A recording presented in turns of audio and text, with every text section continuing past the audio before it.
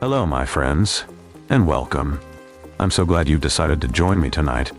Before we begin, I want you to take a moment to settle in. Dim the lights, find your most comfortable chair, and leave the busyness of the world behind. While you're getting settled, don't forget to like, subscribe, and tell me in the comments where you're listening from and what time it is. Your engagement truly helps, and the more you interact, the more these chilling tales will find their way back to your feed. Tonight, we're stepping into the shadows to share a few stories that are as true as they are unsettling. So, take a deep breath, get cozy, and let's explore the dark together.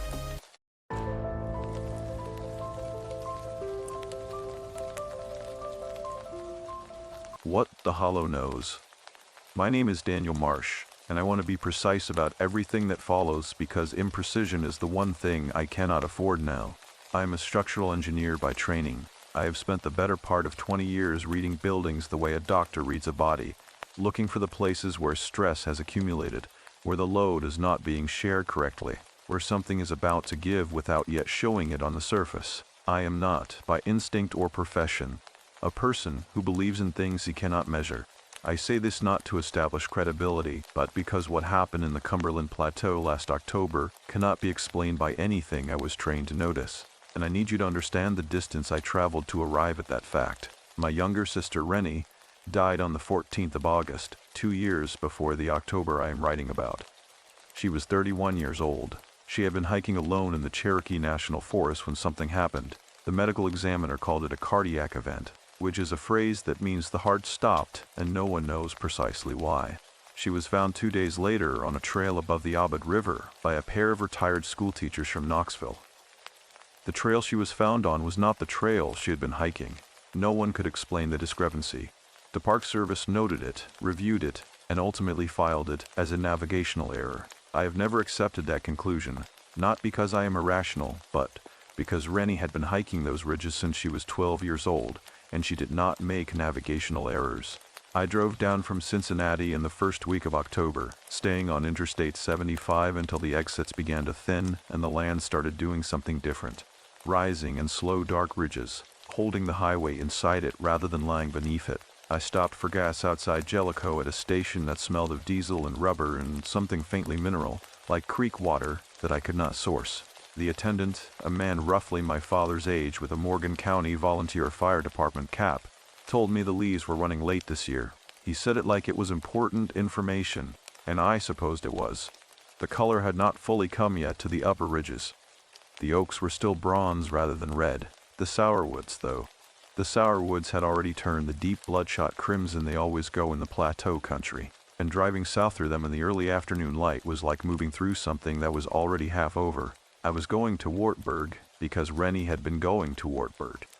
That was the full extent of my reasoning. She had rented a cabin outside the town for a week that August, and she had died on the 4th day of that week. After the investigation closed and her belongings were returned to me, I found a journal in her pack. I will not reproduce its contents in full, but there were 3 pages near the end that I have read so many times the paper has gone soft along the fold lines. She described hearing something in the hollow below the cabin, at night, in the hours between 2 and 4 a.m. She wrote about sounds she could not identify. Not animal sounds, she said, and she had been specific about that. She wrote, "They are not animal sounds, and they are not wind sounds, and they are small, and they come from below the creek line, and I think they are aware of me." She had underlined the word aware. That was the last entry before the day she went out and did not come back.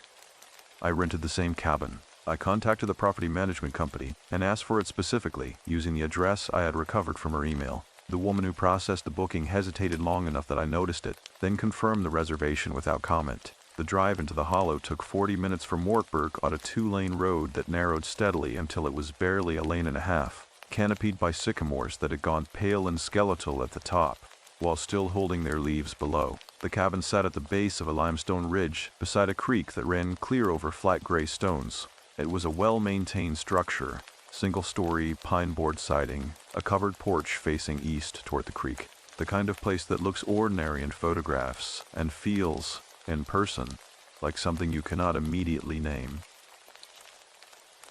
I arrived at 4:15 in the afternoon. The light was already thinning in the hollow, coming down at an angle through the ridge gap and landing on the water in long gold panels that shifted when the sycamore branches moved. I stood on the porch for several minutes before going inside. The creek noise was constant and filling, not loud, but total. It occupied all the quiet space in the hollow, the way a low tone occupies a room, so that everything else you heard was inside it rather than beside it. Inside, the cabin was clean and simple. A stone fireplace, a pine table, 2 windows facing the creek, a back door that opened onto a grass slope rising toward the limestone face of the ridge. I set my bag down without unpacking it and walked through the room slowly, the way I walk through a structure I have been called to assess. The doors hung true. The floors were level. The windows operated correctly. None of this should have needed checking. I checked it anyway. On the windowsill above the kitchen sink, there was a small arrangement of river stones. 5 of them, each about the size of a walnut, placed in a shallow curve. They were smooth and pale and clearly gathered from the creek. I assumed a previous guest had left them for decoration. I left them where they were. I ate dinner that night at a picnic table on the porch, a sandwich I had brought from a gas station in Wartburg, and black coffee from the maker on the kitchen counter. The hollow darkened before the sky above it did, so that by 6:30 I was sitting in full dark at ground level while the ridgetop still held a pale residual light. The creek continued its filling constant noise. The air had the cold mineral smell I had caught in Jellicoe. Stronger here, more specific, limestone and moving water and something underneath those that I could not name, faintly organic, like the inside of a very old and very dry building. Nothing happened that first evening. I want to be clear about that. There was no sound from below the creek line. No movement at the tree edge, no suggestion of anything unusual. I sat on the porch until the cold drove me inside, then read for an hour and went to sleep. What I noticed, lying in the dark, was that the creek noise changed after midnight, not in volume or tempo. It continued exactly as before, but in character somehow. It shifted from a sound that was simply present to a sound that seemed, in some quality I cannot technically describe, to be directed, as though the water were not moving through the hollow but towards something in it. I told myself it was the particular acoustics of limestone country, where sound behaves differently than it does in open terrain. I have enough background in materials science to know that is a real phenomenon. Curved rock faces redirect and concentrate audio frequencies in measurable ways. I told myself that, and I almost believed it, and I fell asleep to the creek doing whatever it was doing, toward whatever it was directing itself at. In the darkness below the cabin where my sister had once stood and listened and written the word aware on a page that I now kept in the front pocket of my field jacket. The cabin waited around me in the ordinary way that cabins wait, patient, inanimate, holding no more than what I had brought into it.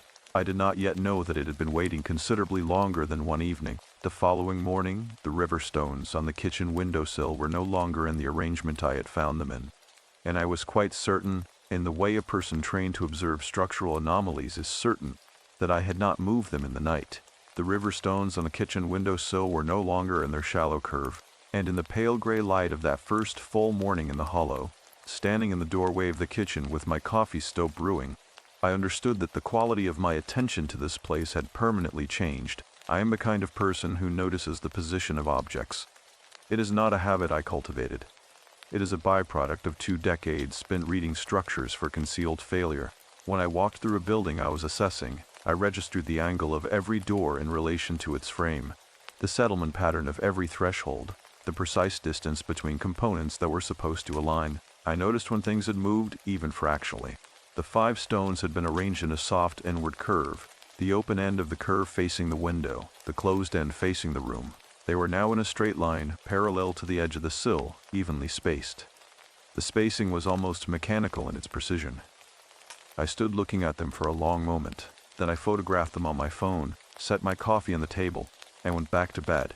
Not because I was untroubled, but because I had made a decision the night before, and the decision held. I was here to understand what Renie had encountered. I was not going to interpret every ambiguous thing as confirmation of something I could not yet name. That way lay a kind of thinking I did not trust in myself. The morning came in slowly through the east-facing windows, the light arriving gray first, and then warming to a thin amber as the sun cleared the ridge gap. I dressed and walked out into the hollow before eating, following the creek upstream toward the limestone face of the ridge. The creek ran between flat shelves of pale gray stone, maybe 4 feet wide at this stretch, the water so clear that the bottom pattern was visible even at the deepest points. A mosaic of flint and chert and river-smooth quartz that caught the early light and scattered it in small cold flashes. The air was 38 degrees and still.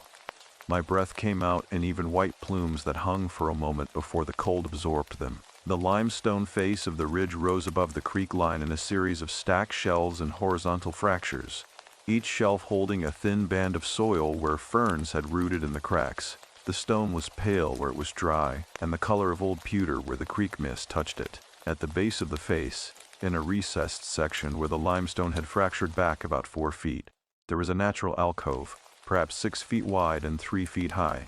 The floor of it was bare dry stone. Against the back wall of the alcove, someone had placed a cairned creotest, flat stones stacked with considerable precision, the largest at the base, the smallest balanced on top. The smallest stone was roughly circular and had been placed with its flat face upward.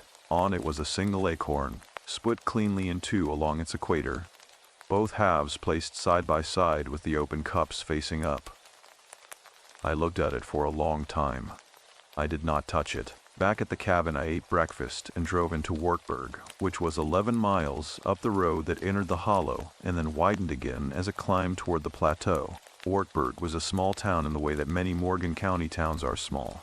A courthouse square with a war memorial, a pharmacy that had not changed its signage since roughly 1973, a diner on the north side of the square called Della's where the coffee came in a ceramic mug with a chip on the handle and the biscuits arrived without being ordered. I sat at the counter and ate and listened to the 2 men beside me discussing a property dispute with the focused pleasure of people who had been discussing it for some time. The woman who served me was perhaps 65, with reading glasses pushed up into her hair and the particular quality of attention that belongs to people who have worked a counter for decades, present without being intrusive, reading the room at all times. Her name tag said Marvelli.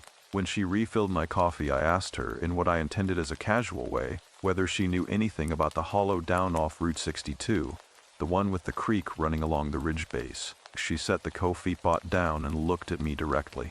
Not unfriendly. Just level. "You renting the Alcott cabin?" she said. I told her I was. She nodded once, slowly, as though confirming something she had already suspected. "You family of that girl who came down in August?" she said. I told her I was her brother. Something in the way I said it, something in the flatness of the word brother coming out of my mouth in a place where Renie had been alive, went slightly wrong in my chest. I held it. Marvelly saw it and did not comment on it, which was the correct response. "She came in here twice," Marvelly said. "Sat right where you're sitting. Had the biscuits." She paused. I was sorry to hear what happened.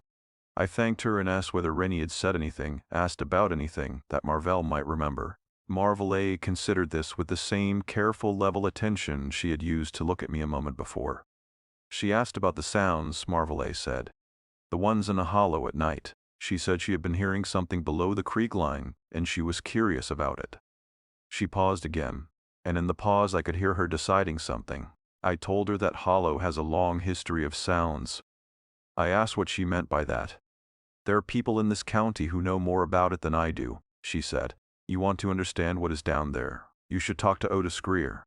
He lives up on the Ridge Road, the gravel one that cuts left off 62, about 2 miles before the hollow. He has been on that land his whole life, 80-some years."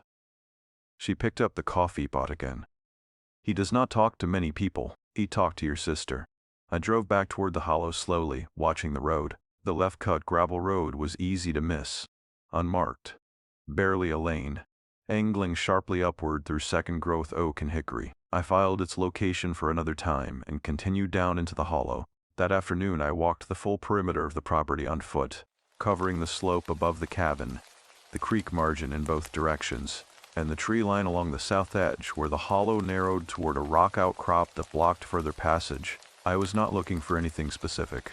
I was doing what I do with an unfamiliar structure, getting the full geometry of it before I tried to interpret any part of it. On the south side, near the outcrop, I found a second cairn. This one was older. The stones were mossy at the base and the arrangement had settled slightly under weather. But the form was unmistakable.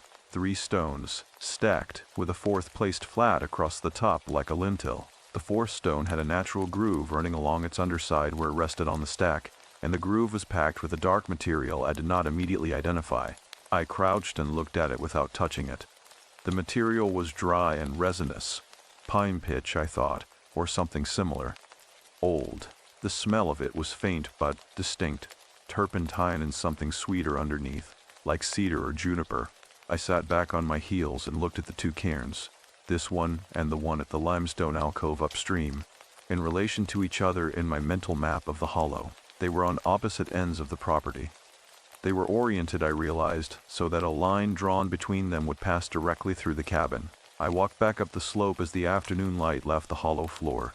The shadow came in from the ridge in a clean line, moving across the grass with a speed that always surprised me in hollow country where the sun disappeared behind the ridgeline well before it actually set. The cabin was in full shadow by 3:45. The temperature dropped 6 degrees in 20 minutes. I built a fire in the stone fireplace and sat in front of it with Renie's journal open on my knee and read her 3 final pages for what was probably the 40th time. She had written, "They do not frighten me, and I think that is the most important thing I know about them so far." She had written, "The sounds are not random. There is a pattern, something like a call and a response, something like 2 voices in the conversation that is happening too quietly and too far down for me to make out the words." She had written in the last full sentence of the last page before the entry stopped, "I want to go down to the creek tonight, and I want to stand in the water, and I want to see if they come closer when I do that." I closed the journal. Outside, the creek continued its filling, total noise. The fire worked at the wood in the fireplace. The hollow settled into its deep rural dark. The kind of dark that has no ambient light to dilute it. No street lights, no passing cars, no glow from a town beyond the ridge. I did not go down to the creek that night. I sat by the fire until it burned low, and I thought about the stones on the windowsill, and the cairns at either end of the property, and the line they made through the cabin's center, and the fact that Marval had not been surprised by a single question I had asked her. And then, at 11 minutes past 2 in the morning, the creek noise changed. Not in volume, not in tempo, in something more fundamental than either of those, some quality of attention that I cannot explain to another engineer, some shift in the character of the sound that made me sit fully upright in the chair and go very still. The fire had burned to a bed of orange coals. The cabin was dark except for that low red light, and below the constant moving voice of the creek, underneath it, threaded through it in the way that a second structure is sometimes threaded through a visible one, load-bearing, invisible from the surface, only detectable if you know precisely what you're listening for. I heard something else. 2 sounds, small, separate, patient, calling and responding, exactly as my sister had written. Whatever was in the hollow below the creek line had been there long before Renie came, and long before the cabin above it was built, and the cairns at either end of the property were not decorations. I understood that now with particular cold certainty of a person who has just read the structural drawing of a building they are, standing inside. The 2 sounds had stopped by the time I reached the back door of the cabin, and the creek had returned to its single unbroken voice, and the hollow was as dark and still as it had been at any point in the previous 12 hours. I stood at the back door with my hand on the frame and looked out at the slope descending toward the creek. The dark was complete. The sky above the ridge gap held a thin scatter of stars, but no moon, and the light they offered reached nothing on the ground. I could hear the water. I could hear the cold moving in the upper branches of the sycamores above the creek bank. I could not see the creek line, the cairn slope, the limestone face, or anything between the cabin and the ridge base. The hollow withheld everything below a certain elevation with a particular thoroughness of terrain that has had a long time to practice it. I did not go out. I want to be honest about that. I stood in the doorway for perhaps 3 minutes, weighing it, and then I stepped back inside and latched the door and sat at the pine table with a glass of water and my phone, writing notes. I wrote down the time, 2:11 a.m. I wrote down the duration of the sounds as best I could reconstruct it.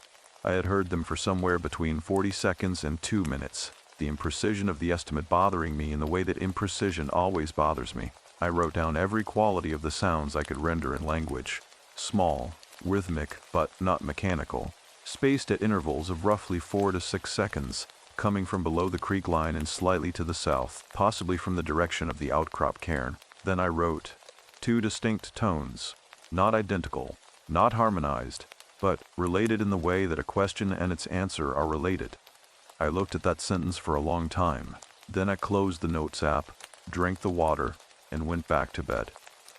I did not sleep well, but I slept. In the morning I drove up the gravel road to find Otis Greer. The road climbed for just under a mile before it leveled onto a shelf of land cut into the ridge face, and on that shelf sat a house that had been added to so many times over so many decades that it had become something beyond the sum of its additions. A long, low structure with a metal roof and 3 different siding materials, and a porch that ran the full south face, screened in along its eastern half, and open along the western half where a pair of wooden chairs sat beside a small table. The yard was clean and spare. 2 raised garden beds, emptied for the season.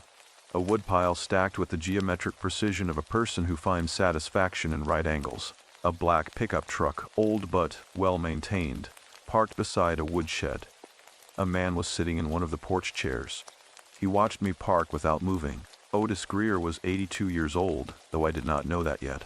He was lean and long-jawed, with hands that rested on the arms of the chair in the way that hands rest when they have done considerable physical work for most of a lifetime, and have earned the right to be still. He was wearing canvas work pants and a flannel shirt the color of dried pine needles. He watched me get out of the car and walk to the porch steps with an expression that was not unwelcoming but was also not yet welcoming.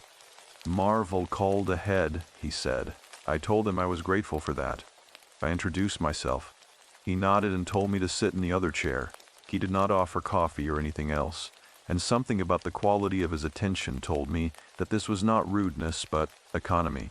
He was not going to spend anything on ceremony when there was something real to discuss. I asked him what he knew about the hollow below the Elcott property. He turned his head and looked out over the ridge, and was quiet for long enough that I had time to hear a wood thrush working somewhere in the oak stand to the east, its notes descending in that liquid spiraling pattern that sounds like water falling over steps. "I know what is there," he said. "I have known it my whole life. My father knew it, his mother knew it before him." He paused. "What did you hear?" I told him. I described the 2 sounds, the call and the response, the time, the duration, the direction. I described the stones on the windowsill and the cairns at either end of the property. I watched his face while I spoke.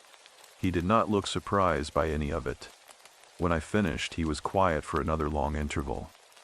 Then he said, "The cairns are not from recent times.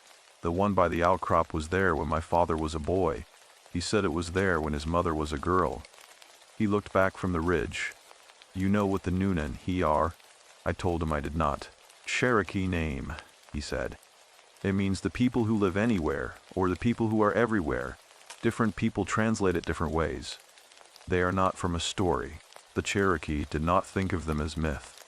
They were a fact, the way the ridge is a fact, the way the creek is a fact. A race of beings who live inside the mountains and beneath the river stones, small. The accounts differ on exactly how small. Some say the height of a child, some say smaller.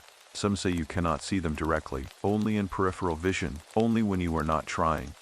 He stopped. "The hollow below the Elcott property has had them as long as this county has had people, and longer." I asked him what the sounds were. "Communication," he said, "or something close enough to it that the word fits. They are aware of who is in the hollow. They respond to presence. Whether they are responding to the presence specifically or simply registering it, that I cannot tell you. But they are not random. They do not make those sounds when the hollow is empty." I asked him how he knew the hollow was not empty before my sister arrived. He turned and looked at me with the flat, unhurried regard of someone who is not accustomed to being asked questions he has not already considered. "Because they were quiet for 3 years before your sister came," he said. "I know because I come down off this ridge and walk that creek margin twice a year, in spring and late fall, and I listen. 3 years of quiet. Then August, and sounds again." He paused. "And now you." Something in the arrangement of those 3 facts, 3 years of silence, my sister, now me, produced a cold specific feeling in the center of my chest that was not fear and was not grief, and was something adjacent to both. I asked him what had been in the hollow 3 years before Renie's visit. He looked away from me, back toward the ridgeline, and his jaw tightened slightly along its lower edge. "A boy from Knoxville," he said, "came down here hiking, stayed too long in the hollow by himself, went home different." He paused for a long time. The Nunne Hi are not harmful, in the way that the word harmful is usually used. But they are also not casual. They do not choose people at random. When they choose someone, that person is changed by it. Whether that is harmful depends on the person. I sat with that. Below us, the hollow was invisible from the ridge shelf, folded into its limestone walls, holding whatever it held in the ordinary October morning light. I asked him about the stones on the windowsill, who had arranged them originally, and why. The cabin was built in 1961 by a man named Gerald Alcott, Otis said. He knew what was in the hollow. He put those stones there himself. 5 stones in a curve, open end facing the window, open end facing out. It is an invitation in the old understanding, or more precisely, it is an acknowledgement. It says, I know you are here, and I do not fear you, and I am not going to pretend otherwise. He paused. The straight line means they acknowledged him back. Gerald told me that himself. He lived in that cabin for 18 years, and they lined those stones up every fall, regular as the leaves turning, and he always curved them back the next morning. Something crossed his face that was not quite a smile, but had some of the same quality. He said it was the most honest conversation he ever had. I drove back down the ridge road in the early afternoon, and when I turned into the hollow lane, the limestone walls came up on either side of the car, and the temperature dropped 2 degrees in the space of 50 yards, which is what hollow country does. It holds cold, it accumulates it, it offers it to you as a kind of information. I parked in front of the cabin and sat in the car for a moment before getting out. The creek sounded the same as it always did. The hollow looked the same as it always had. The pale sycamores, the fern-cracked limestone face, the grass slope running down to the water between the 2 cairns I now knew were older than any living person on this ridge. But I was not the same person who had arrived 2 days ago. I had the information now, or the beginning of it. I had the name Nunne Hi, and I had Otis Greer's careful, unembellished account. And I had the structural drawing of what the hollow contained spread out in my mind, the way any complex system spreads out once you have been given its underlying logic. That evening, I curved the stones back on the windowsill, the way Gerald Alcott had done for 18 years. Open end facing the window, open end facing the night outside it. I sat by the fire. I listened to the creek. At 2:26 a.m. I heard the sounds again, not 2 this time, but 3, spaced in the same patient intervals, coming from below the creek line in the direction of both cairns simultaneously, as though the source had divided itself, or multiplied, or was demonstrating for the first time that it was more than one. I did not move toward the door, but I opened the window beside the table 2 inches and sat in the cold air that came through it and listened. And this time I did not take notes, because the quality of what I was hearing was beyond what language was going to do with it efficiently, and what I felt, sitting in the dark cabin in the cold hollow air with the fire burning low behind me, was not frightened. What I felt was recognized. That feeling, specific, physical, arriving without my permission from somewhere below rational processing, was something I had last felt standing beside my sister's casket in a funeral home in Cincinnati, looking at a face that looked like her face but was not, and understanding, for the first time with my entire body, rather than my mind, that she was genuinely gone. The hollow was doing something with that grief, and I did not yet know what. But I was certain, in the structural way that I am certain of things I cannot yet fully explain, that it was intentional. That feeling of being recognized did not leave with the morning.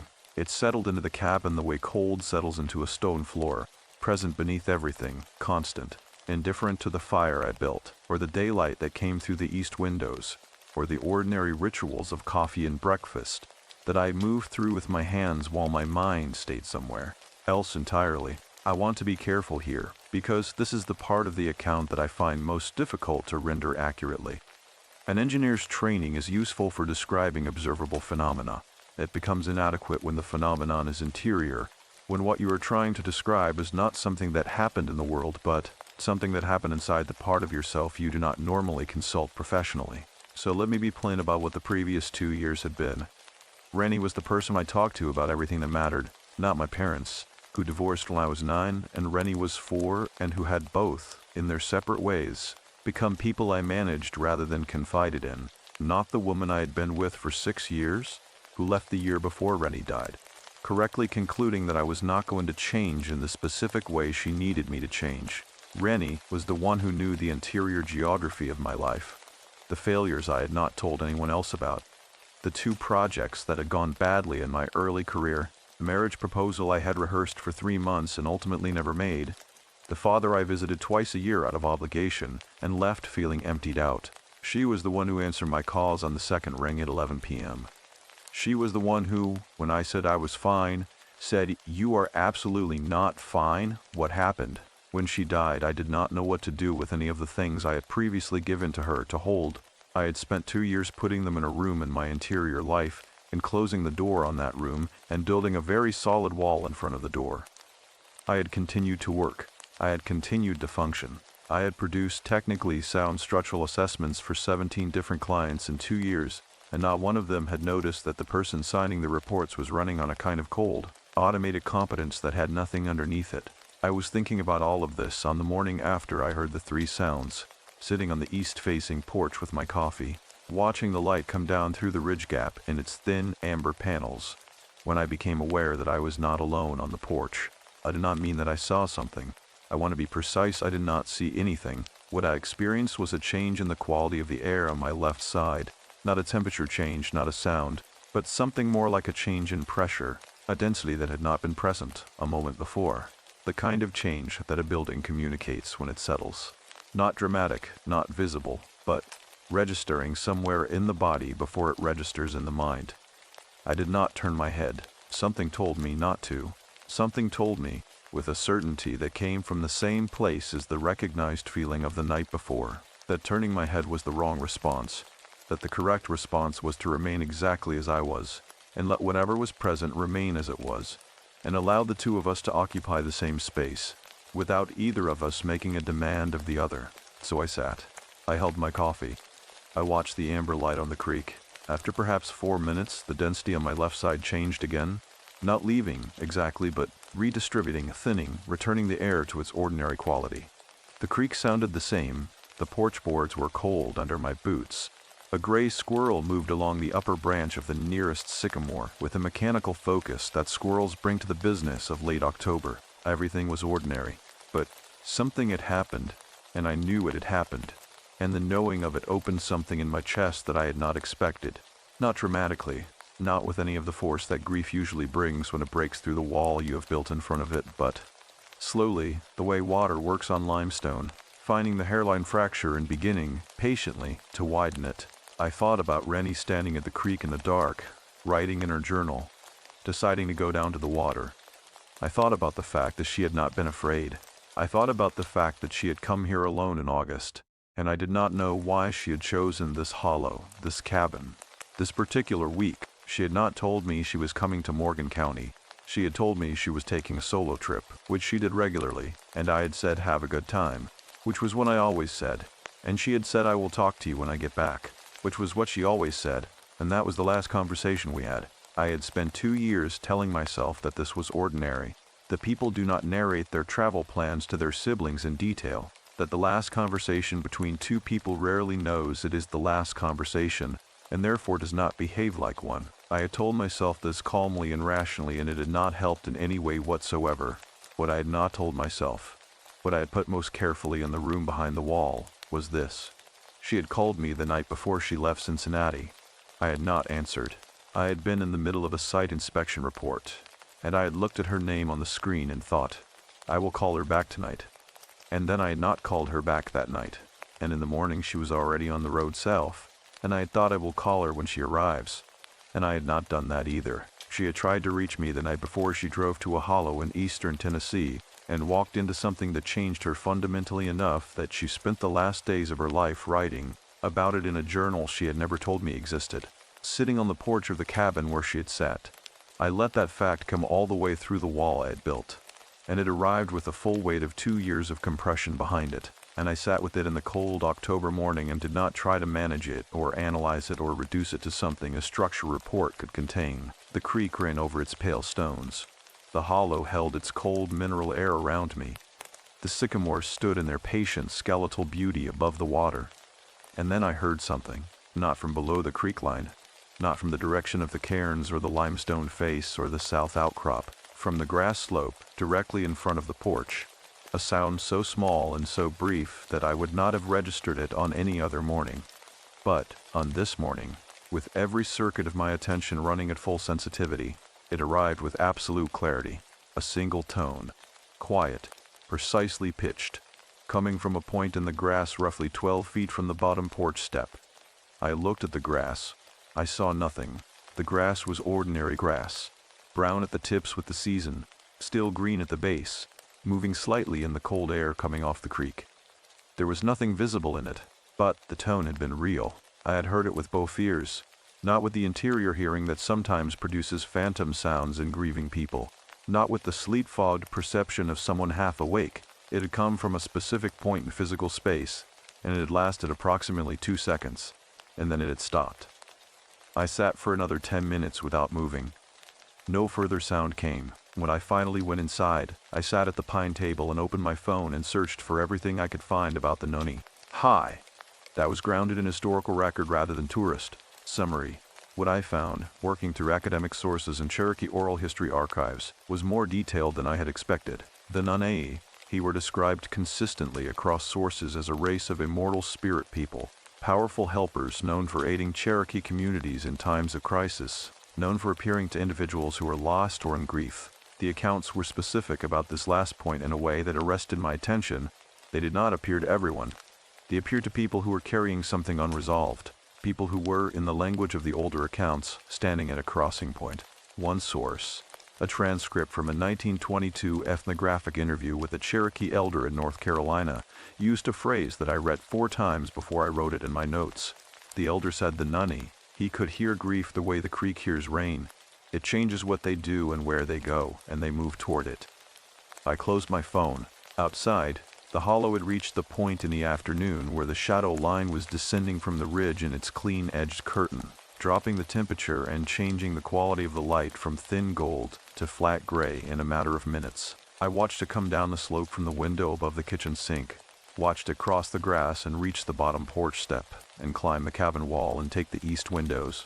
The 5 stones on the windowsill were in their straight line, as they had been each morning since the first. I curved them back, as I had done each evening since Otis told me what the curve meant. Then I stood at the window in the flat gray afternoon light and understood, with a clarity that had nothing analytical about it, that the Nunne Hi had not appeared to Renie by accident. They had appeared to her because she was carrying something. I did not yet know what, and they had appeared to me because I was carrying the specific weight of every conversation I had not had, and every call I had not returned in 2 years of a wall I had built so carefully that I had almost convinced myself it was load-bearing. It was not load-bearing. It was just a wall. That evening I found Renie's last journal entry again and read it one more time, and this time I noticed something I had missed in 40 previous readings. A single line near the top of the final page, before the entries about the sounds, written in handwriting slightly different from her usual, smaller, more deliberate, as though she had been thinking carefully about each word before she committed it. It said, "Daniel should be here for this. Daniel should be here for this." I set the journal down on the pine table and sat in the chair beside it and did not move for a long time. The fire had burned to its middle stage, still producing real heat. The larger logs caught fully now, the resin in the wood releasing that particular smell of eastern hardwood smoke that is different from pine smoke, darker and drier, less sweet. The hollow outside was fully dark. The creek ran its constant filling note through the walls. I sat with my sister's handwriting on the table in front of me, and felt the specific quality of being addressed by someone who could no longer speak. She had written my name. She had written it in the careful, deliberate script of someone making a considered statement, not a passing thought. And she had written it in the present tense. Not Daniel would understand this or Daniel would want to know, but Daniel should be here, as though she had known, in some way I am not able to explain technically, that the sentence would be read by me in this room, in this hollow, 2 years after her death. I am aware of how that sounds. I am a structural engineer. I do not believe in precognition. I do not believe that the dead arrange messages for the living in their journals. But I also believe in evidence, and the evidence in front of me was a sentence in my dead sister's handwriting that had my name in it. written in a cabin in a hollow where something had spent 2 nights acknowledging my presence with a precision that did not suggest randomness. I left the journal on the table and drove up the ridge road in the dark. Otis Greer's porch light was on. He was not outside. The temperature had dropped into the 20s after sunset, and the wind had come up from the north, carrying the particular edge of a Tennessee mountain cold that arrives in early October like a statement of intent. I knocked on the door, and he opened it within 30 seconds, which told me he had either been awake or had heard my car on the gravel, and either way had been expecting someone. He let me in without comment. The interior of the house was warm and spare. A wood stove in the main room throwing considerable heat. A braided rug on the floor. Shelves of books along 2 walls that I did not have time to read in detail, but registered as extensive. He gestured to a chair beside the wood stove and took the other one himself. On the small table between the chairs was a ceramic mug of something, and a kerosene lamp burning at low wick, and the combination of the wood stove and the lamplight gave the room a quality of warmth that was not just temperature, but something more like character. I showed him Renie's journal. I showed him the line. He read it. He held the journal for a moment longer than the reading required, and something moved across his face that was not surprise. It was something quieter and more considered than surprise. Then he closed the journal carefully and set it on the table between us. "She knew," he said, not as a question. I asked him what he meant. "The Nunne Hi do not simply make sounds in the dark," he said. "That is not the full account. The sounds are a beginning, an initial contact, a registration of presence. What comes after, when the contact is accepted, is more than sound." He looked at the wood stove. "Your sister accepted the contact. She went to the water. She stood in the creek in the dark, and she let them come close. What happens after that, what they share, what they show, what they allow the person to understand, that is not something I have a complete record of, but there are accounts." I asked him to tell me the accounts. He was quiet for a moment, and in the quiet the wood stove ticked and the wind pressed against the north wall of the house with a low intermittent pressure. "There are 3 things the old accounts describe consistently," he said. "The first is that they show the person something from the past, not a vision in the theatrical sense, not something the person sees with their eyes, something the person knows suddenly in the body that they did not know before or refused to know, a truth that was available to them, but that they had been carrying at the wrong angle to see clearly." He paused. "The second is that they show the person something about someone the person has lost, not a message, not words, something more fundamental. An understanding of why that person was brought to the hollow, what they were carrying when they arrived, what changed in them while they were here."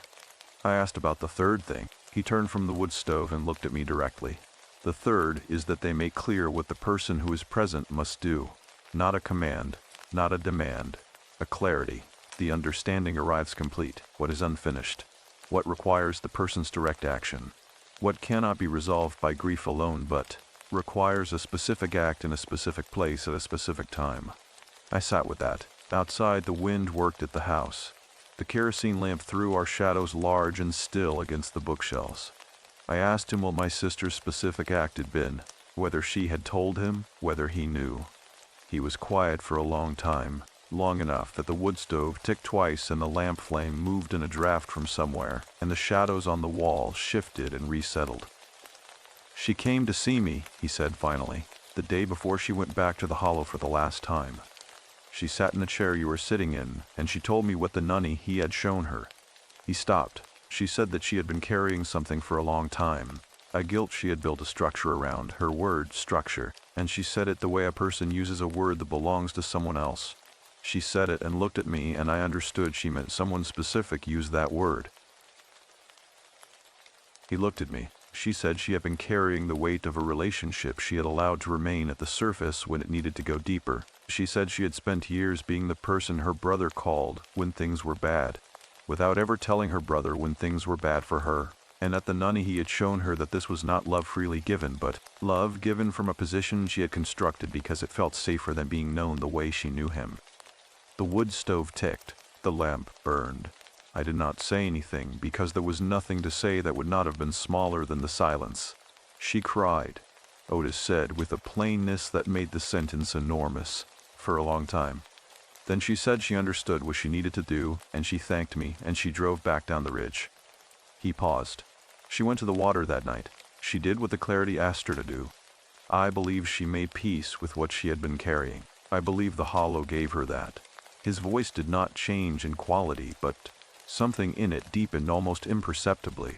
What happened the following day on the trail? I do not understand that. I do not have a framework for it. I have thought about it for 2 years, and I do not have a satisfactory account. I asked him whether he thought the Nunne Hi had been responsible for her death. He shook his head with a firmness that was immediate and unambiguous. No, he said. The Nunne do not harm. The Cherokee accounts are consistent on this across several hundred years of documentation. They help the lost find their way. They help the grieving set down what they are carrying. They do not take. He paused.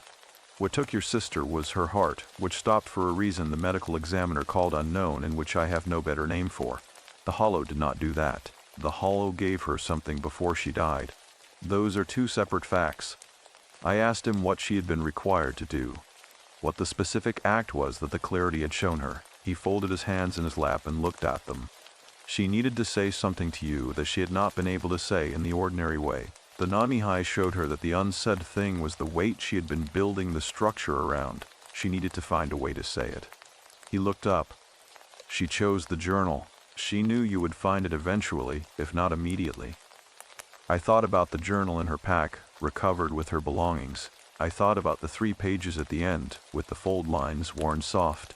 I thought about every word she had written in those pages and understood suddenly, with a full body knowing that Otis had described as distinct from ordinary understanding, that she had not been writing to process her own experience. She had been writing to me, every word of those 3 pages. The descriptions of the sounds, the quality of the contact, the phrase "they are aware of me," had been written for an audience of one, shaped for a specific reader, constructed with the deliberate handwriting of someone making a considered statement. She had known I would come. She had written me a field guide to the hollow because she had understood, with whatever the Nunne Hi had shown her, that I would be here exactly when I was here. Daniel should be here for this. Not a wish, not a hope, a preparation. I drove back down the ridge in the dark with the heater running and the gravel road lit in the headlights and the hollow below me invisible in its limestone walls, holding its cold and its creek and whatever moved in the dark beneath the water line at 2 in the morning. Otis had told me, before I left, what the account said about the 3rd step, about the specific act the clarity required, about what I needed to do and where I needed to do it and when. I needed to go to the water, not observe it from the porch, not listen from behind a latched door, not sit in a warm cabin and receive the Nunne Hi's attention at a remove, mediated by walls and distance and the professional habit of keeping the phenomenon at assessment range. I needed to go to the creek at the hour when the sounds came, and I needed to stand in it, and I needed to bring the specific thing I had been carrying at the wrong angle to see clearly. The unanswered call, the 2 years of the wall, the guilt compacted into the space behind it, and I needed to set it down in the water and let the water take it in whatever direction the hollow determined. That was what the clarity required. That was what my sister had done, in this same hollow, in the dark, 2 years before me. I set the journal on the kitchen windowsill beside the stones, her words beside the stones that marked the long conversation between this hollow and the people it had chosen, and I sat by the fire and waited for 2 a.m., with the particular quality of waiting that is not dread and not eagerness, but something older and more honest than either. The fire had burned past its middle stage and into its final one, the long, slow stage where the logs have given up their volatile compounds and what remains is the deep structural carbon burning, steady and low and orange, producing more heat per visible flame than any earlier stage, patient in the way that things are patient when they are nearly finished. The cabin was warm. The hollow outside was cold and dark and utterly still. I watched the clock on my phone with a discipline that surprised me, not obsessively. I was not counting minutes, but with the focused peripheral awareness I bring to a sight condition I am monitoring, checking it at intervals, maintaining orientation without fixation. At 1:47 a.m. I put on my heaviest layer, a wool base under a canvas field jacket, and laced my boots and stood at the back door and breathed for a moment before opening it. The cold arrived immediately and completely, the way hollow cold always arrives, not gradually, not the slow chill of open terrain on a cold night, but total, surrounding, three-dimensional, the stone walls of the ridge holding it, and the creek feeding it, and the canopy above channeling it downward, so that stepping outside was like stepping into a body of cold, rather than simply into cold air. My exhale produced a heavy white plume that hung for a full 3 seconds before the dark absorbed it. The temperature was somewhere in the middle teens. The ground under my boots was stiff with frost, the grass blades rigid, the soil beneath them locked. I stood on the back step and let my eyes adjust. The sky above the ridge gap was clear and deeply populated with stars. The kind of sky that hollow country produces on cold windless nights when the air above the canopy has lost every particle of moisture. Each star precise and hard-edged, the Milky Way visible as a structural element rather than a suggestion. The starlight was enough, once my eyes had adjusted fully, to give me the gross outlines of the slope below. The dark mass of the creekside sycamores, the pale suggestion of the limestone face beyond them, the slight sheen of frost on the grass reflecting the star field above. I could see the shape of the land. I could not see detail. That was enough. I went down the slope. The frost-stiff grass made a faint compressing sound under each step. Not loud, but present in the silence the way a single instrument is present in a quiet room. I moved at a deliberate pace. Not slow from hesitation, but slow from attention. The slope ran perhaps 40 yards from the back step to the creek bank. Halfway down, I passed the approximate location where I had heard the single tone from the porch that morning, the 12-foot point in the grass, and I paused there without planning to. The ground was the same as the ground around it. The frost pattern was the same. There was nothing visible. But the air at that point had the density I had felt on the porch, the same quality of occupied space, the same pressure differential that registered in the body before the mind could name it. I stood in it for a moment. Then I continued down the slope. The creek bank was a shelf of flat limestone perhaps 18 inches above the water, the stone slick with frost along its upper surface and dry and rough at the edge where it broke off above the stream. I stood on the edge and looked at the water. The creek ran black in the starlight except where it moved over the shallow ridges in the stream bed, where it caught the sky and threw it back in brief, cold flashes. The sound of it from this distance was different from the sound of it in the cabin. Lower in the mix, the high frequencies absorbed by the bank and the grass behind me. What remained a deep, continuous moving note that I felt in my sternum as much as heard in my ears. I stepped down into the water. The cold of it went through my boots and socks and the skin of my feet and up my shins with a speed and totality that took my breath briefly. Not painfully, but with the complete authority of water that has been running over limestone through the night and has achieved a temperature that the word cold does not fully describe. I stood in it. The creek ran to mid-calf. The current pressed against my legs with a steady, patient force. The stream bed under my boots was smooth and close-fitted. The stones worn into each other over a long time, stable underfoot in the way of things that have been in their positions for centuries. I stood in the water and I waited.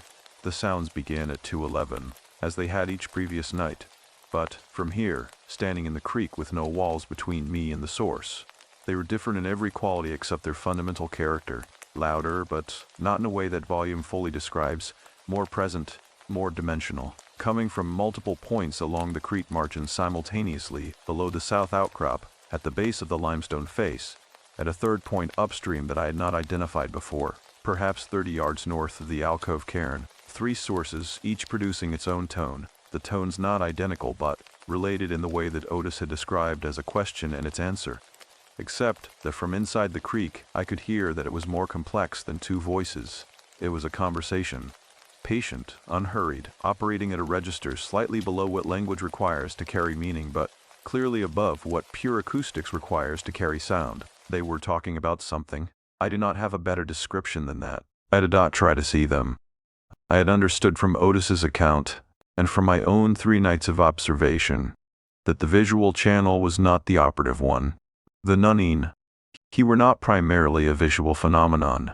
They were a phenomenon of presence, of density in air, of sound in specific locations, of the particular quality of attention that a space acquires when it is occupied by something that is aware of you.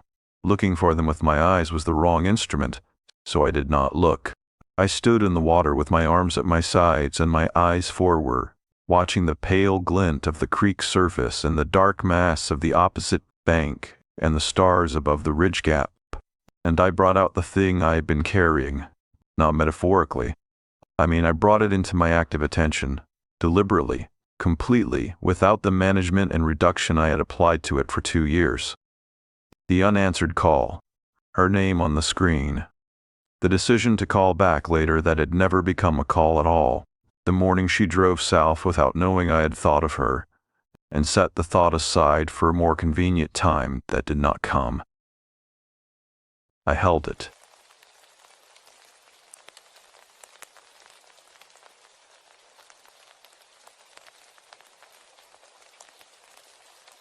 The specific texture of it, the specific weight it had shaped the interior of my chest for 730 days into something with a hollow at its center that I had been routing my life around without ever naming the hollow or addressing it directly.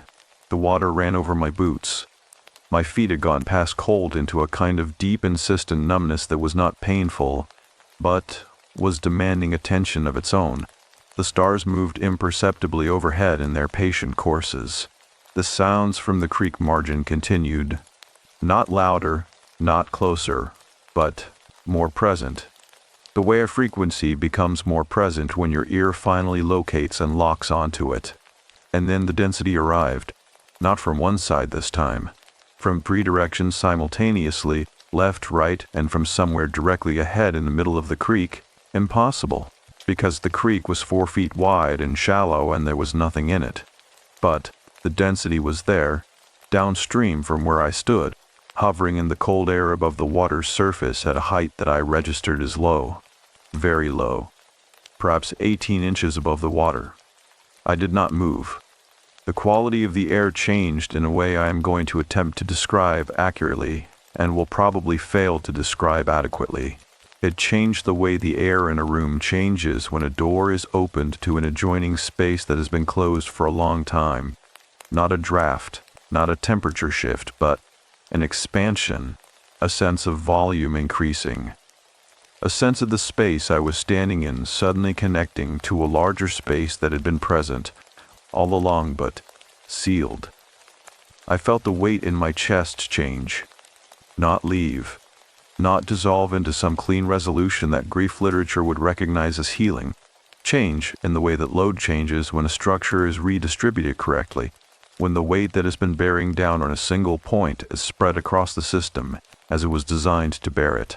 The hollow in the center of my chest did not fill, but its edges changed quality. They became less like a wound and more like an absence that had been acknowledged, that had been seen by something outside myself and recognized for what it was, and in being recognized had lost the particular additional weight of being unseen. I said her name out loud. I had not planned to. It came out in the cold air above the water as a single word, Renie, in my own voice, which sounded strange to me in the open hollow dark. Too loud at first and then exactly right. Just her name, nothing attached to it. No apology, no explanation, no construction of language around the raw fact. Just the name, offered to the water and the cold and whatever occupied the density in the air above the water. The sounds from the creek margin stopped. Not gradually, completely, in an instant, as though a room had gone silent when the right word was finally spoken in it. The density remained for another 30 seconds. I counted them because I am a person who counts things, because counting is the form of attention I trust most. And then it thinned, redistributed, returned the air above the creek to its ordinary cold mineral self. I stood in the water for another minute. The creek ran. The stars moved their small distances. An owl spoke once from somewhere on the ridge above the limestone face, its note low and round and immediately absorbed by the hollow walls. Then I climbed back up the bank and walked up the frost-stiff slope to the cabin and took off my boots and socks and stood on the braided rug in front of the rebuilt fire and felt the warmth come back into my feet in the slow, painful, progressive way that warmth returns to extremities that have been thoroughly cold. And I did not find it unpleasant. It felt like information. It felt like proof that I was in my body and my body was in the hollow and the hollow had done something that I did not have complete language for. But that had changed the internal geometry of something that had been wrongly loaded for 2 years. On the kitchen windowsill, the 5 stones were in their straight line. I left them that way. I did not curve them back. It felt like the correct response. It felt like the conversation had reached a different stage. No longer the opening acknowledgement in its answer, but something past that, something that did not require the same gesture, because the gesture had already accomplished its purpose. And a new one was needed, one I did not yet know the form of but would recognize when it arrived. I slept without difficulty for the first time since arriving in the hollow. I slept without dreaming or without remembering dreams, which amounts to the same thing practically. The creek ran its note through the walls all night, and I was inside it the way I had been inside the water, held by it, carried by its continuance. In the morning the windowsill was empty, all 5 stones gone, the sill bare and clean, and outside on the frost-whitened grass at the bottom of the porch steps there was a single flat river stone I had not seen before, placed precisely at the center of the bottom step, smooth and pale and slightly warm to the touch, in a temperature that had not risen above 22 degrees. The stone on the bottom step was the size of my palm, flat, oval, the color of old ash, pale gray with a single vein of white quartz running diagonally across its face from lower left to upper right. The quartz line was not straight. It curved slightly at its midpoint, the way a path curves when it is following terrain rather than overriding it. I picked the stone up and held it in both hands and felt the warmth in it that should not have been there at 22 degrees on a frost-covered morning in a hollow that had not seen direct sunlight since the previous afternoon. The warmth was not dramatic. It was not the warmth of a heated object or a fever object or anything that science fiction would make of it. It was the warmth of a hand that has been holding something for a long time and transferred some portion of its own temperature into it. Patient warmth. Accumulated warmth. The warmth of sustained attention. I stood on the porch step for a long moment, holding the stone in both hands, and then I put it in the chest pocket of my field jacket, against my sternum, and went inside and made coffee. I drove up the ridge road at 9 in the morning. The frost was burning off the south-facing slopes in long, pale sheets of vapor, the sun just clearing the eastern ridge and laying its light across the upper portions of the canopy in a gold so specific to October in Plateau country that it functions almost as a regional identification, the exact angle of late-season morning light through oak leaves that have gone bronze but not yet fallen, the shadows long, and the illuminated sections burning with a warmth that the air's temperature does not match. The gravel road was loud under the tires. I drove slowly. Otis was on the open section of the porch with his coffee, as though he had expected the hour. He watched me park and come up the steps and said nothing until I sat in the other chair. And then he said, "You went to the water." It was not a question. He could see it in something about me that I was not able to identify from the inside, but that was apparently visible from the outside to a person who knew what to look for. I told him everything. I described the 3 source points along the creek margin, the density above the water, the way the air had changed quality, expanded, connected, and the weight in my chest redistributing, and saying Renie's name and the immediate silence that followed it. I described the warmth in the stone on the step. I took the stone out of my chest pocket and held it in my open palm between us. He looked at it for a long time without touching it.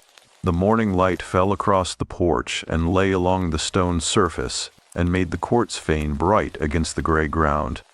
"The quartz line," he said, "that is not common in the creek stones of this hollow. The geology here is mostly limestone and chert. A quartz vein stone in that creek is not impossible, but it is not what you typically find." He paused. "The Nunne Hi work with what is available. They do not produce things from nothing. They find the exceptional thing in the ordinary supply, and they place it where it needs to be." He looked up from a stone to my face. "That stone has been in the creek for a very long time. They did not make it, they chose it." I asked him what it was for. "Functionally, in the context of the old accounts. A carrier," he said. "When the contact reaches completion, when what needed to be set down has been set down and acknowledged, They give a physical object that holds the quality of the completed thing. Not a souvenir. Not a symbol. Something that continues to do what the encounter did, at a smaller scale, for as long as the person carries it in good faith. He paused. The warmth will not stay. It will cool to the ambient temperature in a few days, perhaps a week. But the stone itself retains something. People who have received one describe a specific quality in the space near it. A steadiness. A settled quality in whatever room it occupies. I asked whether Renie had received a stone. He nodded. She showed me one. Smaller than yours. Darker. No quartz line. Hers had a band of iron oxide running through it, red-brown. He paused, and something in his face shifted almost imperceptibly. It was in her pack when they found her. I know, because the Park Service inventory listed a smooth river stone, small, dark, recovered with her belongings. He looked at the creekside canopy below the ridge shelf, at the distant suggestion of sycamore tops above the hollow walls. I hope it went to someone who understood what it was. I told him it had gone to me, along with everything else in her pack. He turned and looked at me directly. Something in his face settled. A tension I had not noticed until it released. Then it is where it should be, he said. We sat in silence for a while. The vapor was still rising off the south slopes in its slow dissolution. A pair of crows moved across the sky above the ridge, with the diagonal purpose that crows maintain even when they appear to be doing nothing in particular. The morning had the specific quality of late October mornings in elevated Tennessee. Clean, cold, carrying in its air some early suggestion of the winter that was weeks away. But, already organizing itself on the far side of the ridge, I asked Otis how long he had been the person people came to about the hollow. Since my father died, he said. 1988. He held it before me and his mother before him and her father before her. Back to when this county had a different population entirely and the hollow had a different name. He paused. The name the Cherokee had for this specific hollow, the local name, translates to something like the place that listens. Not the place where you can be heard, the place that actively listens. The distinction is important. It is not passive. It pays attention. I asked whether the Nunne Hi would be present in the hollow after I left. They will be present in the hollow long after everyone currently living in this county is gone, he said without drama, as a simple statement of geological fact. They were present before the first Cherokee settled this valley. They will be present when the creek has cut the limestone down another 3 feet, and the hollow has changed its shape entirely. They are not visitors. They are of the place, the way the limestone is of the place. I drove back down the ridge for the last time in the late morning, taking the descent slowly, watching the hollow come into view below the canopy as the road dropped. The pale limestone face, the sycamore tops, the suggestion of the creek between the banks. I parked in front of the cabin and sat for a moment with the engine off, listening to the hollow settle into the silence after the engine noise dissolved. Inside, I packed my bag with the methodical attention I bring to closing down a site assessment. Everything in its correct position, nothing left behind that should not be left behind. The cabin was clean. The fireplace was cold. The braided rug was straight on the floor. I washed the coffee mug and dried it and set it back on the shelf. The windowsill above the sink was empty, and I left it empty.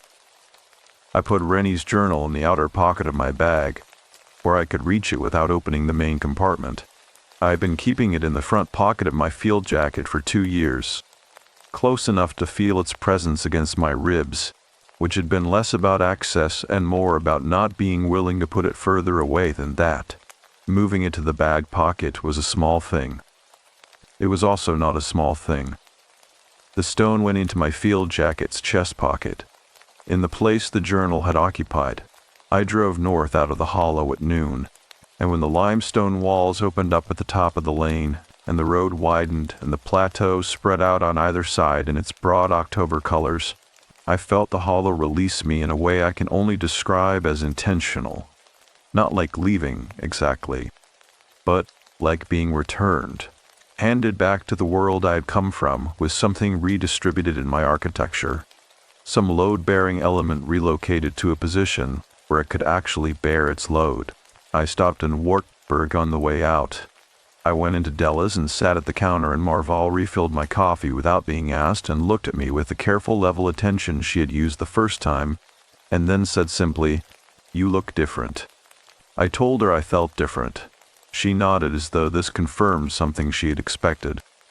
She did not ask for details, and I did not offer them. We sat in the comfortable silence of two people who understand the same thing without needing to demonstrate their understanding to each other. Before I left, I asked her about Renie, whether she remembered anything else from her visits, anything Renie had said or done that she had not mentioned before. Marvell thought about it. "She left a good tip," she said. "Both times, more than the bill warranted." She paused, and the second time, when she was leaving, she stopped at the door and turned around and said, she said, "Tell anyone who asks that the hollow is worth it. Whatever it costs, it is worth it." She paused again. I did not know what to make of that when she said it. I thought maybe she just meant the scenery. I thanked her and left a tip that was more than the bill warranted.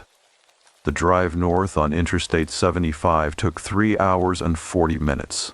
The ridges flattened, and the plateau country gave way to the rolling Middle Tennessee farmland, and then to the Kentucky border, and then to the Ohio River crossing, and the familiar density of Cincinnati's South Side approach.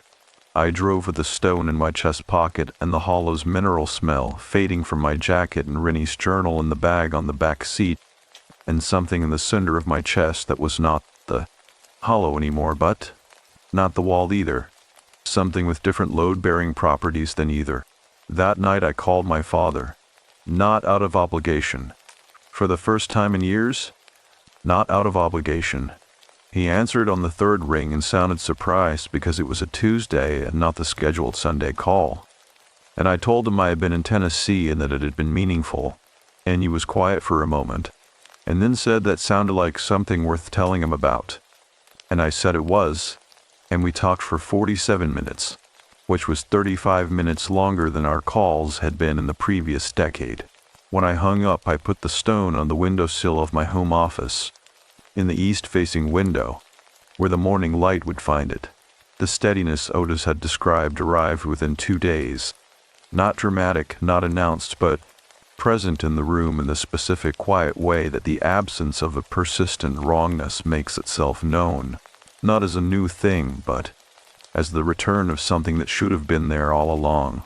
The stone on the bottom step was the size of my palm, flat, oval, the color of old ash, pale gray with a single vein of white quartz running diagonally across its face from lower left to upper right.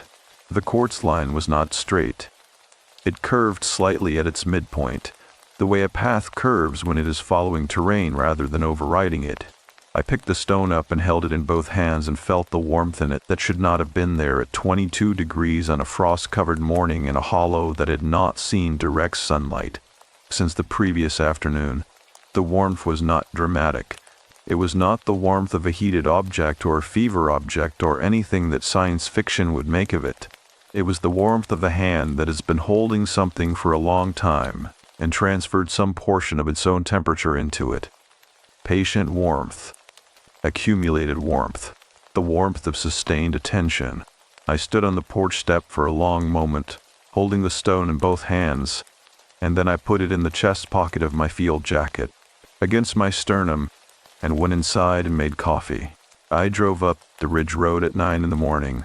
The frost was burning off the south-facing slopes in long pale sheets of vapor, the sun just clearing the eastern ridge and laying its light across the upper portions of the canopy in a gold so specific to October in plateau country that it functions almost as a regional identification. The exact angle of late-season morning light through oak leaves that have gone bronze but not yet fallen, the shadows long and the illuminated sections burning with a warmth that the air's temperature does not match. The gravel road was loud under the tires.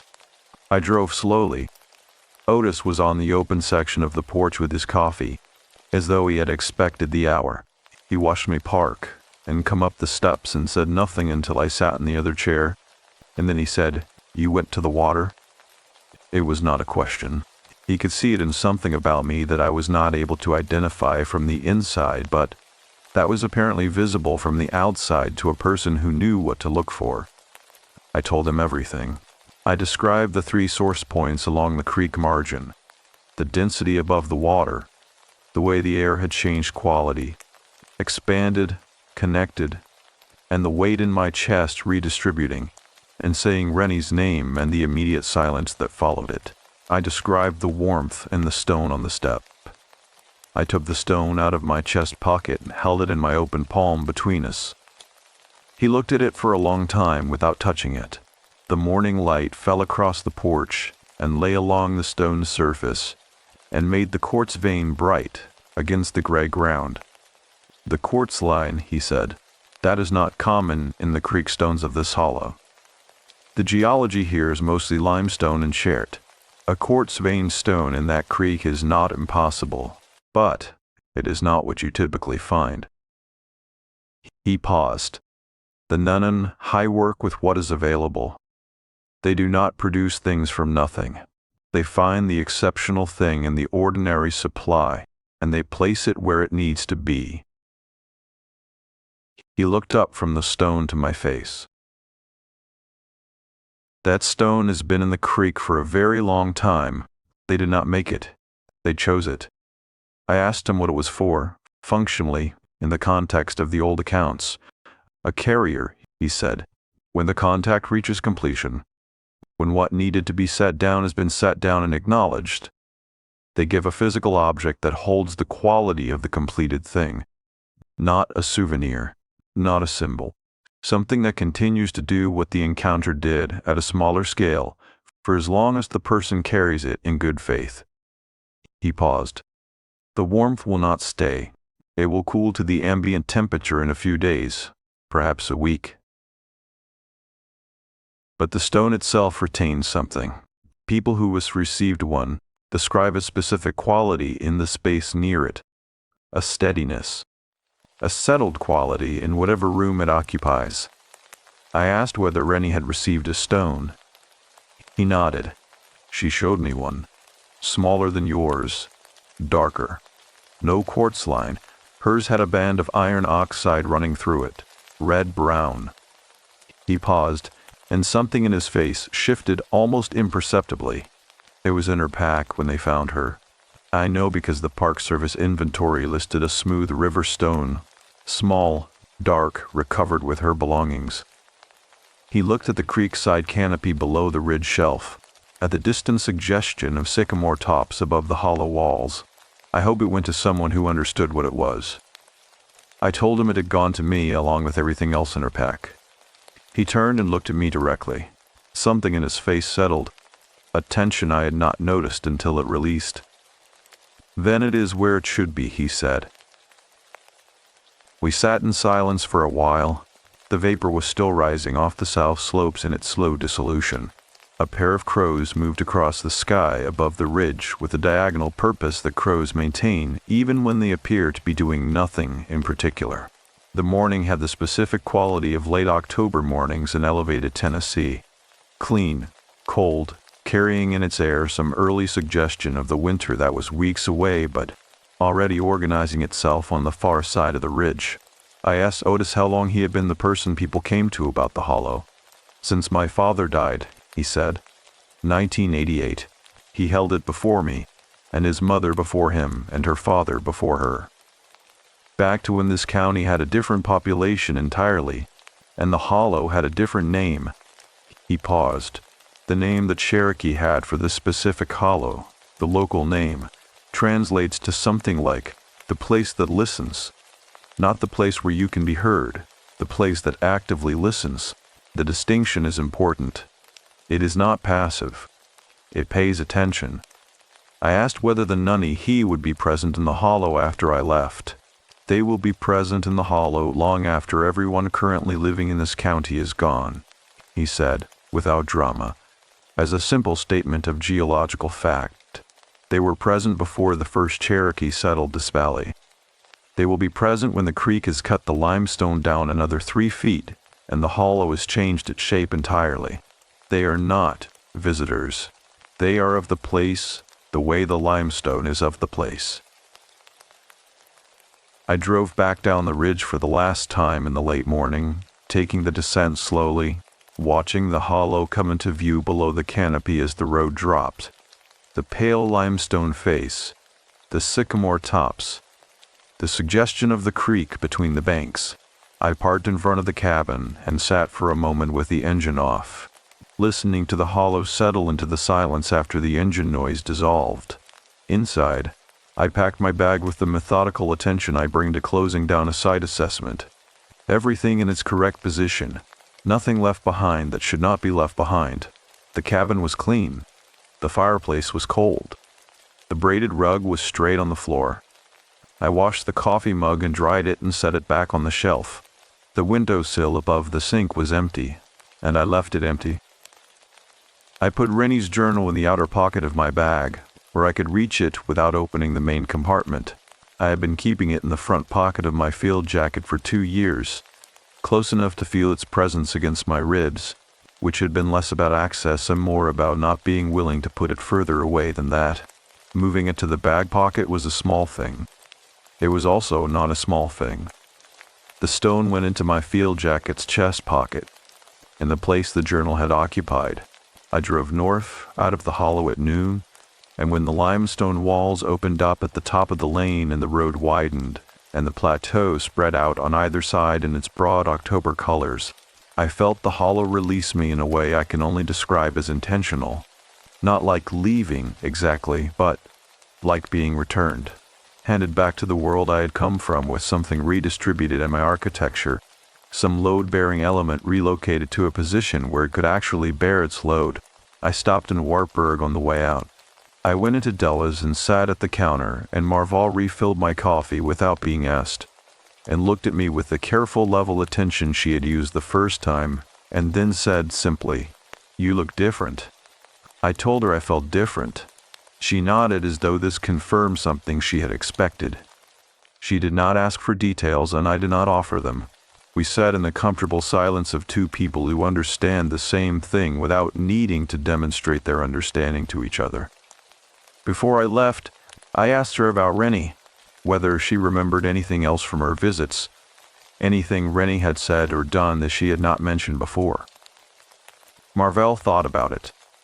"She left a good tip," she said. "Both times, more than the bill warranted." She paused, and the second time when she was leaving she stopped at the door and turned around and said, "She said, tell anyone who asks that the hollow is worth it, whatever it costs. It is worth it." She paused again. I did not know what to make of that when she said it. I thought maybe she just meant the scenery. I thanked her and left a tip that was more than the bill warranted. The drive north on Interstate 75 took 3 hours and 40 minutes.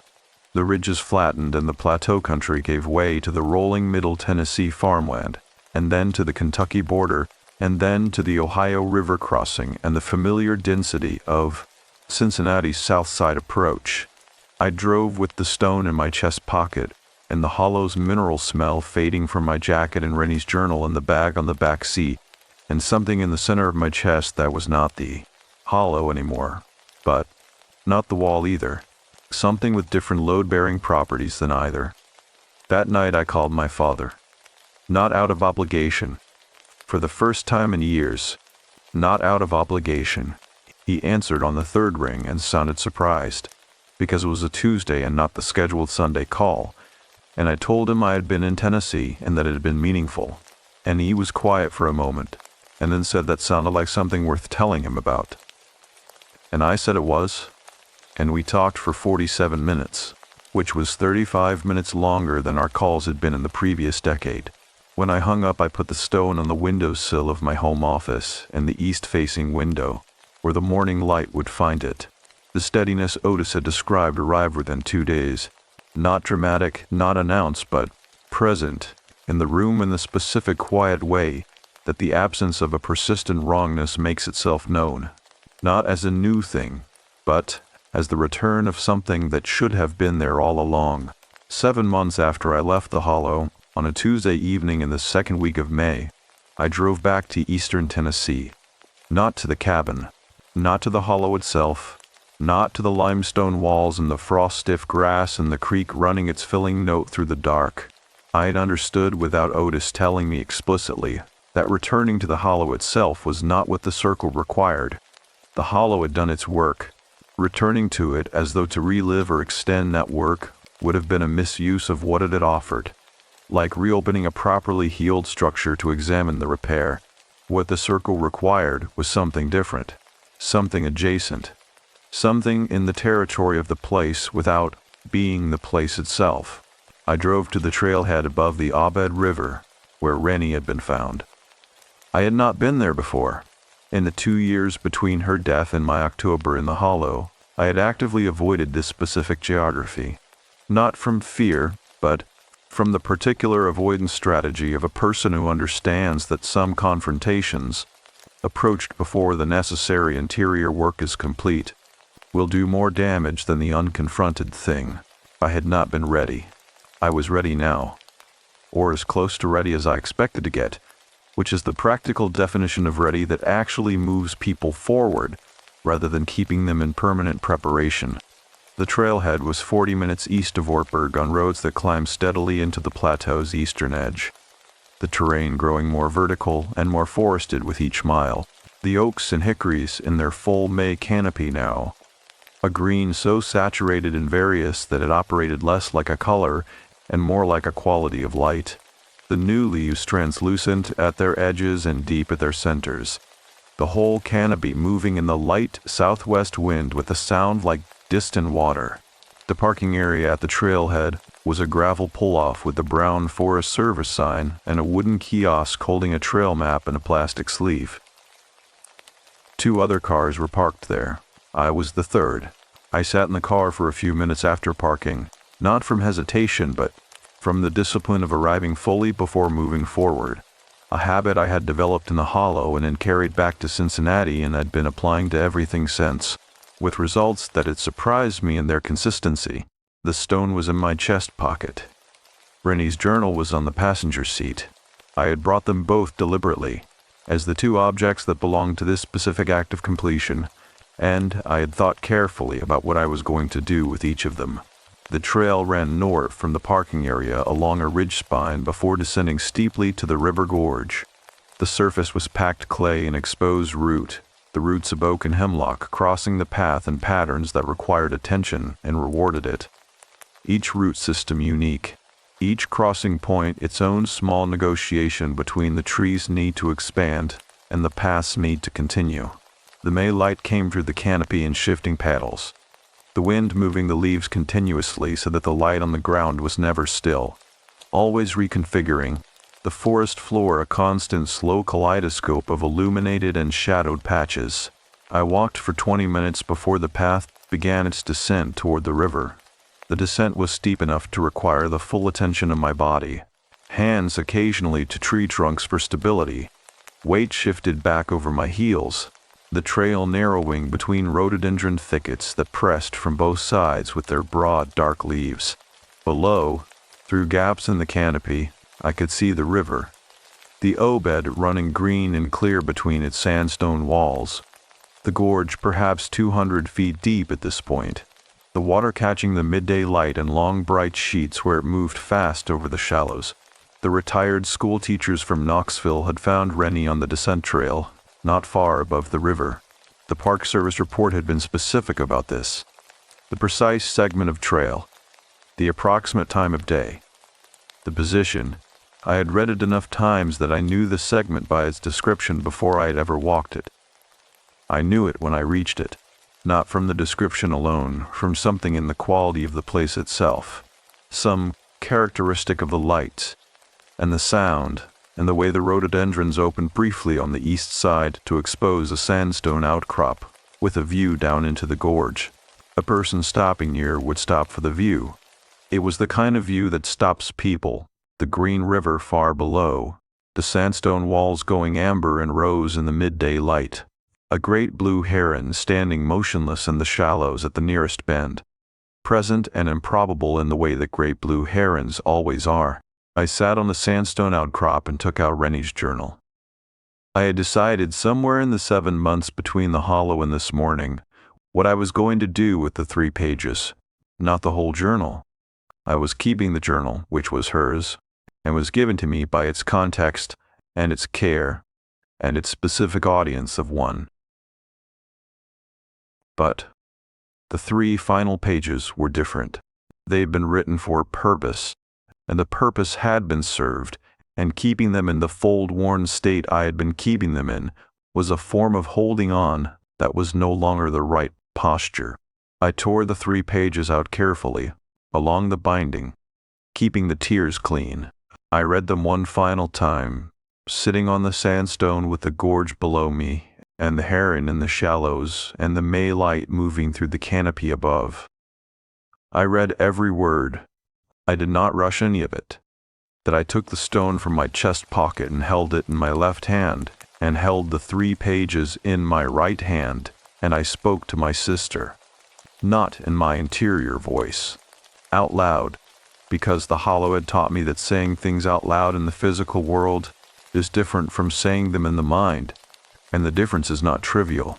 It is the difference between a load that has been theoretically redistributed and a load that has been physically moved. I told her that I had been in her hollow. I told her what I had heard and what I had felt, and what had changed in the center of my chest. I told her that I had read what she wrote, and I understood what she had done. And I understood that the 3 pages were written for me, and I was grateful for the precision and the care she had put into writing them, because precision and care and communication were not things that came easily to either of us, and she had found them when they mattered most. I told her about the phone call I had not returned. Not as a confession requiring absolution. The hollow had already done what needed to be done with the weight of it. But as an acknowledgement, as a plain statement of what had happened, offered to the air above the gorge and the river below, and the place where she had last been alive. I told her that the call I had not made was the last call I had not made, that I had called our father 47 minutes on a Tuesday, and that I had since called him on 2 other Tuesdays and 1 Thursday, and that the calls were becoming the kind of calls that neither of us had known how to make before, that I had called her best friend Claudette, who lived in Nashville, and who I had not spoken to since the funeral, and that Claudette had cried, and then had not cried, and then had told me 3 stories about Renie that I had not heard before, and that those 3 stories were now among the things I carried with the correct weight and the correct posture. I told her that I had met someone, not dramatically, at a structural engineering conference in Columbus in February, a woman named Petra who worked in preservation architecture and who had, when I told her I had recently spent a week in a hollow in eastern Tennessee, and that it had changed something fundamental in me, looked at me with interest rather than skepticism, that we had been having dinner every 2 weeks since March, and that she had asked me once to describe what the hollow had felt like from the inside, and I had tried, and she had listened without looking for a way to explain it rationally, which was a quality I had not known I was specifically looking for until I encountered it.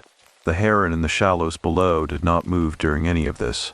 It stood with the absolute stillness that herons maintain when they are hunting, weight perfectly distributed, attention total, every resource directed at a single point.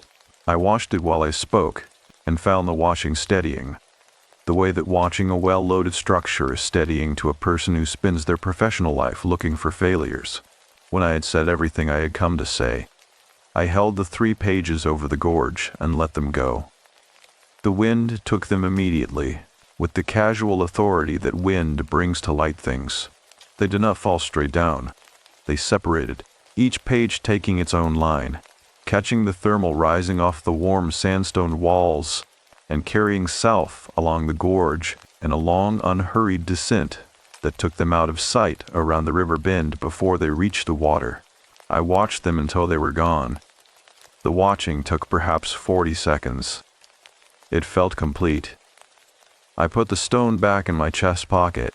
I sat on the sandstone for another 10 minutes, listening to the river, and the wind and the irregular tapping of a woodpecker somewhere in the canopy above the eastern wall of the gorge. The heron moved once, a single slow step, resettling its weight with the deliberate precision of something that has all the time available. Then it was still again. On the walk back up the trail, I passed a woman coming down with a small boy, perhaps 5 years old, who was narrating his progress over every route crossing with intense personal commentary. The woman nodded at me. The boy did not look up from the route he was currently negotiating, which required both hands and one knee and his full descriptive powers. I stepped aside to let them pass and stood in the rhododendron shade, watching them descend, and felt something that was not grief and not its absence, but the particular quality that occupies the space after grief has changed its nature. Something cleaner, with better sight lines, carrying all of the love and none of the weight that had made the love unavailable for 2 years. The drive back to Cincinnati took 4 hours in the May traffic. I stopped for gas in Jellicoe, at the same station where I'd stopped in October, and the same mineral snow came off the hills. Limestone and creek water and something faintly organic underneath. The smell of the plateau country doing its slow, patient geological work. The attendant this time was a young woman with a University of Tennessee lanyard, who did not mention the leaves. I drove north with a stone warm in my pocket from my body heat now, no longer from whatever the hollow had put into it. Its warmth entirely mine.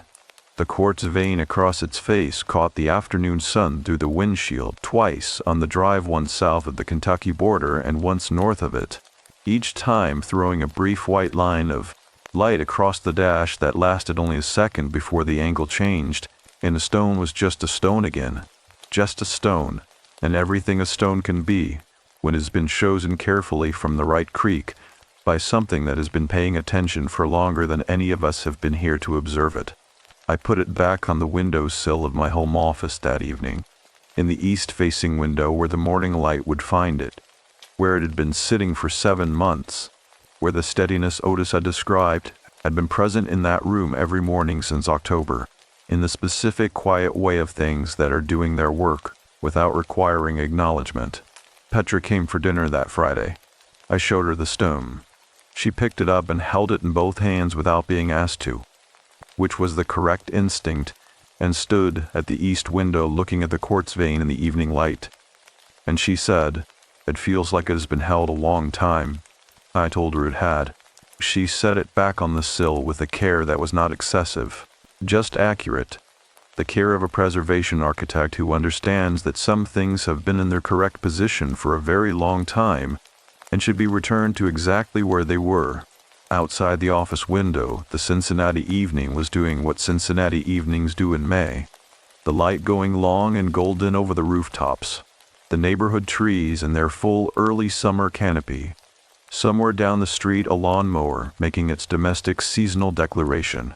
An ordinary American evening in an ordinary American city, with nothing wrong in it and nothing wrong underneath it, and the stone on the sill and the hollow 7 hours south holding its creek and its limestone and its patient attending silence, and Renie everywhere in it the way she had always been, everywhere, and the difference being only this, that I could feel her there now without the wall, without the hollow at the center, without the weight of the unspoken pressing down on the love and making it something smaller than it was. The circle was not closed. That was what I understood, finally. Sitting in my office with Petra in the kitchen, and the stone on the sill and the May light going gold outside the window. It was not meant to close. It was meant to continue, changed in its nature, redistributed in its load, carrying its history without being crushed by it, moving forward the way the creek moves forward, over the limestone, through the hollow, in the dark, finding the path that the terrain has always made available to the water patient enough to follow it.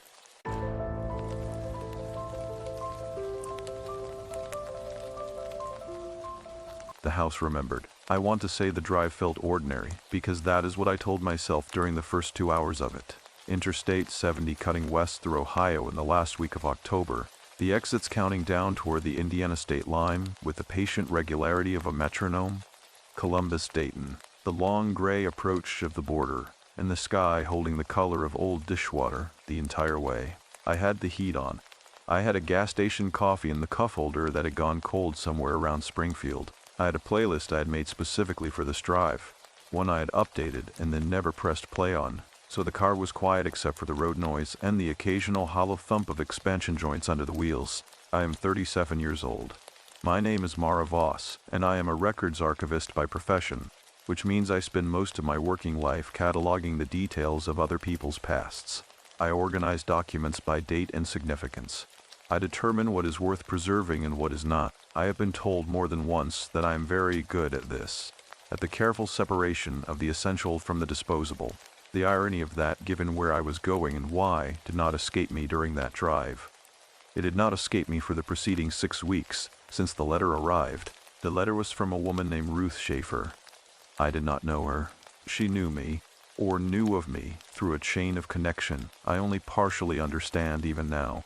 She had been a member of the Assembly, the same closed fundamentalist community I had grown up in, outside Terre Haute, Indiana, until I left it at 18 and spent the next 19 years making sure I never had to go back. Ruth had left 7 years after I did. She had kept records.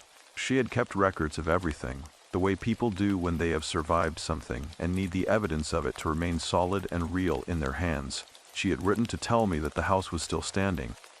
The training home, the place where I had spent the first 8 years of my life in a state of such total, organized submission that I had not understood it was unusual until I was nearly through college. She had written to tell me that the family who had purchased the property had recently vacated it, abruptly and without explanation, and that the house was sitting empty on the edge of a soybean field 4 miles outside of Prairieton, and that she thought I should know. I did not write back immediately. I held the letter for 11 days, folded on my kitchen counter, moving it from one side to the other, the way you move something you cannot yet decide whether to throw away. Then I booked 3 nights at a bed and breakfast in Terre Haute, and I got in my car, and I drove west. I want to be precise about what I expected.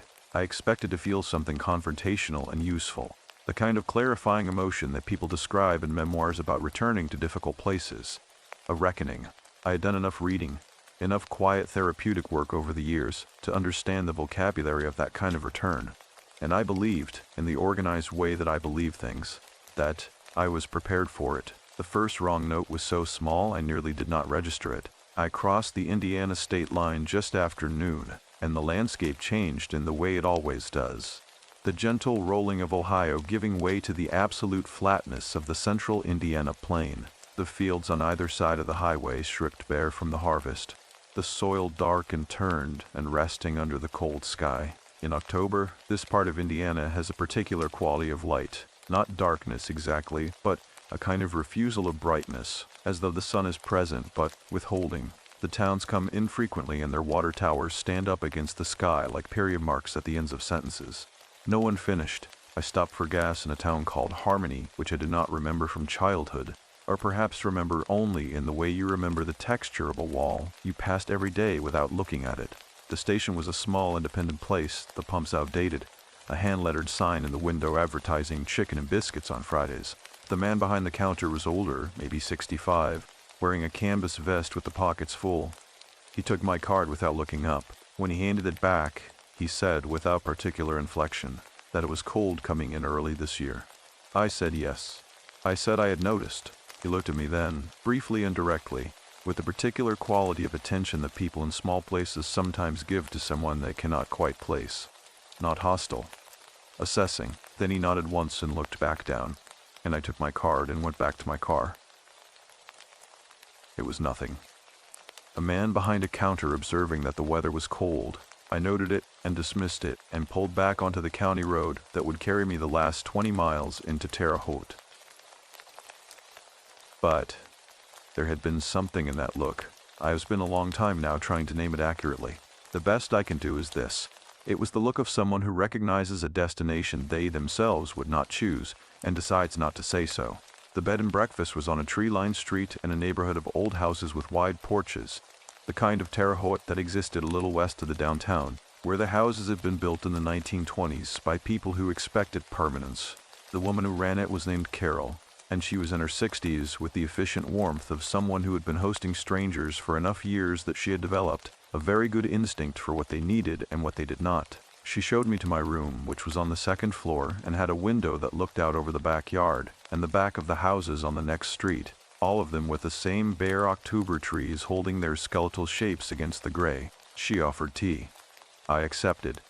We sat in her kitchen, which smelled of cinnamon and old wood, and the particular warmth of a house that has been heated by the same furnace for 40 years. She asked, as hosts do, what brought me to Terre Haute. I said I was doing some research into local property records. That was true enough. I am an archivist. It was a sentence I could say without lying. Carol nodded and refilled my cup. She mentioned, without being prompted, that a lot of people came through looking into the county records, genealogists mostly, people tracing family lines. She said Vermilion and Vigo County had some of the most complete rural property records in the state, which she was clearly proud of, though she could not have said exactly why. I agreed that that was very useful. She walked me back upstairs and showed me how the radiator worked, and left me at my door with a kindness that was entirely genuine, and asked nothing of me. I stood at my window for a while after she was gone, and looked out at the bare trees in the fading late afternoon light. The fields were invisible from here.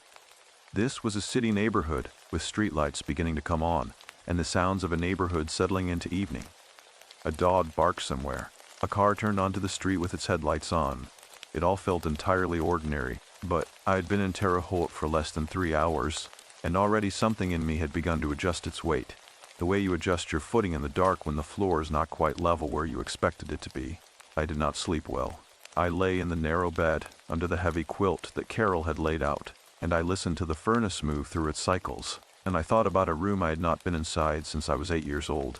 It would wait for morning. Everything would wait for morning. But morning, I would understand later, had been waiting for me longer than I had been waiting for it.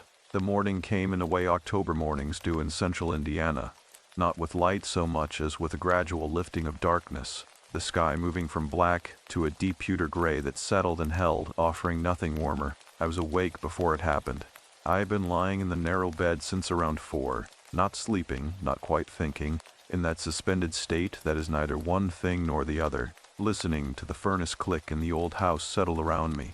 Carol had left a breakfast tray outside my door at 7 oatmeal with brown sugar, a small pot of coffee, 2 slices of toast with apple butter. I ate at the writing desk by the window and watched the neighborhood wake up. A man in a heavy coat walking a beagle along the sidewalk. A pickup truck backing out of a driveway 3 houses down. The slow accumulation of ordinary American morning that has nothing to do with anything frightening, and yet on that particular day, in that particular light, felt like a stage being set. I had the address. Ruth Schaefer had included it in her letter, along with a hand-drawn map. Not because the road was difficult to find, but because she had written. The county had never seen fit to mark it properly. The house sat at the end of a private gravel lane that split off from a township road roughly 4 miles outside of Prairieton, which was itself a town of fewer than 200 people and had been, in the years when the assembly was active there, the nearest point of ordinary civilization to the compound. That was what the counselor I saw in my late 20s had called it, a compound. I had resisted the word for a long time. I had come eventually to understand that resistance has its own kind of evidence. I drove out just after 8:30. The county roads were empty in the way that rural Indiana roads are empty in late October, not abandoned, but resting. The fields on both sides stripped and turned and waiting for winter to do whatever it intended to do with them. The sky maintained its pewter weight. A flock of starlings moved over one of the fields in that loose shifting formation that looks almost like liquid from a distance, and then they were gone, dropped below the tree line, and the fields were simply fields again. I turned onto the township road just past a grain elevator that had a company name painted on it in letters that had been fading for at least 2 decades. The road narrowed immediately. The gravel lane, when I reached it, was marked by nothing except 2 old fence posts with no fence between them, standing on either side of the entrance like a gate that had long since given up on the idea of keeping anything out. I pulled in slowly. The lane ran between 2 rows of old cottonwood trees that had not been trimmed in years, their upper branches crossing above the lane and interlacing in a way that made the approach feel enclosed, pressurized like moving through a passage rather than a driveway. The leaves had mostly fallen. They lay in deep drifts along the verges, pale and pressed down from recent rain, and the tires moved through them with a sound like something being carefully torn. The house appeared at the end of the lane without drama. It was smaller than I remembered, which I had been told to expect. All childhood places are. But the smallness was still startling in a specific way I had not been prepared for. In memory, it had the scale of an institution. In reality, it was a 2-story frame farmhouse, white paint gone to chalky gray, a covered porch along the front, 4 windows on the upper story looking out over the lane with the blank regularity of a face that has learned not to show anything. The window frames had been white once. They were the color of old teeth now. A metal roof that someone had installed at some point in the last 30 years, dark green and beginning to rust along the seams. I sat in the car for a moment with the engine running. The property was unoccupied. Ruth had confirmed this, and the condition of everything around the house confirmed it further. The lawn, such as it was, had gone to high brown grass that moved slightly in the wind. A wooden outbuilding to the east of the house had lost most of its roof on one side, the exposed interior ribs showing. A child's metal swing set stood in the side yard, orange with rust, its seats gone, only the chains hanging and moving. I turned off the engine. The silence that followed was not the silence of an empty place. I registered that distinction in the first few seconds and then immediately tried to rationalize it away. Old houses make sounds. Wind across an open property creates acoustic effects that suggest presence where there is none. I know this. I am a person who arranges facts, and I arranged those facts quickly and got out of the car. The cold came in at once, not biting but thorough, the kind of October cold that does not announce itself, but simply occupies every layer of clothing within moments of contact. I pulled my coat tighter and walked toward the porch. The front door was unlocked. The handle turned with a stiffness that suggested long disuse, and the door swung inward with a low sound that was not quite a groan, more like an exhalation, as though the house had been holding something in and had decided, for reasons of its own, to let it go. The interior smell reached me before my eyes had adjusted. It was layered in a way I immediately understood, because some olfactory memories do not diminish with time regardless of how carefully you construct a life around their absence. Beneath the top notes of dust and old plaster and the particular mustiness of a house closed through a damp spring and summer, there was something underneath, something that had no adequate single word, the compound residue of lye soap and cedar and cooked starch, and beneath all of it, below even that, something faintly sweet and faintly biological, like dry flowers left in a room where the windows do not open. I stood in the front hallway and let my eyes adjust. The floor plan was exactly as I remembered it, and exactly wrong at the same time. The central hallway.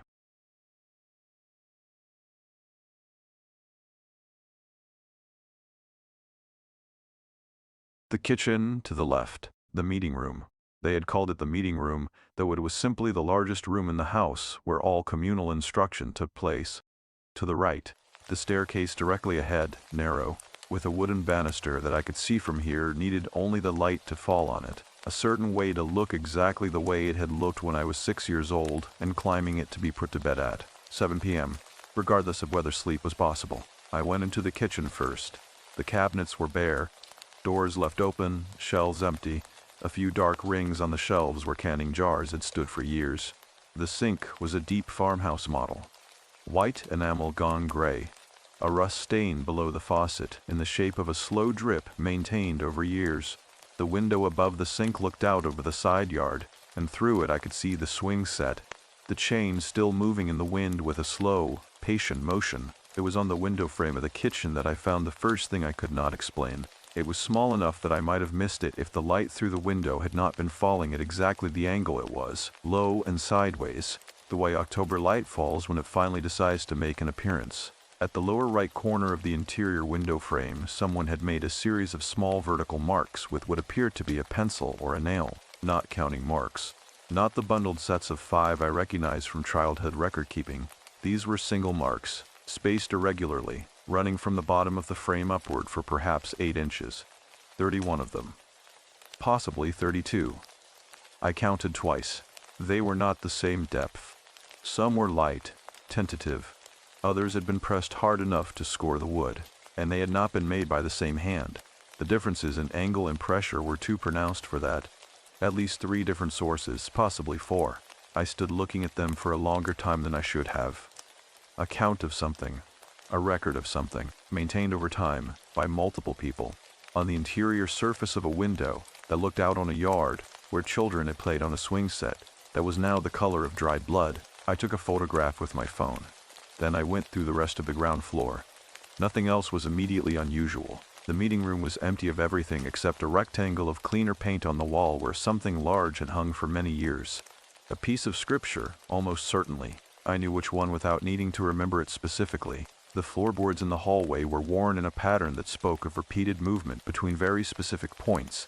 The kitchen, the meeting room, the base of the stairs. A groove of daily ritual pressed into the wood by use of the same feet, walking the same path.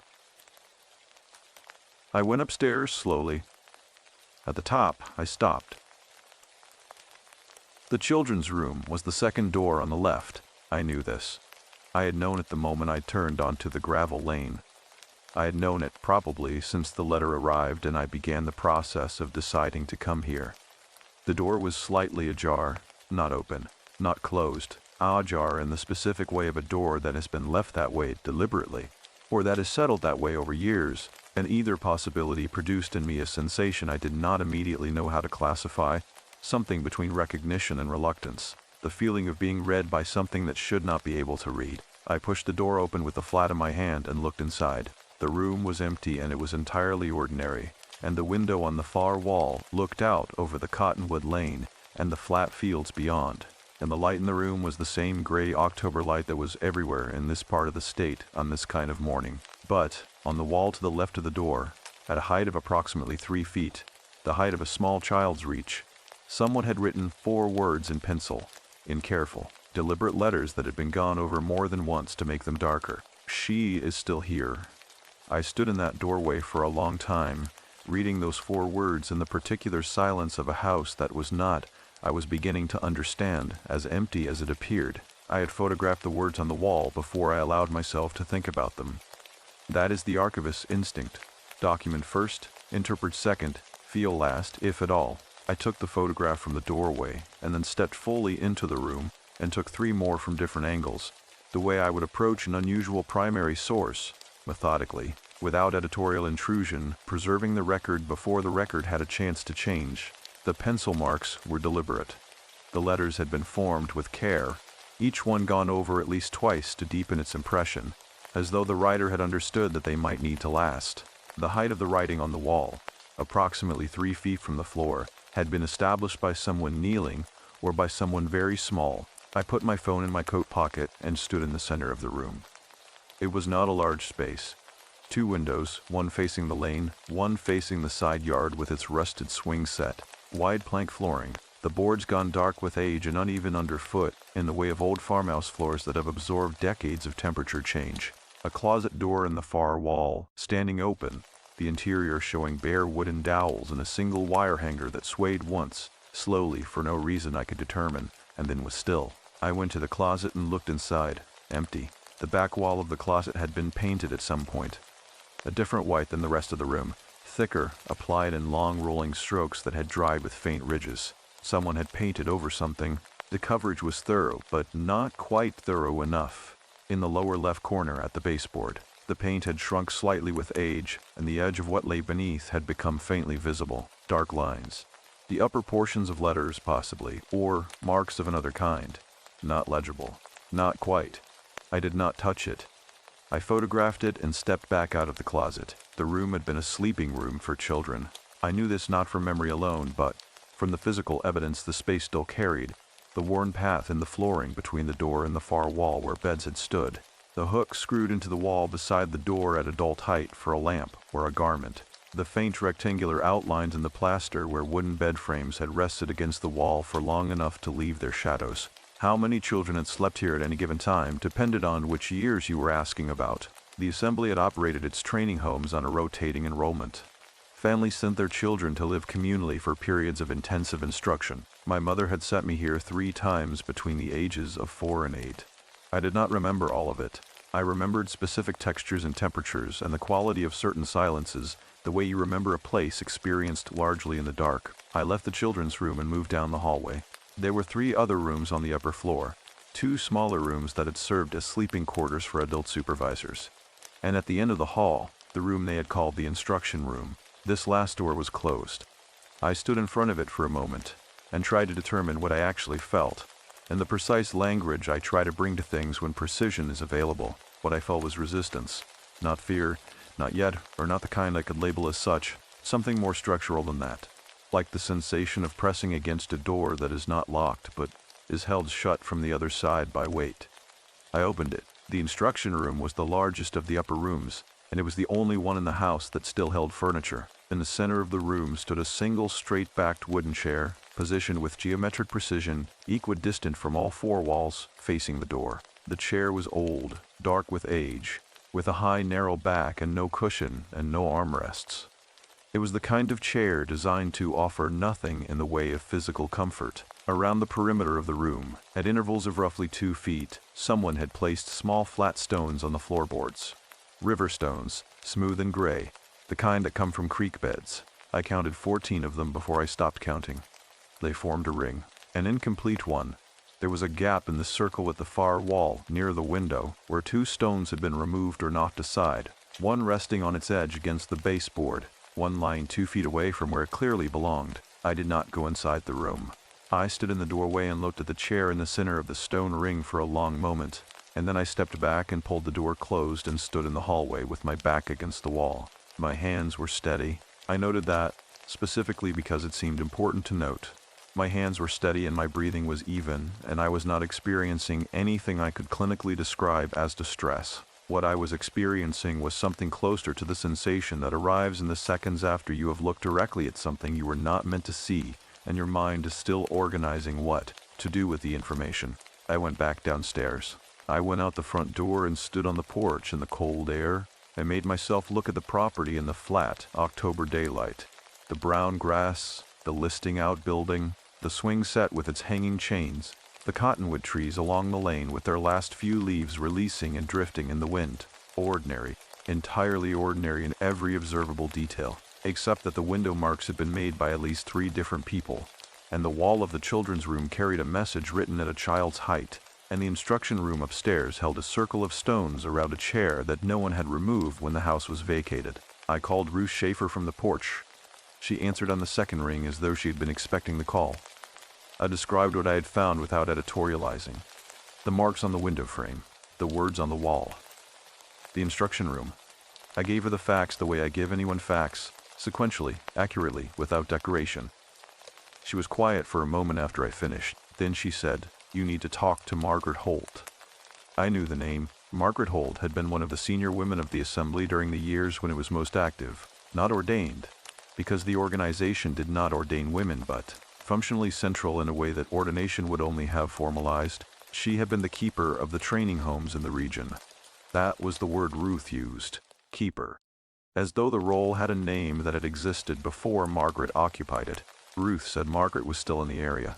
She was 81 years old and she lived in a small house in Prairie Ton, and she had, as far as Ruth knew, never left. I asked how Ruth knew Margaret would speak to me. There was another pause. Then Ruth said that Margaret had been the one who told her to write the letter. I stood on the porch of the house I had grown up in for a long time after I ended the call, looking at the cottonwood lane and the stripped fields beyond it under the pewter sky. The wind had picked up. The chains on the swing set moved in their slow arcs, intersecting and separating, and the sound they made was faint and rhythmic and carried across the yard with the patient repetition of something that does not need to hurry because it knows it has time. I had come here to do something I could not yet fully name.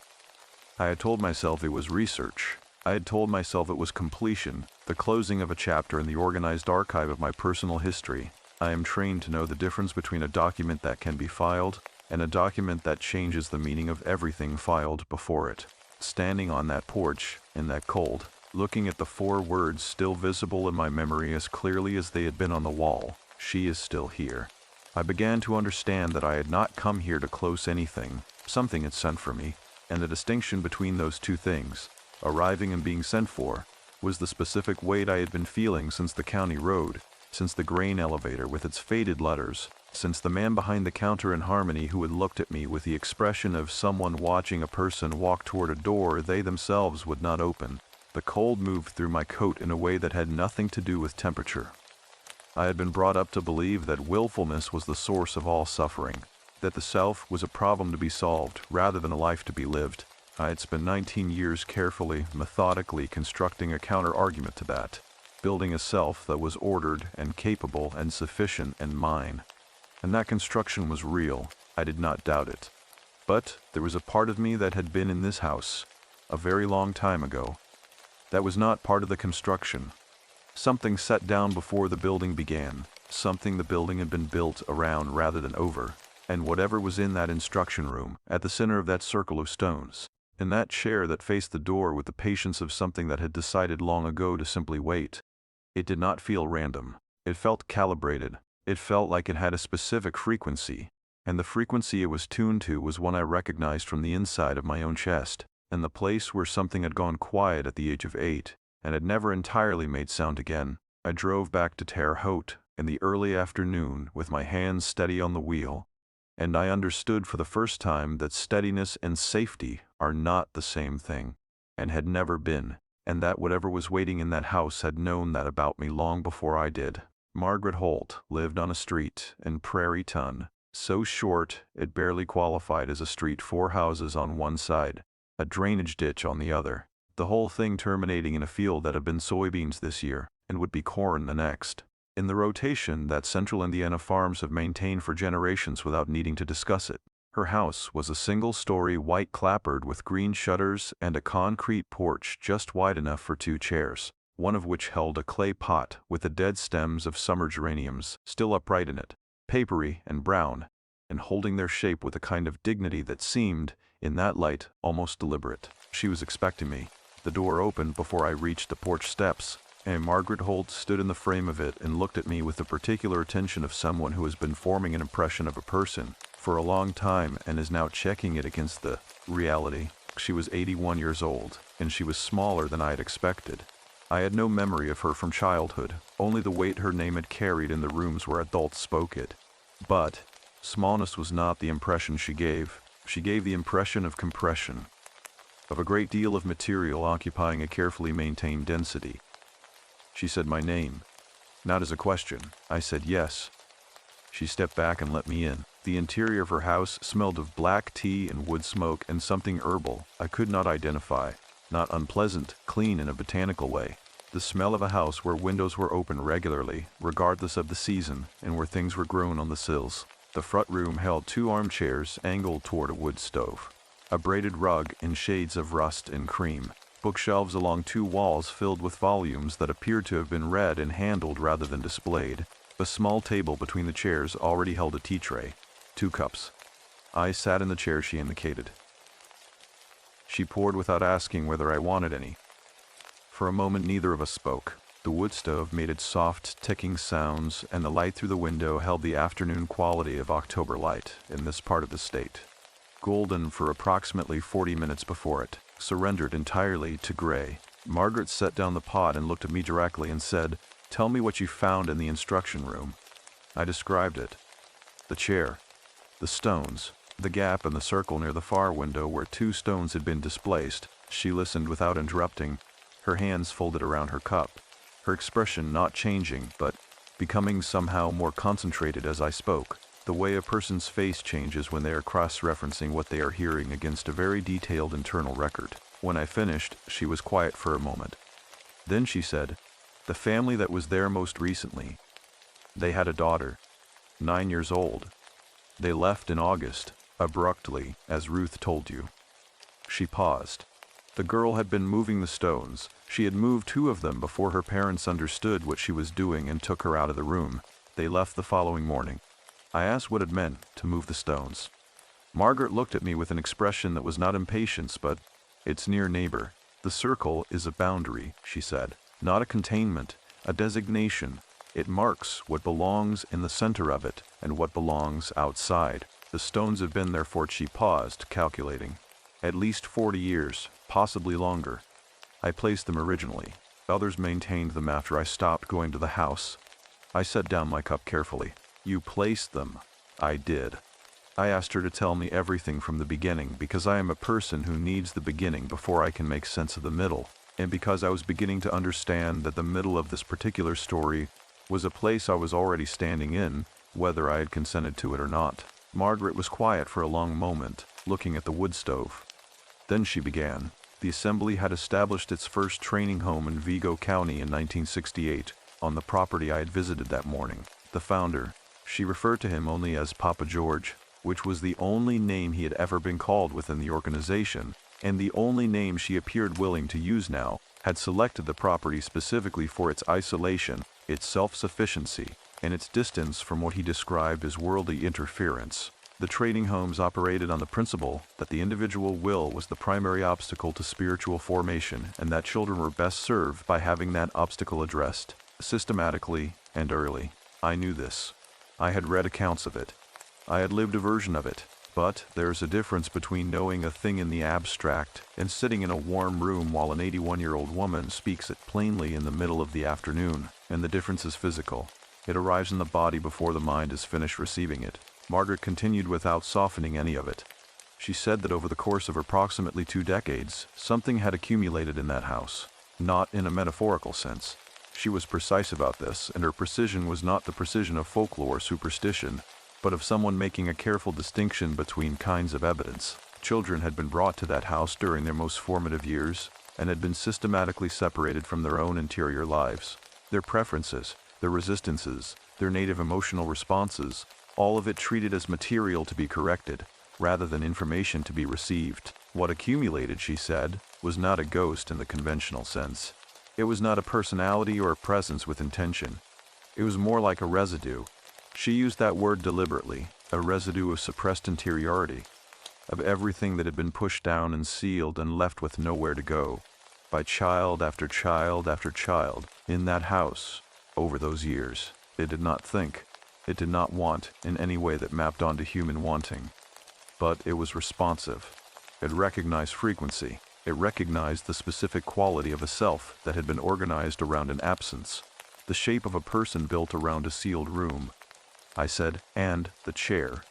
Margaret nodded once. The chair was Papa George's. He sat in it during instruction sessions. It was the fixed point, the thing everything else was oriented toward. When he was gone, the chair remained as the residue's anchor. The stones designated. They say, this belongs here. This is where it is concentrated. This is the boundary of what it is. I asked what happened to the children who had been in that house. Beyond the obvious. She looked at me for a long time before answering. Some of them are fine, she said, in a tone that applied the word fine with clinical accuracy and no warmth. Some of them are not. Some of them have come back. Not all of them knowingly. I asked what she meant by that last part. She set her cup down and folded her hands in her lap with a deliberateness that told me the answer was going to be the part I had been brought here to hear. The residue does not reach out, she said. It does not travel. It does not follow anyone home. But it does respond to return. When someone who carries the specific frequency, someone who was shaped in that house during those years, comes within range of the property, the concentration increases. It reorganizes around the recognition. The chair is the anchor, but the returning person is the, she paused, selecting the word with visible care, the conductor. The room was very quiet. The wood stove ticked. Outside, the light had begun its final surrender to gray. I said you knew I was coming before Ruth wrote to me. It was not a question. Margaret did not answer it as one. I knew someone was coming, she said. Ruth helped me understand who. I sat with that for a moment. The tea in my cup had gone cold. The geranium stems in the pot on the porch rattled faintly against the clay in the wind, audible through the front wall of the house in the specific silence that had settled between us. Then I asked the question I had been carrying since the doorway of the instruction room. Since the moment I had looked at the chair and its ring of stones, and felt something in my chest respond to it like a tuning fork held near a struck bell, I asked what was required. Margaret looked at me with an expression that was the closest thing to gentleness she had shown since I arrived. Not soft, but honest in the way of someone who has maintained an honest face through a very long life and is not going to stop now. You need to go back, she said, into that room. You need to sit in the chair. I asked what would happen. The residue will come to its anchor point, she said. When you are in the chair, you are not outside the boundary. You are at the center of it. What has been sealed in you, and what has accumulated in that house, will be in the same place at the same time. What happens after that is not something I can script for you. I can only tell you that the people who have done it have not been harmed." She paused, "and that the people who have not done it have continued to carry the frequency indefinitely, and the house has continued to concentrate around it, and the families who move through that property will continue to feel its weight without understanding what they are feeling." She looked at me steadily. "The 9-year-old girl who moved the stones," she said, "was trying to break the circle from outside it. She felt the pull of the anchor, and she was trying, in the way children try things, to disrupt it. Her parents saw the stones in her hands and they were frightened and they left." She picked up her cup and looked into it. "She will carry that frequency now as well. A partial one. An echo." The light through the window was almost fully gone. I had been in this room for nearly 2 hours without registering the time passing, which is not something that happens to me. I am a person who tracks time as a professional reflex, who always knows approximately what hour it is, who uses the passage of time as a structural anchor for every experience. I had not tracked time once since turning onto the gravel lane that morning. I stood up. I thanked her for the tea. I put on my coat. At the door, Margaret said my name once more, in the same tone as when I arrived. Not a question, a confirmation. I turned. "Go in the morning," she said. "Not at night. The light matters. Take nothing in with you except yourself." A pause. "That is actually more than it sounds like." I drove back through Prairie Ton in the dark, the fields invisible on both sides of the road, the sky above them a deep and featureless black, and I thought about the word conductor, not as a metaphor, not as a comfort, but as a precise technical description of what I had apparently been, without knowing it, for the last 29 years. I did not sleep, but the sleeplessness of that night was different in quality from the sleeplessness of the night before. The first night in Carol's house had been the sleeplessness of avoidance, the mind circling a thing it was not yet prepared to approach directly, keeping itself busy with the perimeter of the problem. The second night was something else entirely. It was the sleeplessness of a person who has received a precise set of instructions and is now running them through every available internal process simultaneously, not to find a reason to refuse them, but because the mind, when it has been built around order and verification, does not know how to prepare for something that cannot be verified in advance. I lay in the narrow bed and looked at the ceiling and thought about the word residue. Margaret had used it with the specificity of a person who had spent a long time finding the right container for a particular substance. Not haunting, not presence, not spirit which carries too much intentionality, too much narrative weight. Residue. The material left behind after the active process has ended, adhering to the surfaces it contacted, changing the chemistry of those surfaces in ways that persist long after the original process is no longer observable. I understood this from my work. Documents left in proximity to certain materials for long enough absorb their properties. The acid from poor quality paper migrating into adjacent documents, degrading them at the molecular level, the damage invisible on the surface until one day the page simply fell apart when handled. The contamination moved in one direction only, from the source outward, and it did not require intention. It required only contact and time. Children. The specific developmental window of early childhood, when the architecture of the self is still being laid down and everything experienced becomes structural rather than incidental. Contact with systematic suppression during that window. Time. Decades of it. Child after child, the same house, the same chair, the same organized removal of interior life conducted with the sincere belief that it was salvation. I was not the only one who had been shaped there. But I was the one who had come back. At some point after 3 in the morning, I stopped trying to process it analytically and simply lay still and let the understanding settle into me the way cold settles, gradually, completely, occupying every available space without announcement. By the time the sky outside the window began its shift from black to deep gray, I had arrived at something I could not call acceptance exactly, but which occupied the same position in my chest that acceptance would have occupied if I had been able to reach it. I was going to go back. I had known that since Margaret's door, probably since before that, probably since the letter on the kitchen counter and the 11 days I spent moving it from one side to the other.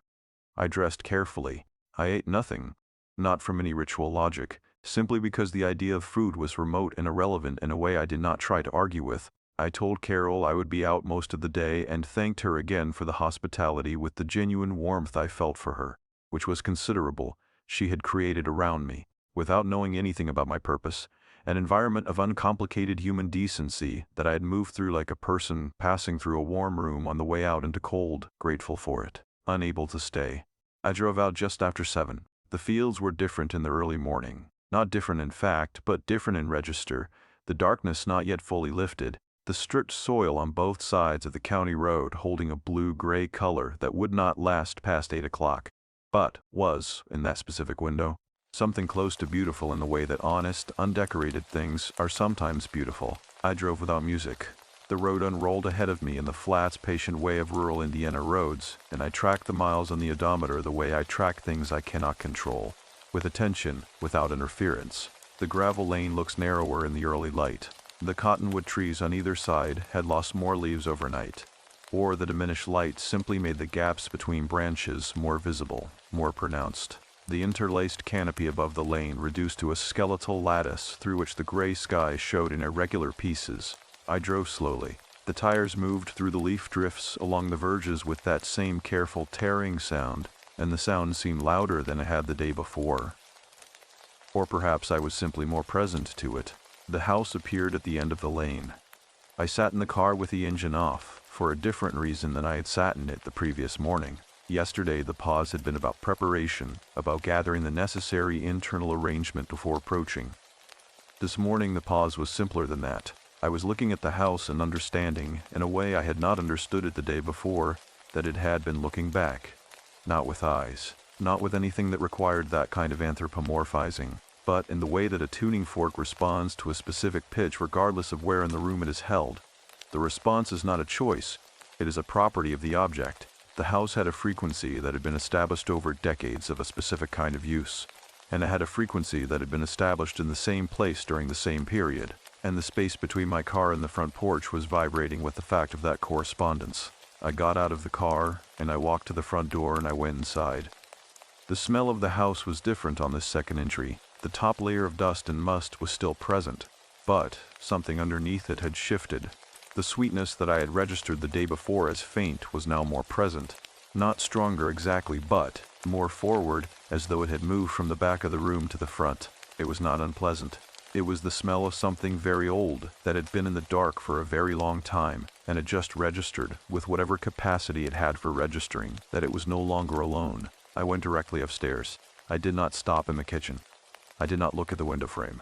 I moved through the hallway and up the narrow staircase and along the upper hallway with the steadiness of someone who has made a decision and is executing it before the part of the mind that generates second thoughts can fully assemble its argument. The instruction room door was exactly as I had left it. Closed, the brass handle tarnished to a dark bronze, the wood of the door itself showing the hairline cracks of a frame that had expanded and contracted through too many Indiana winters. I put my hand on the handle. The metal was cold, colder than the ambient temperature of the hallway, and the hallway was cold enough that my breath had been visible since I reached the top of the stairs. I opened the door. The chair was there. The stones were there. The 2 displaced stones near the far window were exactly as I had left them, one on its edge against the baseboard, one lying 2 feet away from its position in the circle. The morning light through the windows was thin and directionless, the kind of gray light that cast no shadows, which gave the room a quality of dimensionlessness, as though the walls were suggestions rather than facts.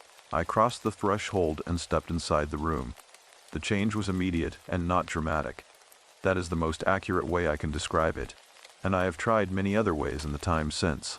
There was no sound, no drop in temperature beyond what was already present, no movement of air or light. What changed was something interior, a shift in pressure, the way your ears register a change in altitude before any other sense confirms it. Something in my chest that had been oriented outward for a very long time, quietly reoriented, turned inward. It turned toward the center of the room, toward the chair. I walked to it. I placed my hands on the narrow high, back, and stood behind it for a moment, feeling the wood under my palms. Dry, very dry. The grain of it raced slightly with age. Then I came around to the front of it, and I sat down. The wood was hard. No cushion, no give, no concession to the body occupying it. I sat with my feet flat on the floor, and my hands in my lap and my back straight, which was the only posture the chair's design permitted. It had been built to produce uprightness. to make the body hold a position of formal attention regardless of whether the mind had consented to attention. I had sat in this chair before. The memory arrived not as a visual image but as a body memory. The specific quality of the wood under the back of my thighs. The precise angle of the high back against my spine. The feeling of my feet not quite reaching the floor when I was small enough that they did not reach. I had sat in this chair and been spoken to by a man whose authority over me had been total, and had been presented as divine, and had felt at the age of 6, at the age of 7, at the age of 8, like the weight of the sky. Not cruel exactly, but absolute in the way of weather, in the way of things that do not negotiate. I sat in the chair, and I let all that be true, not for the first time in my life. I had done years of careful work on the fact of it. But, for the first time in the place where it had happened, in the actual physical coordinates where the original compression had occurred, and the difference between knowing a thing in the constructed safety of a therapist's office in Columbus, Ohio, and knowing it in the grain of the specific wood that held the specific memory in its cellular structure. That difference opened something in me that I had not known was still closed. What came was not a sound, and not a vision. It was more like a release of pressure. The sensation of a room that has been sealed for a very long time receiving, for the first time, an exchange of air. Not violent, not dramatic, quiet in the way of things that have been waiting so long that when they finally move, they move with the patience of something that has learned to exist without urgency. I sat in a chair and I breathed. And whatever had accumulated in that room over decades of small, systematic suppressions, all of it met something in me that recognized it, because it had come from the same source and carried the same shape, and the recognition was not comfortable, and it was not painful, and it was not anything I have a clean word for. It was, I think, the closest I have ever come to being entirely located in my own life. I do not know how long I sat there. When I became aware of the room again in the ordinary way, walls, windows, gray light, cold floor, the quality of the air had changed. The sweetness was gone. The cold was simply cold. The 2 displaced stones near the window caught my eye, and I looked at them for a long moment, and then I got up from the chair, and I crossed the room and I picked them up, one and then the other, and I placed them back in the circle where they belonged. The circle was complete. I stepped back across the threshold into the hallway and pulled the door closed behind me, and the latch caught with a clean, final sound that the door had not made when I had closed it yesterday. Downstairs, I stood in the front hallway for a moment before going out. The smell of the house was simply the smell of an old empty building. Dust, cold plaster, the neutral absence of recent habitation. Whatever had been forward in it, whatever had been attending, was no longer attending in that way. I walked out into the cold morning air and across the dead grass to my car, and I sat behind the wheel and I did something I had not done in a very long time without understanding why. I put my face in my hands and I stayed there until it passed. And when it passed, I felt lighter in a way that had nothing to do with weight. I drove back to Terre Haute with the heat running and the flat fields opening on both sides of the road in the cold morning light, and for the first time in as long as I could honestly remember, the silence inside the car felt like mine. 6 weeks later, on a Thursday morning in the first week of December, I drove back to Indiana. Not to the house. I had understood from the moment I pulled the instruction room door closed behind me that I would not need to return to the house, that what had been required of that specific place had been completed, and that returning to it would be the kind of repetition that serves the returner's anxiety rather than any genuine purpose. The house was simply a house now, an old empty farmhouse on a gravel lane outside Prairie Ton, with a metal roof going to rust and a swing set in the side yard, and wide plank floors worn smooth by decades of the same small feet walking the same constrained paths. It would be sold eventually, or it would stand until it could not stand anymore. Either way, it was no longer the frequency I carried. What I was returning to was something smaller and more specific. Ruth Schaefer had told me, in one of the 3 phone calls we had exchanged in the weeks since I left, that there was a place on the edge of the property. Not the house, not the outbuildings, but the far eastern corner of the lot where the land met the neighboring field, where the children who had lived in the training home had been allowed, on certain Sunday afternoons, to simply exist without instruction.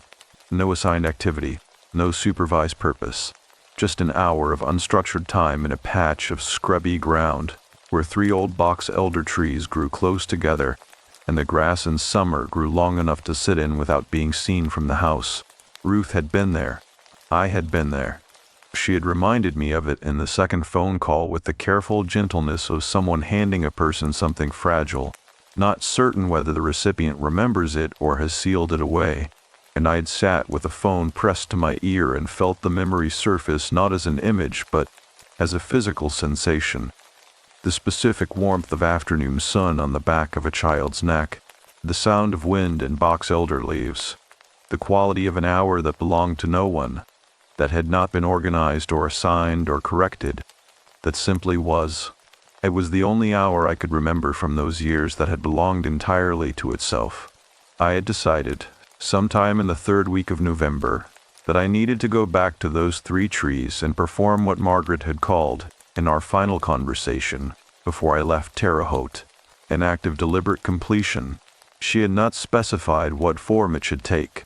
She had said, with the precision I had come to understand as her primary mode of communication, that the form would be apparent when I was standing in the place, and that attempting to plan it in advance would be the same mistake as attempting to plan what happened in the instruction room. It would impose a structure on something that needed to find its own. I had spent 6 weeks not planning it, which is a different discipline than it sounds for a person whose entire professional life is organized around the anticipation of what a document will require before the document is in hand. The 6 weeks had not been quiet. They had been the opposite of quiet, internally, in the specific way of a process that has been initiated and cannot be paused. The reorganization of something structural, the settling of load-bearing elements into new configurations, the sounds a building makes when it is not failing, but adjusting. I had gone back to Columbus and back to work and back to the ordinary architecture of my daily life, and all of it had looked the same from the outside, and none of it had felt the same from the inside. Small things, specific things, in the honest inventory I had been keeping. I had called my sister for the first time in 14 months. Her name is Donna, and she had also grown up in the assembly, though she had been sent to a different training home in a different county, and we had spent most of our adult lives in the careful parallel non-contact of 2 people who share a history they have tacitly agreed not to discuss, because the discussion would require them to be in the same room with it simultaneously. I called her on a Sunday evening in mid-November, and she answered on the first ring, and we talked for 2 hours and 20 minutes, which I know because I noted it afterward. And we did not solve anything or resolve anything or arrive at any conclusion. But we were in the room with it at the same time, and that was different from anything we had managed before. I had also, and this is harder to describe in the precise language I prefer, begun to notice things I had trained myself not to notice. The quality of afternoon light in my apartment, the sound of the city in the early morning before the traffic built, small physical pleasures that I had not exactly suppressed, but had treated as irrelevant, as noise in the signal, as the kind of sensory data that an efficiently organized life does not need to process with full attention, the specific smell of coffee before it is poured, the weight of a good coat, the way a piece of music sometimes arrives in the body before it arrives in the mind. I had been efficient for a very long time. Efficiency is a wonderful quality in an archivist. It is a survival strategy in a child who has been taught that the self is a problem, and survival strategies do not automatically become obsolete when the original threat is removed. They require something more deliberate than the simple passage of time. This is what I understood in those 6 weeks had been happening. Not dramatically, not with the architecture of a narrative, but in the accumulation of small recalibrations that are the actual texture of change when it is genuine. I stopped for coffee in Terre Haute, and did not stop at Carol's bed and breakfast, though I had thought about it. That chapter had its own completeness, and I did not want to disturb it. I drove the county roads in the early December light, which was sharper than October light, Less gray, more direct, the low winter sun casting long, clean shadows across the stripped fields. The air outside was cold enough to register on the skin of my face the moment I stepped out of the car at the edge of the gravel lane. I did not drive in. I parked on the township road verge and walked. The lane looked different in December than it had in October, which made sense and was also, standing at the entrance of it, quietly startling. The cottonwood trees had completed their release. Bare now, completely bare, the branches clean and gray against the winter sky. The lane opened to the light above in a way that it had not been 6 weeks ago when the last leaves were still releasing. It felt less enclosed, less like a passage and more like what it actually was, a driveway to a house. I walked past the house without looking at it directly. I was aware of it in my peripheral vision. The gray paint, the dark windows, the metal roof. But I did not owe it my attention this morning, and I did not give it. I walked along the side of the property through the dead grass, my boots leaving clear prints in the frost that still held in the shade of the house. Heading toward the eastern corner of the lot, the 3-box elder trees were still there. They were older and larger than my body memory of them, which should not have surprised me. 30 years is a considerable span of time in the life of any tree, and yet the surprise was genuine and immediate, the way it is genuine and immediate when any real thing turns out to be larger than the childhood scale you stored it at. They grew in a loose triangle, their trunks gray and ridged, their bare branches making an intricate lattice work against the winter sky. The ground beneath them was covered in the papery remains of their seeds, the paired samaras that box elders shed by the thousands, pale tan, translucent at the edges, covering the ground in a deep soft layer that shifted slightly underfoot. I stood at the edge of the triangle of trees, and I looked at the ground beneath them, and I thought about a child sitting here on a Sunday afternoon with an hour that belonged to no one. I had brought one thing with me, a decision made in the 4th week of November, when I understood what Margaret had meant about the form being apparent. It had not been apparent in Terre Haute, or on the drive back to Columbus, or in the first 2 weeks of return. It had become apparent on a Tuesday morning when I was sitting at my desk at work, and a colleague had asked me a question I answered without thinking, and had then sat very still for a moment because the answer had come from a place that had not been available for a very long time. She had asked me what I was working on that I found interesting, and I had answered her honestly. Without the half-second delay I had learned to insert between the question and the response, that half-second in which I assessed the answer for acceptability before releasing it, and the answer had been immediate and specific and entirely mine. What I had brought was a letter, not to anyone living. It was addressed, in the careful handwriting I use for documents that need to last, to the child I had been. The one who had sat under these trees on Sunday afternoons and had not yet fully learned to be ashamed of having preferences.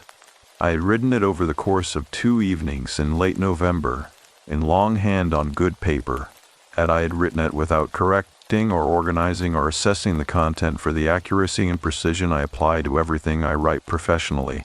I had written it the way a person writes something they have needed to say for a very long time to someone who needed to hear it, and could not, for reasons that were never their fault, perceive it when it was most needed. I stepped into the space between the 3 trees. The seed casing shifted under my boots with a soft, papery sound. The cold air in that sheltered triangle was still, the wind that moved across the open field not quite reaching into the enclosed space beneath the interlaced branches. And the stillness was not the pressurized stillness of the instruction room or the attending stillness of the house at my first approach. It was simply the stillness of a quiet place that had once held something gentle and had not lost the capacity for it. I unfolded the letter, and I read it aloud, quietly, in the specific cold and stillness of that December morning, with the bare branches of the box elder trees overhead, and the pale seed casings underfoot, and the low winter sun casting its clean shadows across the frost at the edge of the field. I will not transcribe what I said. Some documents are not meant to be archived. Some are written to be released. When I finished reading, I folded the letter once and held it for a moment, and then I knelt, and I placed it and the soft layer of seeds on the ground at the base of the central tree, pressing it gently into the material the tree had spent the fall releasing. Its own accumulated season given back to the ground. I stood up, and I stepped back out of the triangle. The field stretched away to the east, in the winter light, flat and bare and immense. The turned soil dark under the frost at the edges and pale brown where the sun had reached it. A line of bare trees marked a distant property boundary, their shapes small and precise against the sky. The hawk moved somewhere above the field. I heard it before I saw it, the dry, repeating call. And then there it was, a red tail turning slow circles in the updraft above the center of the field. With the patience of something that understands exactly what it is doing and has no interest in hurrying, I watched it for a while. Then I walked back along the side of the property to the lane, and along the lane to the township road. And I got in my car and I sat for a moment with my hands on the wheel. The house was behind me. The trees were behind me. Donna had called the previous Sunday, and we had made a plan, nothing large. Nothing that required the kind of courage that comes with fanfare.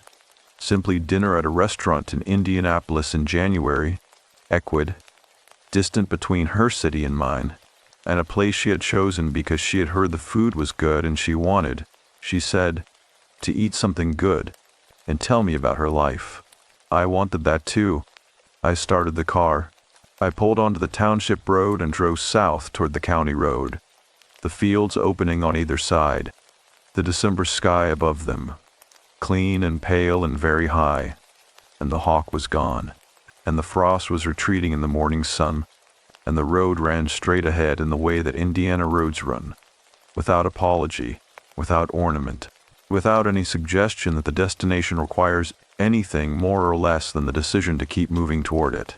Some things do not end, they complete, and completion is not the absence of what came before.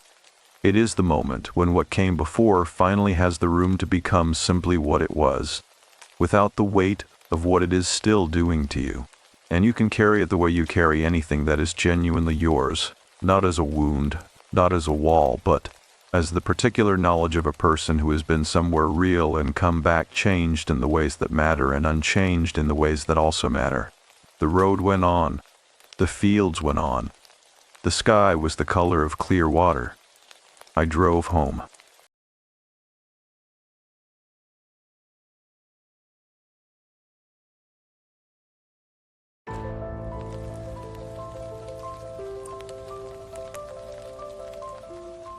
The ledger stays open. The valley sits below a ridge that keeps the sun until mid-morning, and when the fog lifts it does so slowly, pulling back from the tree line like a curtain no one reached for. The air smells of wet limestone, wood smoke from houses you cannot see from the road, and the faint mineral sweetness of creek water moving just out of sight. There is a particular quality of light in eastern Tennessee in late October that I have not seen duplicated anywhere else in the country. I have tried to describe it to people, and I always fail. It is not golden, and it is not gray. It sits exactly between the two, a pale amber that seems to arrive from inside the atmosphere rather than above it, as though the air itself has been steeped in something old and slow and patient. I noticed it first through the windshield of my rental car, somewhere on the winding two-lane road outside Jonesboro, and I remember thinking that if I had been painting that moment, I would not have known what to call the color. I would have had to invent a word for it. My name is Claire Marsh. I am 41 years old, and I am a structural assessor for a regional preservation nonprofit based in Nashville. I have spent the past 11 years traveling to old buildings, courthouses, churches, covered bridges, private homes listed on the National Register of Historic Places, and writing detailed reports about whether their bones are still sound. I go to places other people have left behind, and I tell the people who love those places whether they are worth the cost of saving. The work is quiet and methodical and suits me well. I think best in silence, and old buildings provide the specific kind of silence that does not feel empty. I have been hired by a small land trust to assess a 19th century farmstead in a valley I will call the Creighton Hollow, about 14 miles east of Jonesboro. The name on the assessment request was the Alderman property. The trust had recently received it as a bequest from the last surviving member of the family, a woman named Ruth Alderman, who had died in March at the age of 93, leaving no children and no further instruction beyond the donation itself. The farmhouse, a summer kitchen, a stone spring house, and the remains of an original tobacco barn were all reportedly still standing. The trust wanted to know which structures could be saved, which should come down, and what the land itself was worth as a preservation asset. It was the kind of work I had done many times before. I was not anticipating anything unusual. I had driven up from Nashville that morning, stopping once for gas outside Cookeville, where I bought black coffee in a paper cup and a small bag of boiled peanuts from a cooler by the register, the kind of thing you only find in a gas station in Tennessee, soft and salty and still warm from whatever they had been sitting in all morning. I ate them one at a time on the highway, with the window cracked and the cold October air moving through the car, and I felt, for the first time in several months, something that resembled peace. My mother had died in April, 5 weeks after Ruth Alderman. I had not taken any real time off. The valley revealed itself gradually as I came down off the ridge road. The tree line broke open, the hills pulled back on both sides, and below me I could see a narrow green floor of valley land, crossed by a thin creek and bordered by a ridge on the east side that was already deep in shadow at 2 in the afternoon. The road wound down in long switchbacks, and the quality of the air changed as I descended. It became denser, cooler, and faintly sweet, with that creek smell I would later learn to associate entirely with this particular piece of land. The farmhouse was visible from the road. It sat at the end of a gravel lane, bordered by old cedar trees, their trunks dark and fibrous, their canopy narrowing the sky above the lane into a long green corridor. The house itself was 2 stories, white-clappered, gone silver with age, with a front porch whose boards I could see from the road were still holding their level. That was a good sign. The porch of an old house is the first place you look to judge whether the rest is going to hold. I parked at the end of the lane and sat in the car for a moment before getting out. There was a stillness to the property that I noticed, but did not yet have a word for. Old farmsteads often carry stillness. They have been empty long enough that the silence has settled in and taken on weight. But this was something slightly different. The cedar trees did not move at all, even though I could feel a light wind against my face when I stepped out of the car. The grass in the yard was very long and very dark, the kind of green that only comes when a lawn has not been touched in years and has gone back to something closer to meadow. I stood at the end of the gravel lane for a long moment with my assessment clipboard in my hand and looked at the house. It looked back. I know that is not a precise description, and I am aware of how it sounds. I mean only that the feeling I had in that first moment was not the feeling I usually have when I arrive at an old property. Usually I feel something neutral, professional, slightly anticipatory. The feeling of beginning a task I understand well. What I felt looking at the Alderman farmhouse in that pale amber afternoon light was something closer to recognition, as though I had seen the house before in a context I could not quite place. I put it down to fatigue and the residue of grief, which has a way of attaching itself to random things and giving them a false significance. I had been doing that for 6 months, seeing meaning in shapes, waiting for something in ordinary objects to tell me something that would make the loss make sense. I walked up the lane toward the porch. The cedar smell was strong now, that deep, dry, slightly medicinal smell that old cedar trees carry in the fall. Mixed with it was the faint mineral note of the creek somewhere behind the house, and beneath both of those something earthier and older that I could not identify. Wet stone perhaps, or the smell of a root cellar that has been closed for a long time. The porch boards were solid. I tested each one carefully before putting my weight on it and found only one soft spot near the left corner, easily marked and not yet dangerous. The front door was locked. As I had expected, the trust had sent me the key in a small envelope along with the property map, and I found it now in the pocket of my jacket and fitted into the old mortise lock. The lock turned smoothly. That was the first thing I noticed that I could not immediately explain.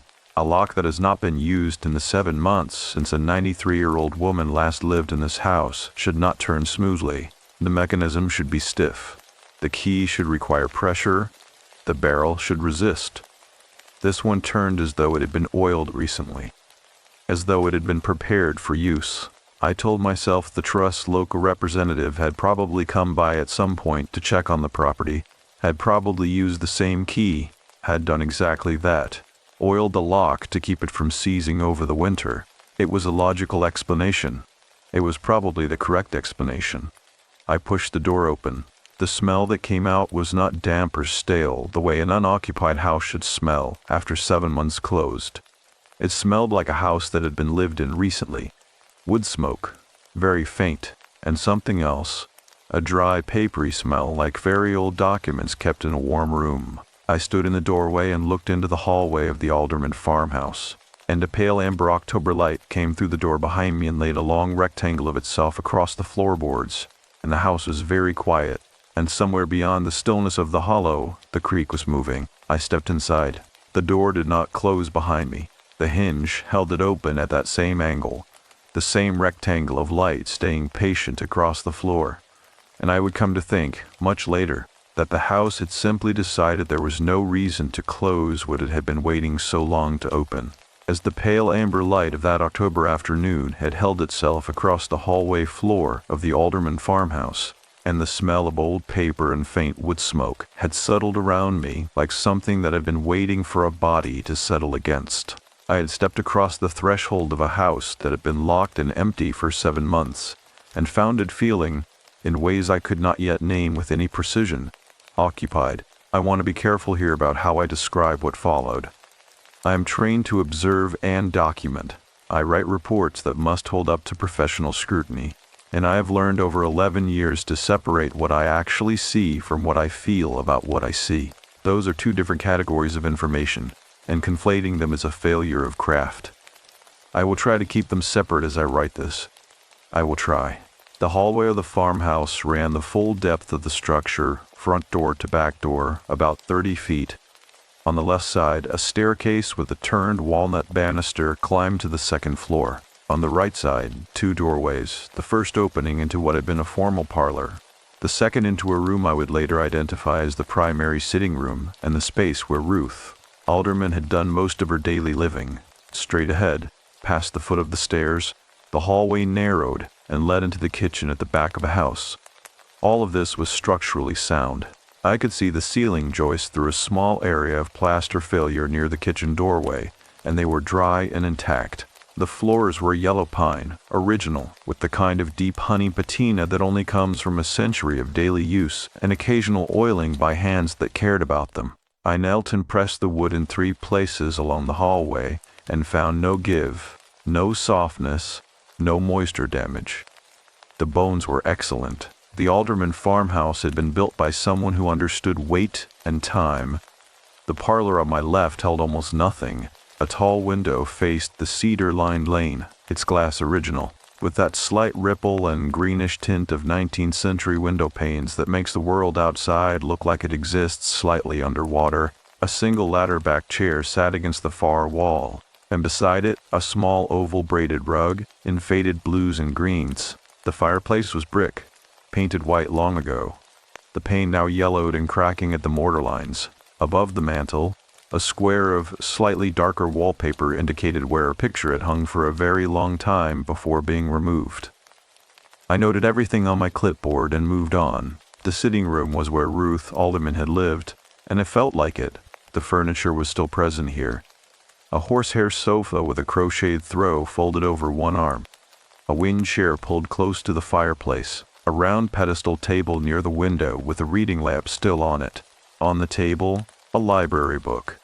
I crossed the room to look at it and noted the due date stamped inside the front cover. February 14th of this year. Ruth Alderman had borrowed a library book 6 weeks before she died, and no one had returned it.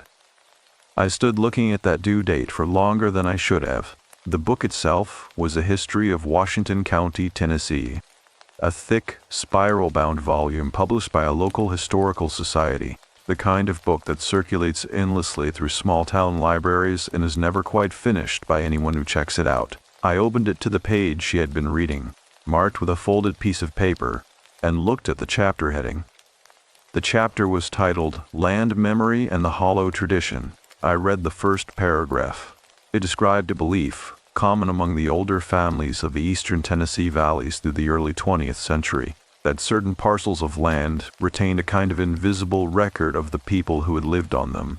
Not a haunting in the conventional sense, but something more like an account, a running notation of what had been experienced there, what had been promised there, and what had been left unresolved. The older families called it, in the plain language they preferred for difficult things, the ledger. When a piece of land carried a heavy ledger, people said it was waiting. They did not elaborate on what it was waiting for. I closed the book. I did not close the marked page. I left it exactly as I had found it, the folded slip still holding her place, and I wrote in my assessment notes, library book on table, marked. Personal effects not yet removed. Trust should arrange. That was the professional response. The other response, the one that happened underneath the professional one, in the part of me that has not yet learned to fully separate observation from feeling, was something quieter and stranger. It was the recognition that Ruth Alderman, at 93 years old and 6 weeks from death, had been reading about the land she was preparing to give away, had been reading specifically about what old land holds and what it waits for. I moved to the kitchen. The kitchen at the back of the house was large and functional and held the most recent evidence of habitation. The cook stove was a mid-century gas model, cream-colored, still connected to a propane line that I assumed had been shut off at the tank after Ruth Buress. The countertops were worn wooden boards, smooth and dark with decades of use. On the counter beside the sink, a single ceramic mug sat upside down on a folded dish towel, the way you place a mug when you have washed it and set it to dry, and do not expect to need it again for a little while. The back door of the kitchen opened onto a covered porch that ran the width of the house, facing east toward the creek and the ridgeline beyond it. I pushed the door open and stepped out. The ridge was fully in shadow now, the sun having dropped behind the western hills, and the valley floor was moving from amber into a soft gray blue that gave the long grass and the tree line a quality like the moment just before a photograph develops. Everything present, but not yet fully resolved. The creek was audible from here, a low continuous sound that was not quite musical and not quite mechanical, just persistent, just there. The spring house stood about 40 yards from the kitchen porch, built into a slight rise near the creek bank, its stone walls dark with moisture and green with moss along the north face. Beyond it, the remains of the tobacco barn were visible through the tree line. The roof partially collapsed, but the main frame still standing, the vertical boards gone silver gray in the way old barnwood does when it has been through enough seasons to stop caring what color it is. I walked out into the yard toward the spring house.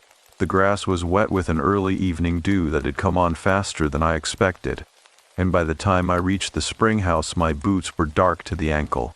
The door of the spring house was a heavy plank affair hanging from iron hinges that had gone to rust, and it stood open about 4 inches, held at that angle by a flat stone that had been placed deliberately against its base, not fallen there. Placed. I pulled the door open and looked inside. The interior was cool and dark, the stone walls sweating lightly, the air smelling of iron-rich water and the specific cold that comes from ground-fed springs, a cold that has nothing to do with weather, that comes from somewhere deeper than weather reaches. A stone channel ran the length of the interior, carrying a thin trickle of water from an opening in the back wall to a drainage gap at the front. Along the sides of the channel, stone shelves had been cut into the walls, the kind of shelves where families once kept their crocks of butter and their milk jugs and whatever else needed to stay cold through the summer. The shelves were empty except for one thing. On the middle shelf of the right-hand wall, a small glass jar sat with its lid sealed tight. Inside the jar, folded and pressed flat against the glass, was a piece of paper. Not a modern piece of paper. The edges were dark with age and the fold lines were deep and permanent, the kind of fold that has been in a document for decades.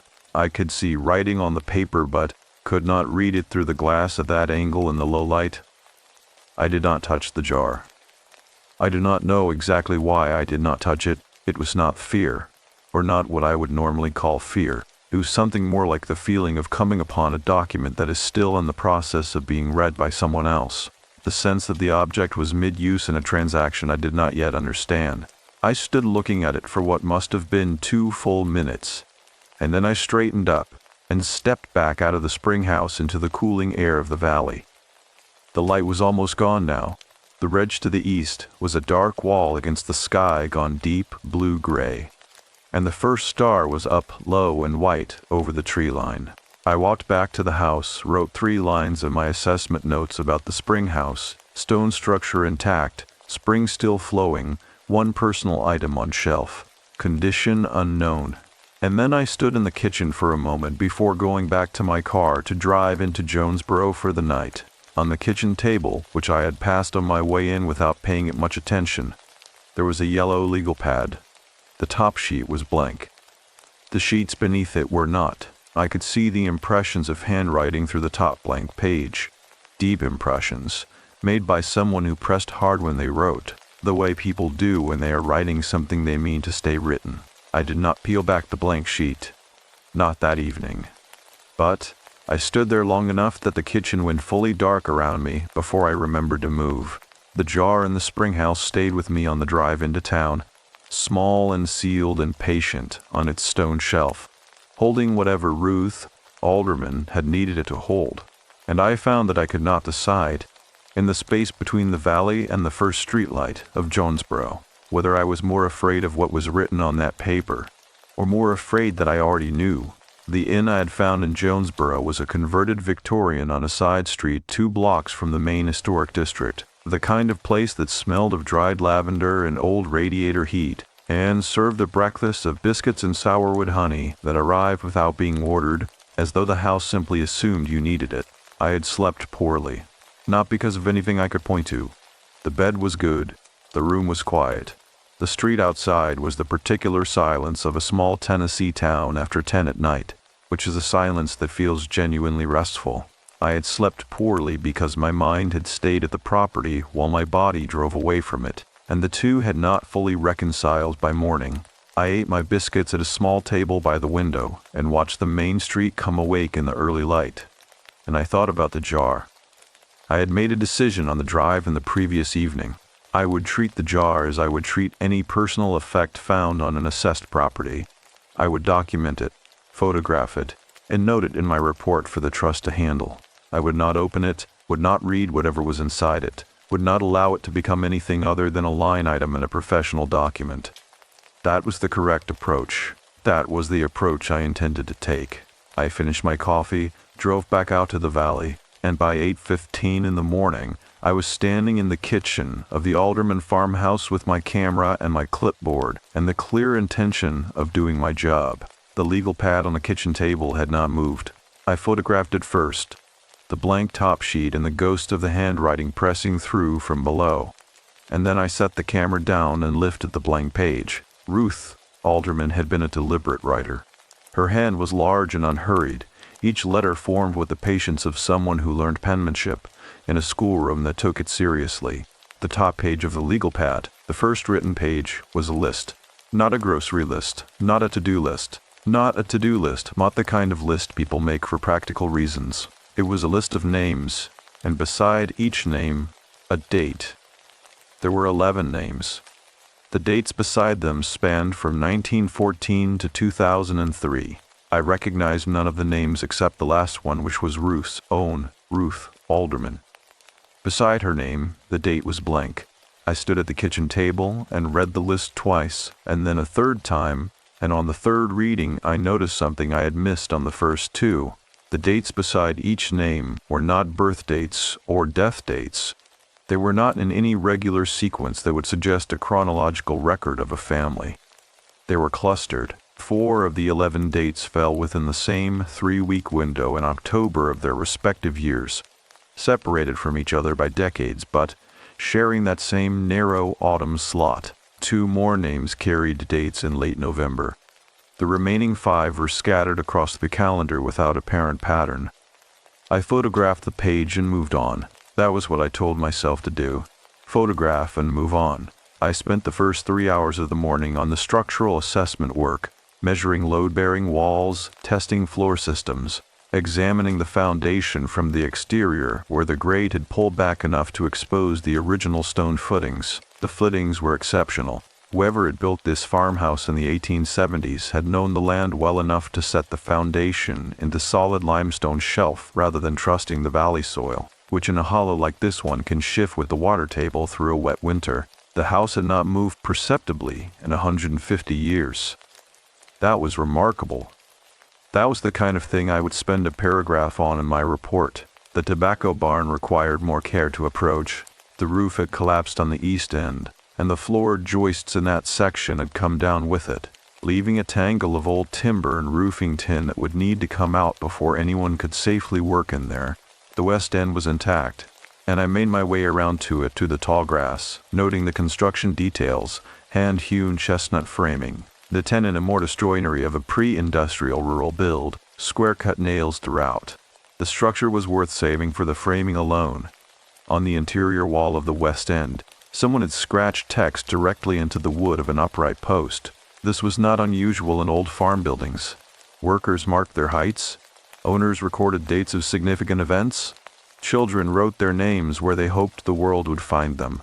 I photographed it and leaned in to read it in the flat gray light coming through a gap in the siding. It was a single sentence, scratched with something sharp and pressed deep. What the hollow takes, the hollow keeps, unless the keeper comes back willing. The handwriting was different from Ruth Alderman's. It was older, not in the quality of the inscription, but in the style of the letter forms, an earlier cursive hand with long descenders, and the kind of formality that went out of American handwriting sometime in the mid-20th century. It could have been there for 70 years. It could have been there for 100. I photographed it and wrote it verbatim in my notes. I want to be precise here about what I felt in that moment, because precision is the only useful tool I have for this account. I did not feel afraid. I felt the specific quality of discomfort that comes from finding a second piece of evidence that confirms a first one. The feeling that a pattern is present and that you have already been inside it for longer than you realized. The list of names on the legal pad had been the first piece. The sentence on the barn post was the second. Neither one of them, taken alone, meant anything I could define. Together they created a shape I could not yet see the edges of, but whose presence I could feel pressing against the interior of my thinking the way cold presses against a window before it finds the gap. I walked back to the house and went upstairs for the first time. The second floor held 3 bedrooms and a small bathroom added sometime in the mid-20th century when the farmhouse had been updated with plumbing. The 2 smaller bedrooms at the front of the house were empty and unremarkable, their windows overlooking the cedar lane, their floors sound, their plaster walls intact except for the hairline cracks that develop in any old structure as the seasons work the wood. I noted dimensions and condition and moved on.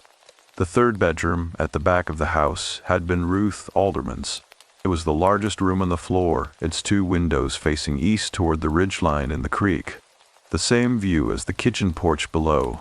The bed had been stripped of its linens. Someone from the trust or a family friend had done that much at least.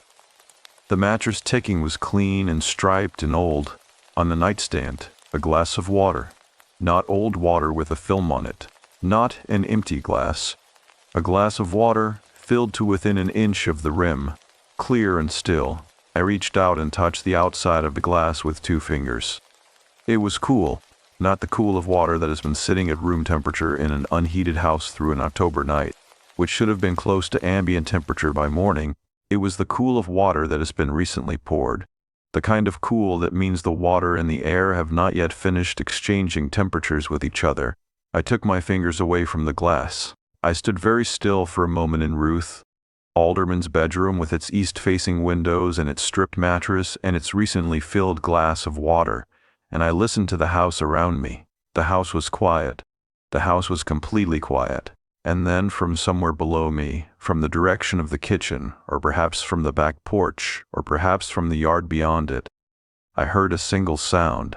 It was brief and ordinary, the flat, clean sound of a wooden door swinging on a hinge and coming to rest against its frame. Not a slam, not a bang, just a door, moving through its arc and settling. I went downstairs. The kitchen door was closed. It had been standing open when I came through it that morning, propped at the same angle with the same flat stone the springhouse door had been propped with, a detail I had noted and photographed and not yet fully processed. Now it was closed. The flat stone was still in place against the door's base, which meant the door had not swung shut from a draft. A door cannot swing closed against a stone that is holding it open. Someone, or something, had moved the stone and then pulled the door shut. I opened the door and looked out at the back porch. The yard beyond was empty. The long grass moved in a slight wind that I had not noticed from inside, and the creek sound came in on it, and the ridge to the east was bright now in the mid-morning sun, the tree lines sharp and clear and still. No one was there. The yard was empty, and the grass showed no trail through it in any direction except the ones I had made myself on my way to the barn that morning. I stood in the open kitchen doorway for a long moment.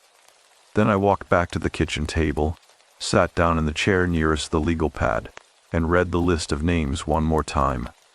11 names, 11 dates, 1 date left blank, and somewhere below the table, between the floorboards and the earth, the limestone shelf that had held this house for 150 years without moving a fraction of an inch in any direction was holding it still, patient and solid and indifferent to everything that happened in the rooms above it. I did not find that comforting. That evening I drove the 14 miles back into Jonesboro and sat in my car in the parking lot of a diner for longer than it took to decide to go inside. And what stopped me was not hunger or the lack of it, but the feeling that the day had asked me a question I had not yet found the right language to refuse, and that the question was still asking, quietly even now, even here, even with the valley 14 miles behind me and the ordinary lights of an ordinary Tennessee town all around.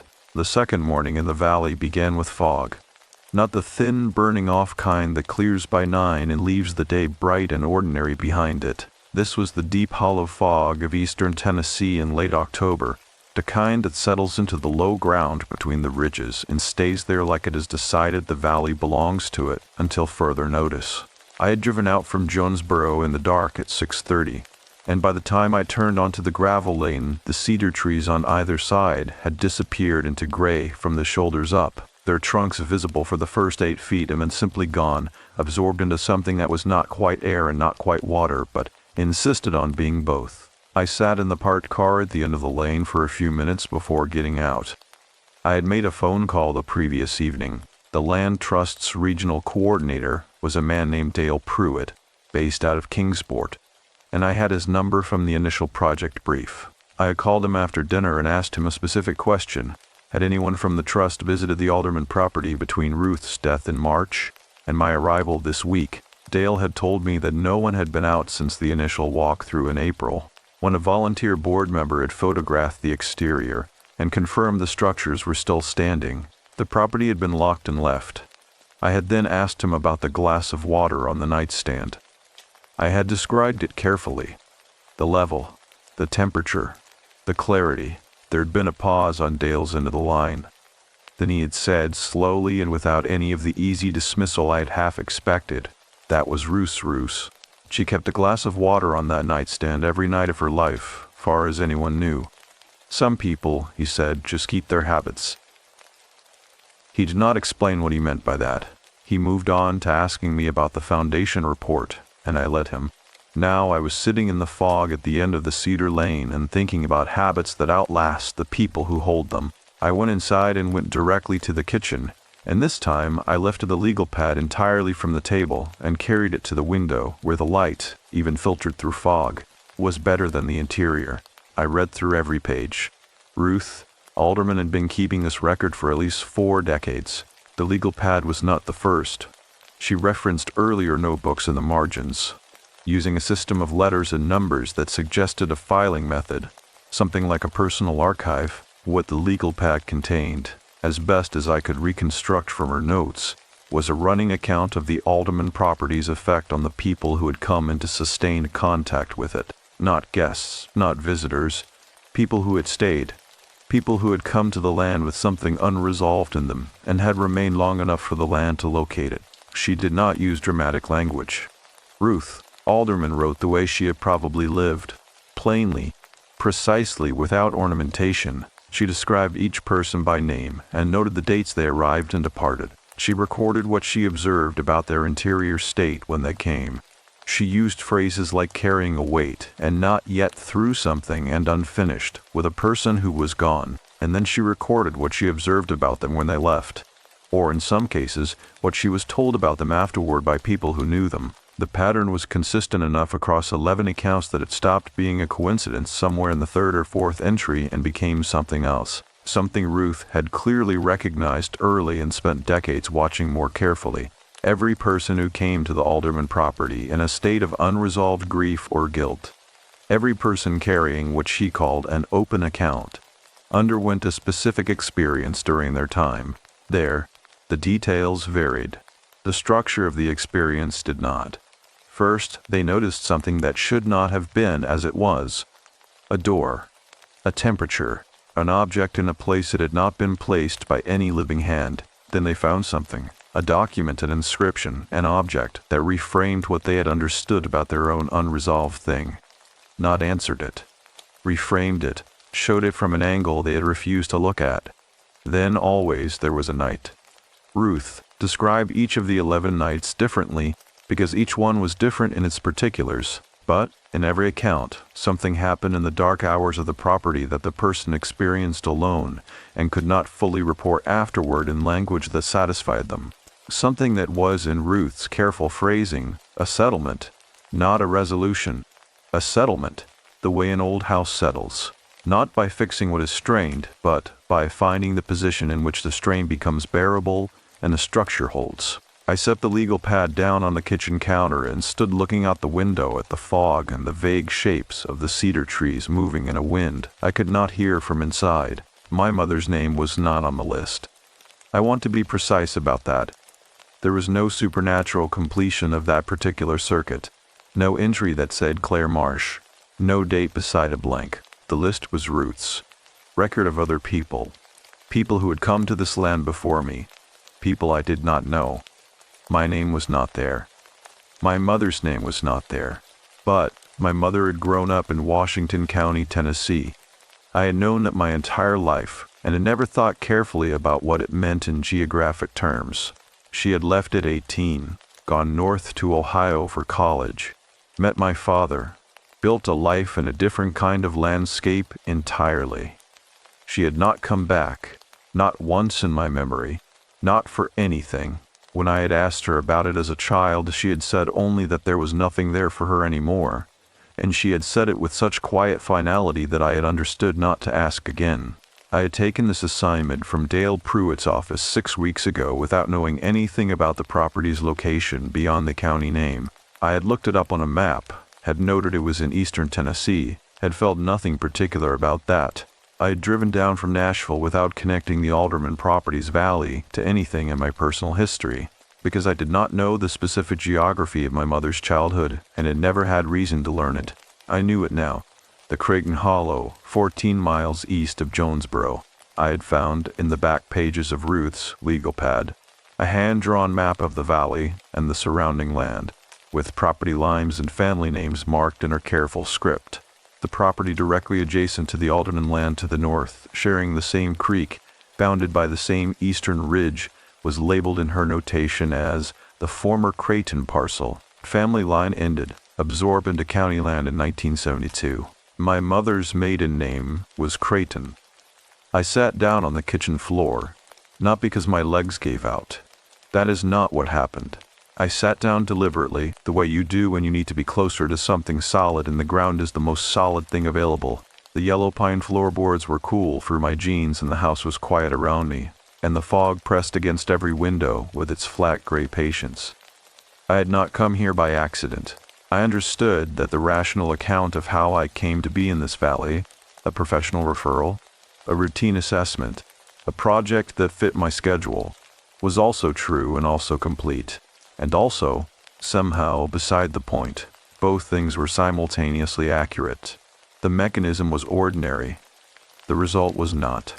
My mother had left this hollow at 18 and never come back. She had carried something out of this valley that she had never named to me, never named to anyone as far as I knew.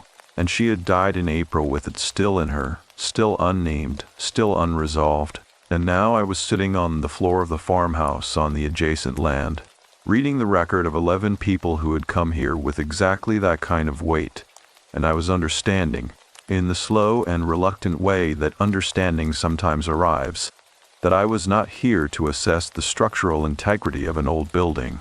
I was here because the hollow had a ledger, and my family's name was in it, and the account was open. I got up off the floor after a while and walked back through the house to the front door and out onto the porch. The fog had thinned while I was inside, enough that I could see the full length of the cedar lane now, the trees on both sides distinct and separate, their dark trunks grounded and their canopy lifting into clearing air. At the far end of the lane, where the gravel met the county road, a figure was standing, an older woman, still at that distance, in a dark coat, facing the house, not moving, simply standing at the end of the lane and looking toward the farmhouse with the patient attention of someone who has been waiting for a specific thing to happen and has just seen it begin. I raised my hand. A small gesture, uncertain even as I made it. She raised hers in return. Then she turned and walked along the county road in the direction of a small house I had noticed, but not paid attention to on my first drive-in. A white frame house set close to the road about a quarter-mile north of the Alderman Lane, with a kitchen garden put to bed for winter, and a porch light that had been on both mornings when I passed. I stood on the farmhouse porch and watched her until the remaining fog took her, and the cedar trees held their silence on both sides of the lane, and the creek ran behind the house with its low, continuous, entirely indifferent sound. I went back inside and stood in the hallway for a long time, and what I felt was not fear and not grief, and not the particular vertigo of an unexpected discovery, but something that sat beneath all three of those, something older and quieter that I can only describe as the feeling of a door you did not know was closed beginning, very slowly, to open.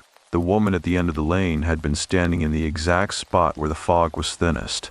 I did not realize that until later, when I was sitting in my car eating a gas station sandwich I had bought in Jonesboro that morning, and had forgotten about until my hands found it in the passenger seat bag on instinct. The fog had been thicker on both sides of where she stood, thicker toward the house and thicker toward the road, and she had been in the one narrow band of clarity between the two densities. I do not know what to do with that detail. I am recording it because it is accurate. I had not gone after her. That is the first thing I want to say about that moment. I had stood on the porch and watched her walk away, and I had not moved, not because I was afraid to, but because something in the quality of her departure felt deliberate, felt like a statement that said not yet, rather than not ever. She had wanted me to see her. She had raised her hand. She had then left, and the leaving felt as intentional as the staying had. I spent the rest of that morning sitting with what I had found in the legal pad. There is a specific kind of grief that does not announce itself as grief. It moves through ordinary life in the clothing of other things. Distraction, mild insomnia, an unusual sensitivity to small losses, a tendency to stand in front of open refrigerators or open windows for longer than the moment requires. I had been living inside that kind of grief for 6 months, and I had been largely successful at not calling it what it was. I was busy. I had work. I had the clean professional language of assessment reports and structural terminology, and the satisfying precision of things that can be measured and recorded. What the legal pad had done, what sitting on the floor of Ruth Alderman's kitchen had done, was remove the clothing, not violently, the way a season changes, gradually and then completely, and then you look up, and the thing you were wearing is simply gone, and the air is different on your skin. My mother had left this hollow at 18. She had never told me why. I had asked twice in my life, both times in my 20s, and both times she had redirected the conversation with such practiced ease that I had only recognized the redirection in retrospect. She was not a dishonest person. She was not a person who avoided difficulty as a general principle. She had sat with me through hard things, had spoken plainly about death and money and the limits of love, had given me the kind of honest practical counsel that I have drawn on steadily ever since. But about the hollow, about the county, about whatever had been there before she became the woman I knew as my mother. She had been a sealed room. She had died in April with me holding one hand, and the television in the corner of the hospital room showing something neither of us had been watching. her last coherent sentence spoken the afternoon before, had been directed at the window rather than at me. She had said I should have gone back. I had assumed she meant the house where she grew up, and I had said gently that it was all right, that she had lived a full life, that there was nothing left undone. Standard comfort, the things you say when you do not know what else to offer. Now I was sitting in the kitchen of the farmhouse on the land adjacent to where she grew up, reading a 93-year-old woman's careful documentation of what this hollow does to people who leave things open, and I was understanding that my mother's last sentence had not been about a house. It had been about this, about the valley, about whatever she had left here at 18 and carried forward in silence for the remaining 63 years of her life. I should have gone back, and she had not, and then she had died.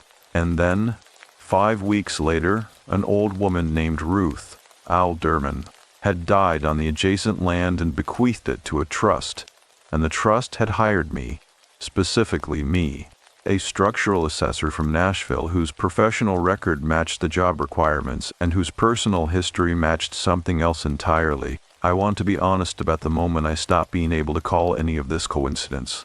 It was not a dramatic moment. It was the opposite. It was very quiet, and it arrived without announcing itself, the way the most permanent changes do.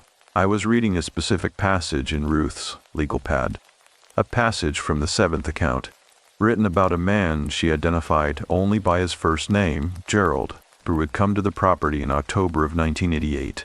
Ruth wrote that Gerald had arrived carrying what she called a second-generation weight, not his own unresolved thing, but his parents' passed him unexamined at the moment of their death, the way certain debts transfer not through intention, but through proximity and love. She wrote that second-generation weights were the most complicated the hollow encountered, because the person carrying them often did not know the weight was not originally theirs, and spent considerable energy trying to resolve something whose origin they had never been shown. I read that passage 3 times.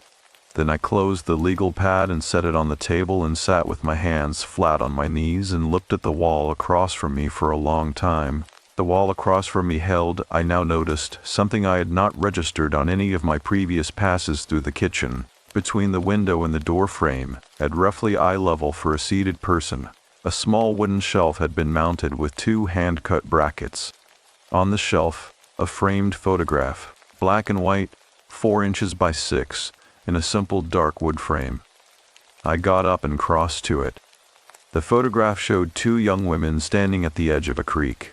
The quality of the image dated it to the 1950s or early 60s. That particular gray tonal range, the slightly soft focus of a consumer camera from that era. The women were laughing at something outside the frame. Both of them caught mid-expression, the unself-conscious kind of laughter that happens before the camera is noticed. They were standing on flat creek stones and both had their shoes off, their feet in the shallow water, and behind them the ridge and tree line were unmistakable. The same eastern ridge I looked at from the kitchen porch every morning. The same angle of slope, the same particular gap in the canopy where the creek bent north. I recognized one of the women. She was younger than I had ever seen her, younger than any photograph I had of her from my own family's small collection, younger than the version of her I carried in memory. But I had studied her face my entire life, in the particular way you study the faces of people you love, learning every angle and proportion the way you learn a landscape by living in it, and I knew her face as well as I knew my own. Possibly better.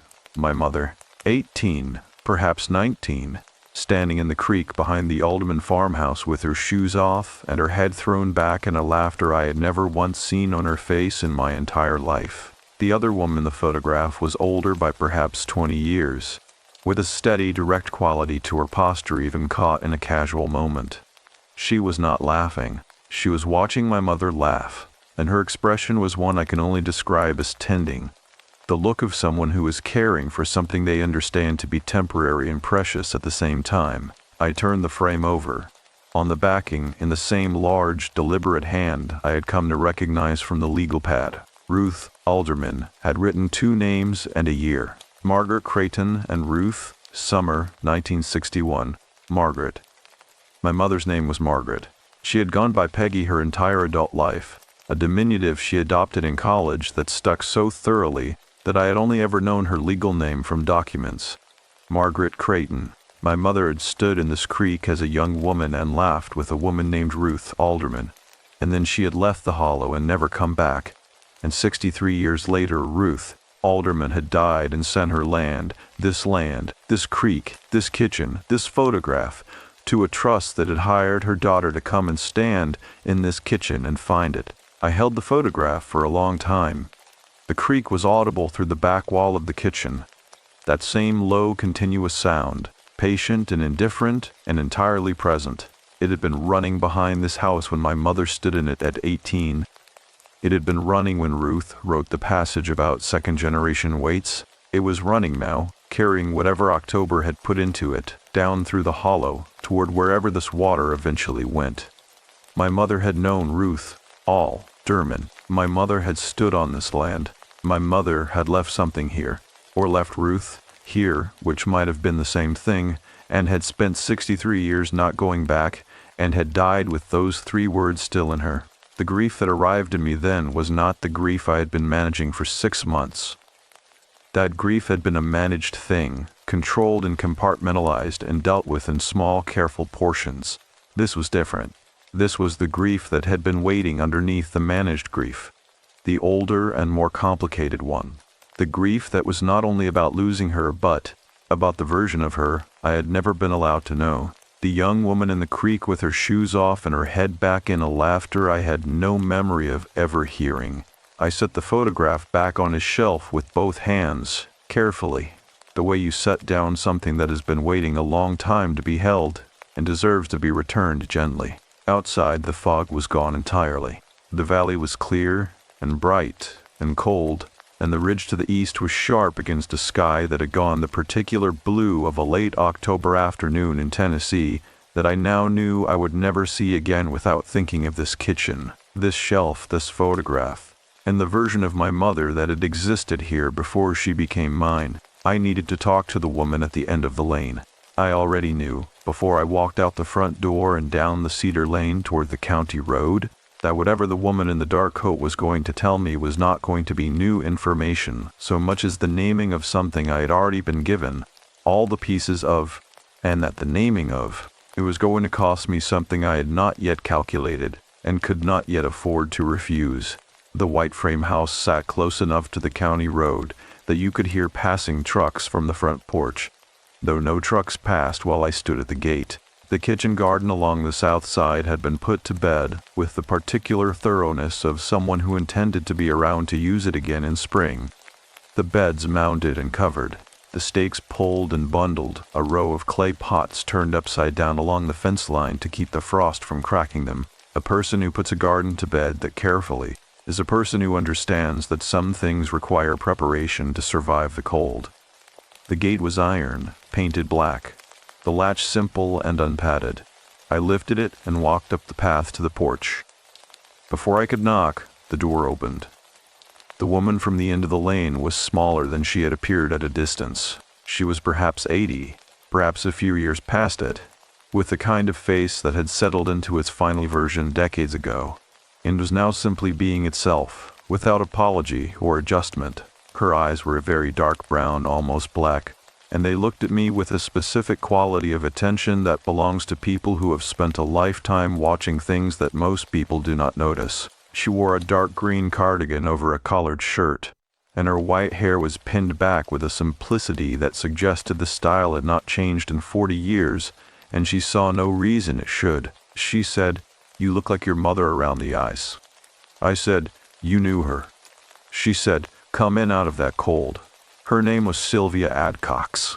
She had been born in this hollow, had left for 12 years to attend nursing school in Knoxville and work at a hospital there, and had come back at 34 and not left again. She had lived in this house for nearly 50 years. She had been Ruth Alderman's nearest neighbor and closest friend for most of that time, and she had been present at Ruth's death in March, sitting in the chair beside the bed, holding the same hand I would later learn Ruth had extended toward the window in her final hour, the way my own mother had.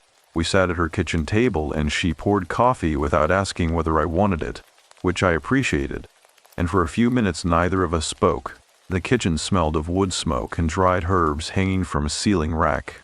rosemary, thyme, something I could not identify that was slightly sweet and slightly medicinal. A tabby cat occupied a chair in the corner with the complete conviction of an animal that has never once questioned its right to any space it inhabits. Sylvia wrapped both hands around her mug and looked at me steadily. She said, "Ruth knew you were coming. Not you specifically, not by name, but she knew someone was coming before the end of this year. She had been watching for it since the spring, since before she got sick. She told me in January that the ledger was close to something. That was the word she used. Close. I asked her what the ledger was, though I had already formed a working understanding from the legal pad. I wanted to hear Sylvia's version, because I suspected it would be more precise than Ruth's written account, which had the careful imprecision of a person documenting something they lived inside, and therefore could not entirely see from the outside. Sylvia was quiet for a moment. She turned her mug a quarter turn on the table, and looked at it as though she were consulting it. She said, the way Ruth explained it to me, and she explained it many times over many years, because she was still working it out herself until nearly the end, was that certain pieces of land accumulate what she called relational debt, not the land's own debt. The debt of the people who loved the land and left things unfinished on it. She said the land does not hold a grudge. She was very clear about that. The land is not punishing anyone. It is more like, she would pause here every time, looking for the right word, it is more like the land is a ledger in the accounting sense. It records. It keeps the account open until the account is settled. And a settlement does not have to mean resolution. It only has to mean acknowledgement. Someone returning to say, I know what I left here. I know what it cost. I am willing to name it out loud. I asked her about my mother. Sylvia nodded slowly, as though she had been waiting for the conversation to arrive at that precise point and was prepared for it. She said, Margaret Creighton came to Ruth in the summer of 1961. She was 18 years old, and she had just made a decision that she knew was going to define everything that came after it, and she needed someone to witness the making of it. That was Ruth's understanding. Ruth was nearly 35 that summer, already managing the property alone after her husband passed, already beginning to understand what the land was. She said Margaret came across the property line from the Creighton side and found her at the spring house, and they talked for most of an afternoon. And by the end of it, Ruth understood that this girl was leaving and was not coming back, and that she was leaving something behind that she did not have language for yet. I asked what the decision had been. Sylvie said there was a person, a young man from the next hollow over, a Beaumont boy, that Margaret had been promised to in the way that still happened in these valleys then, not formally, but in the understood way between two families who had been neighbors long enough that the next generation marrying was considered natural. She had decided not to marry him. She had decided to leave instead, and the leaving was right. Ruth always said the leaving was right, that Margaret's life was not in this hollow, and she had known it. But the way she left caused a harm she never went back to address. The Beaumont family took it badly. There was a rupture between the families that lasted, and Margaret left without making it right because making it right would have required her to go back, and going back felt, to her, like the beginning of a return she was terrified would not end. I sat with that for a moment. The tabby cat shifted in its chair. Outside, a truck moved along the county road, and the sound of it faded into the distance, and the hollow went quiet again. I asked Sylvia what Ruth believed needed to happen for the account to be settled. Sylvia looked at me directly and said, Ruth believed that someone from the Creighton line needed to come back to this land willingly, with full knowledge of what had been left here, and perform an act of acknowledgement, not apology. She was specific about the distinction. Apology is for the person you wronged. Acknowledgement is for the land, for the ledger, for the record. You come back and you say, I know what happened here. I know what it cost. And you do one thing that makes the knowing physical, that takes it out of the interior and puts it into the world where the land can receive it. I asked what the thing was. She said, Ruth left something for whoever came. She prepared it a long time ago. She told me it would be in the place where she kept things that needed to stay cool and clear and protected until they were needed. The spring house, the jar on the stone shelf. Sylvia confirmed it with a slight nod, reading my understanding in my face the way people do when they have been paying attention to faces for 8 decades. She said, "Ruth sealed that jar in 1989, 28 years after your mother left. She had tried to send it through other means, through people who knew people, the way things traveled in these valleys before everything was easier and nothing was more connected. It never reached Margaret. Ruth eventually understood that it was not meant to be delivered. It was meant to be retrieved. There is a difference. Delivery puts the thing in the hands of someone who did not choose to receive it. Retrieval means the person came far enough to find it themselves." I asked what was inside the jar. Sylvia said, "A letter. Ruth wrote it to your mother. She wrote it once and sealed it and did not rewrite it or reconsider it in the 35 years since, because she believed that the right words arrive once, and that revising them is a form of losing faith in the moment they came from." I sat very still. The wood smoke smell moved through the kitchen in a slight shift of air from somewhere, and the dried herbs swayed a fraction on their ceiling rack, and I was aware of the specific weight of what Sylvia was describing, not the supernatural mechanics of it, not the ledger and the land and the account, but the human plainness underneath all of that. A woman who had watched a young girl leave, and had written her a letter and kept it sealed for 35 years in a cold stone room beside a creek, against the day when someone came far enough to find it. Sylvia set her mug down and folded her hands on the table. She said, "There is one more thing. Ruth was very clear about this. The letter is not for you. It was written for your mother. You may read it. Ruth anticipated that Margaret might not be the one who came, that a second-generation carrier might arrive instead, and she left instructions for that circumstance. But you must read it understanding that you are reading something that was not written to you. You are reading it on your mother's behalf, and when you have read it, you will know what the act of acknowledgement is, because Ruth describes it in the letter's final paragraph. She describes it plainly, the way she described everything. She looked at me for a long moment after that, with those very dark eyes that had been watching this hollow and everything in it for most of a century. She said, "The land does not need you to fix what your mother left.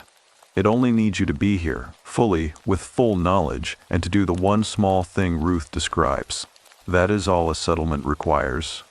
A ledger does not demand payment in full. It only demands that someone shows up and signs their name." I thanked her.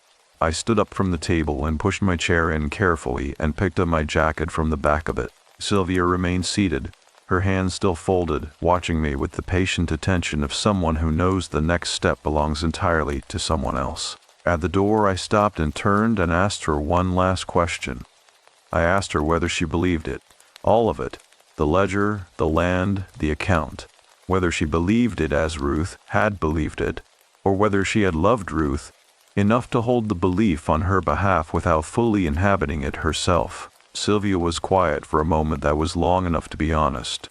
Then she said, "I believe that unfinished things do not finish themselves. I believe that love leaves a mark on the places it was practiced, and the marks do not disappear when the people do. Whether the land keeps a ledger the way Ruth described, I cannot tell you with certainty. What I can tell you is that 11 people came to that property over 60 years carrying open things, and 11 people left with something changed in them that had not been reachable before. I was present for 3 of those. I watched it happen. I do not have a better word for it than what Ruth used, and so I use her word." I nodded. I opened the door. The cold came in clean and sharp, and carried the creek smell from the direction of the alderman land. That mineral sweetness that I had come to associate entirely with this particular fold in the earth. I walked back along the county road toward the cedar lane with the jar already in my thinking. Its sealed lid, its folded paper, its 35 years of patient waiting on a cold stone shelf, and I understood that I had just been given both an explanation and a task, and that the task was waiting for me in the dark of the spring house, and that the only remaining question was whether I was willing to go and take what had been kept there for someone. I could no longer give it to myself. The spring house was the coldest place on the property at 4 in the afternoon. I had learned that over 3 days of moving between the structures at different hours, The farmhouse held whatever warmth the day had managed to generate.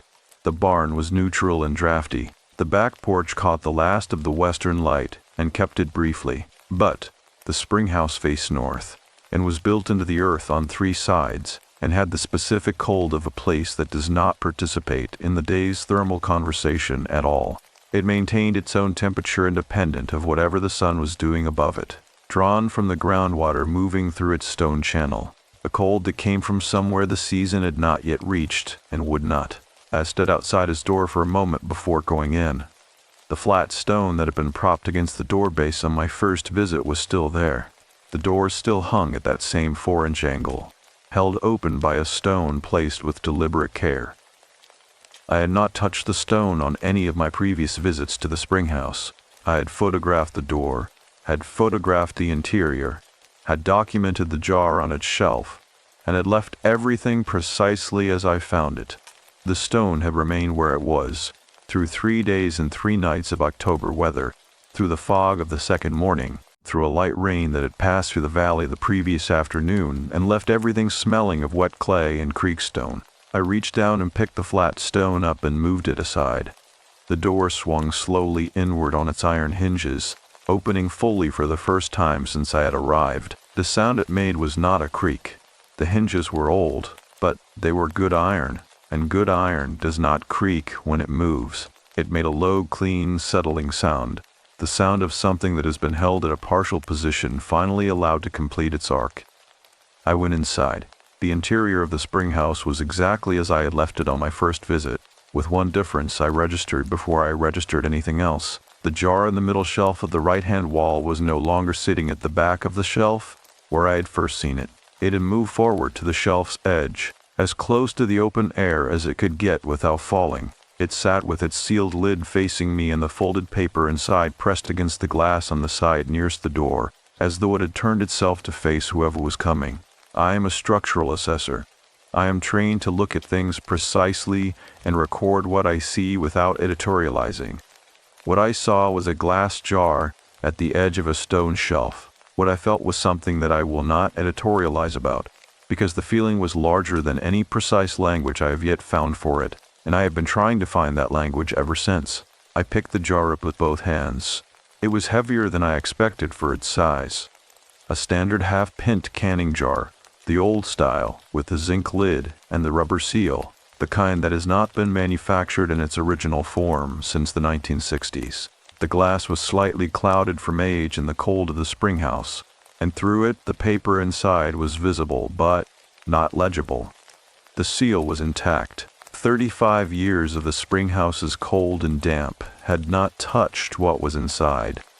I carried the jar out into the afternoon light and stood beside the creek. The creek here ran over a broad, flat shelf of limestone that created a shallow pool before the water gathered itself and narrowed again around a bend to the north.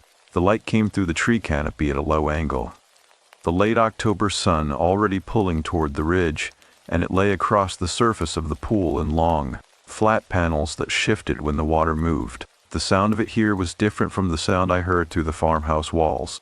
Up close it was fuller, more dimensional, with individual tones inside the general sound that I had not been able to distinguish from a distance. I sat down on the limestone shelf beside the pool with my feet a few inches from the water's edge, and held the jar in my lap.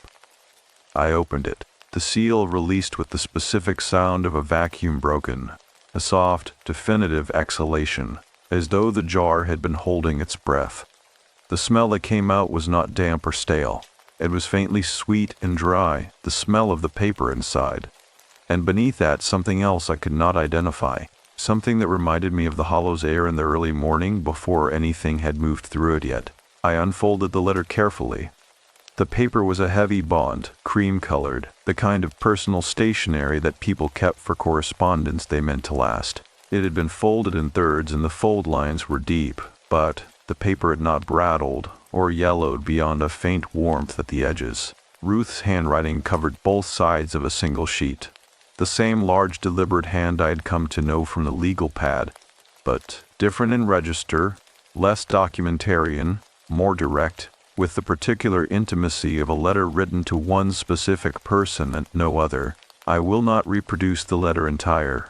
Some of what Ruth wrote to my mother belongs to my mother and to Ruth, and to the particular quality of what had existed between them in the summer of 1961. And I did not arrive at this creek to extract and display someone else's private tenderness. What I will record is what I understood from it, because the understanding is mine and I am the one writing this account. Ruth had known, in that summer afternoon at the spring house 63 years ago, that my mother was leaving and would not return. She had not tried to stop her. She had understood that the leaving was necessary and that the necessity did not make it clean. What she had written in the letter was an account of that afternoon from her own perspective, what she had seen in my mother's face, what she had heard in the things my mother had said and had not said, what she had understood about the cost my mother was preparing to pay for the freedom she was choosing. She had written it without judgment and without sentimentality, in the plain language she used for things that mattered. And what emerged from that plain language was a portrait of my mother at 18, that I had never had access to, had never known to want, and could not now set down without something fundamental in my understanding of my own history rearranging itself around it. My mother had been afraid, not of leaving. Ruth was clear on this, but of what leaving required her to close behind her. She had been afraid that as she looked back at the cost of it, she would lose the nerve to go, and so she had not looked back. She had understood this about herself in that conversation with Ruth. She had named it out loud. Ruth had heard her name it and had written it down 30 years later from memory, because she trusted her memory of important moments more than she trusted the adequacy of language in the moments themselves, and she had been right about that. The letter was precise and clear and true in the way that only memory refined by decades of thinking can be. The final paragraph was the task. Ruth wrote, "If you have come back, Margaret, or if someone who carries you has come in your place, then the act is simple. You know the creek, you know the flat stone shelf below the spring house where we used to sit in the summer of 61 when the heat was too much and the water was cold enough to make you catch your breath. Sit there. Say the name of the thing you left. Not to me, not to the land, not to God. If you are still uncertain about God as you were then, say it to the water. The water moves through this hollow and carries everything downstream eventually. And what is named to the water is named to the current. And what is named to the current, and what is named to the current, is released from the ledger, because a moving thing cannot be an unpaid debt. It is already in motion. Motion is its own settlement." I set the letter down on the limestone beside me and looked at the water moving across the shelf and into the pool and out again around the bend. The light was very low now. The ridge to the east was in full shadow, and the western sky above the opposite ridge was the color of something between peach and copper that deepened as I watched it. The day completing itself with the particular deliberateness of October days in hollow country that seem to understand they are shortening and intend to make the available light count. I put my hand flat on the limestone shelf beside the pool. The stone was cold and slightly wet and absolutely solid, the same limestone shelf that had held my mother's feet in the summer of 1961, the same water running over it, fed by the same spring, carrying the same mineral cold from the same depth of earth. I said my mother's name first. Margaret, not Peggy, which was the name I had always used, but Margaret, which was the name she had carried when she stood here. Then I said the name of the thing she had left. I said she left her permission to be known. She left the part of herself that existed before she became careful. She left the girl who stood in this creek with her shoes off and laughed without knowing she was being watched, and she never came back for her. And that girl waited here in the water and the stone for 63 years. And I am here now, and I am taking her back with me. I am taking her with me. She is not staying here. My voice did not shake. I was surprised by that. I had expected it to shake, and it did not. It came out steady and clear in the cold afternoon air above the creek, and the water received it the way water receives everything, without ceremony, without acknowledgement, without the performance of reception. It simply continued moving. It was already in motion. It took what I gave it and carried it around the bend to the north and out of the hollow toward wherever this water went. I sat there for a long time after that, long enough that the copper and peach of the western sky went to deep blue, and the first stars appeared above the eastern ridge, the same low white star I had watched on my first evening here, and then more of them, until the strip of sky above the hollow was fully populated and moving in the way a clear rural sky in October moves, with a depth and density that sky over cities never achieves, each star distinct, the whole of it present in a way that makes you understand why people throughout all of human history looked up and felt they were being regarded. I folded the letter and held it in both hands. Something had changed in the quality of the air around the spring house, not dramatically, not in any way that would register on an instrument or satisfy a skeptic, but the particular quality of waiting that had been present in this property from the moment I arrived, the quality I had named and not yet named, the atmospheric tension of something held just past its completion point. That quality was gone. The spring house behind me was just a spring house.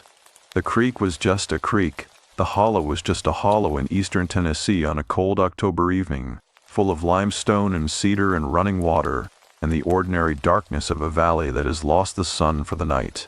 I was aware that I was still Claire Marsh, structural assessor, with a report to finish and a rental car to return and a life in Nashville that had continued existing while I was here, attending to something that life had not prepared me for. I was aware of all of that. I was also aware that I was different in some way I would spend a long time learning the dimensions of. Not healed. That word belongs to a different kind of story than this one. Changed in register.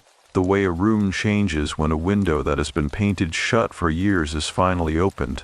Not because the room is now repaired, but because the air inside it is no longer the same air it was. I stood up from the limestone shelf and put the letter in the pocket of my jacket, against my chest. The jar I set back on the shelf inside the spring house, empty, lid resting beside it, but not sealed. An open account, now open in a different sense. No longer a thing being kept, just a jar in a cold stone room, available to be whatever a jar is when it is finished being a vessel for something that needed carrying. I pulled the spring house door closed behind me. I stood in the darkening yard of the Alderman farmhouse with the letter against my chest and the creek moving somewhere behind me in the new dark, and what I felt was not the resolution of grief but the arrival of it. The real thing, at last, in place of the managed version I had been living with, and I understood that I had needed to come here to find out the difference, and that the difference was everything. I drove back to Jonesboro that evening in a state I do not have a clean word for. Not calm exactly, though something in me had quieted, not resolved, though something had shifted past the point of return. It was more like the feeling of having set down a weight you had been carrying for long enough that the absence of it changes your posture, and your body does not yet know how to hold itself in the new configuration. I was upright and moving and functional and entirely uncertain of my own center of gravity. The inn was warm, and the woman at the front desk, whose name was Barbara, and who had the particular gift of knowing when a guest needed to be spoken to and when they needed to be left alone, took one look at me and handed me my key and said only that there was soup on in the kitchen if I wanted it. I wanted it. I sat at the small table by the window with a bowl of vegetable beef and a piece of cornbread, and ate slowly and watched the empty main street of Jonesboro hold its quiet Friday evening stillness. The storefronts dark, the street lights doing their patient work, a single dog crossing the road at the far end with the unhurried authority of an animal that knows every inch of its territory. I did not look at my phone. I did not open my laptop. I did not write a single word of the assessment report that was technically due to Dale Pruitt by the end of the following week. I went to bed early and slept in a way I had not slept since before my mother died. Deeply, without the shallow cycling between sleep and almost sleep that had become my normal, without the 3 a.m. arrivals of thought that had been conducting their uninvited residency in my nights for 6 months. I slept as though the dark were a room I trusted completely, and I did not dream, or if I dreamed I kept none of it, which amounted to the same restfulness. In the morning I called Sylvia Adcox. She answered on a second ring, which told me she had been expecting the call. I told her what I had done at the creek. I told her as precisely as I could. The jar, the letter, the limestone shelf, the words I had spoken to the water. She listened without interrupting, which is a rarer quality in a listener than people acknowledge. And when I finished, there was a brief silence on her end that felt like the silence of someone receiving information they already knew, but needed to hear spoken in order for it to be complete. She said Ruth would have called that a proper settlement. She would have used exactly that word. Proper. I asked Sylvia what I should do with the letter. She was quiet for a moment. Then she said, "That is yours to decide. Ruth wrote it for your mother, but your mother sent you instead, even if she did not know she was doing it. The letter did its work. What it is now is yours." I thanked her. She asked me how long I was staying in the valley, and I told her I needed one more day at the property to finish the structural assessment. And she said she would leave the porch light on, the way she always did, and that I was welcome to come by before I left if I wanted to. There was no pressure in the invitation. It was offered the way Sylvia seemed to offer everything, plainly without performance, with the ease of someone who has stopped needing the things they extend to others to be accepted, in order for the extending to feel worthwhile. I spent that final day at the property working.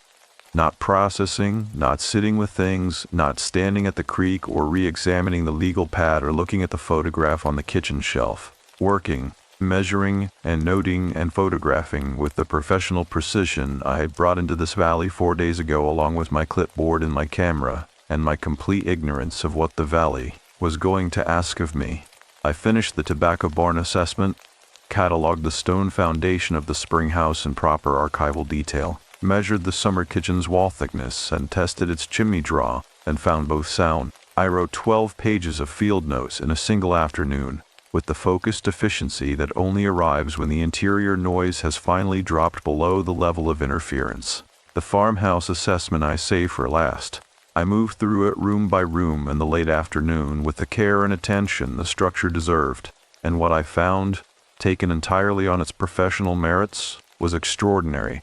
The Alderman farmhouse was one of the most structurally intact examples of mid-19th century Appalachian vernacular construction I had encountered in 11 years of this work. The original builder had understood load distributing with an intuitive sophistication that predated formal engineering education in this region by decades. The sill plates were hand-hewn chestnut, still solid, resisting the decay that should have taken them a century ago through some combination of the wood's natural resistance and the dry limestone foundation that wicked moisture away from the base of the structure. The interior walls were original plaster on hand-riven lathe, intact in 90% of their surface area. The staircase banister was mortised directly into the newel post with a joint so precisely cut that it had not moved a fraction in 150 years of use. It was worth saving, completely, unequivocally, without qualification. I would say so in the report, and I would say it with the professional confidence of someone who has seen enough old buildings to know the difference between sentiment and structural reality. I stood in the parlor for a moment before leaving. The room with the ladder-backed chair and the oval rug and the rectangle of darker wallpaper above the mantel where the picture had hung for decades before being removed. I looked at that rectangle for a long time. The photograph from the kitchen shelf was in the bag over my shoulder. I had taken it down that morning, carefully, and wrapped it in a clean cloth from my kit, and placed it in the bag with the letter. I had not made that decision consciously. I had done it the way you do things that are simply the next correct action, without deliberation, the way you lock a door behind you or turn off a light in a room you are leaving for the last time. I went to Sylvia's house before driving out of the valley. She was on the porch when I came up the lane, as though she had heard my footsteps on the county road from inside, which was possible, or had simply known the timing, which was also possible. She had a thermos of coffee and 2 cups on the small table beside her chair, and she poured one for me without being asked and handed it across. We sat on her porch in the last of the afternoon light and looked at the cedar lane of the Alderman property across the road, and did not speak for a while. The valley was doing what it did in the hour before dark, pulling the light down from the ridge tops slowly, the eastern ridge already dark, the western sky still holding a pale residual brightness that was not quite the day, and not quite the end of it. I told her about the structural assessment.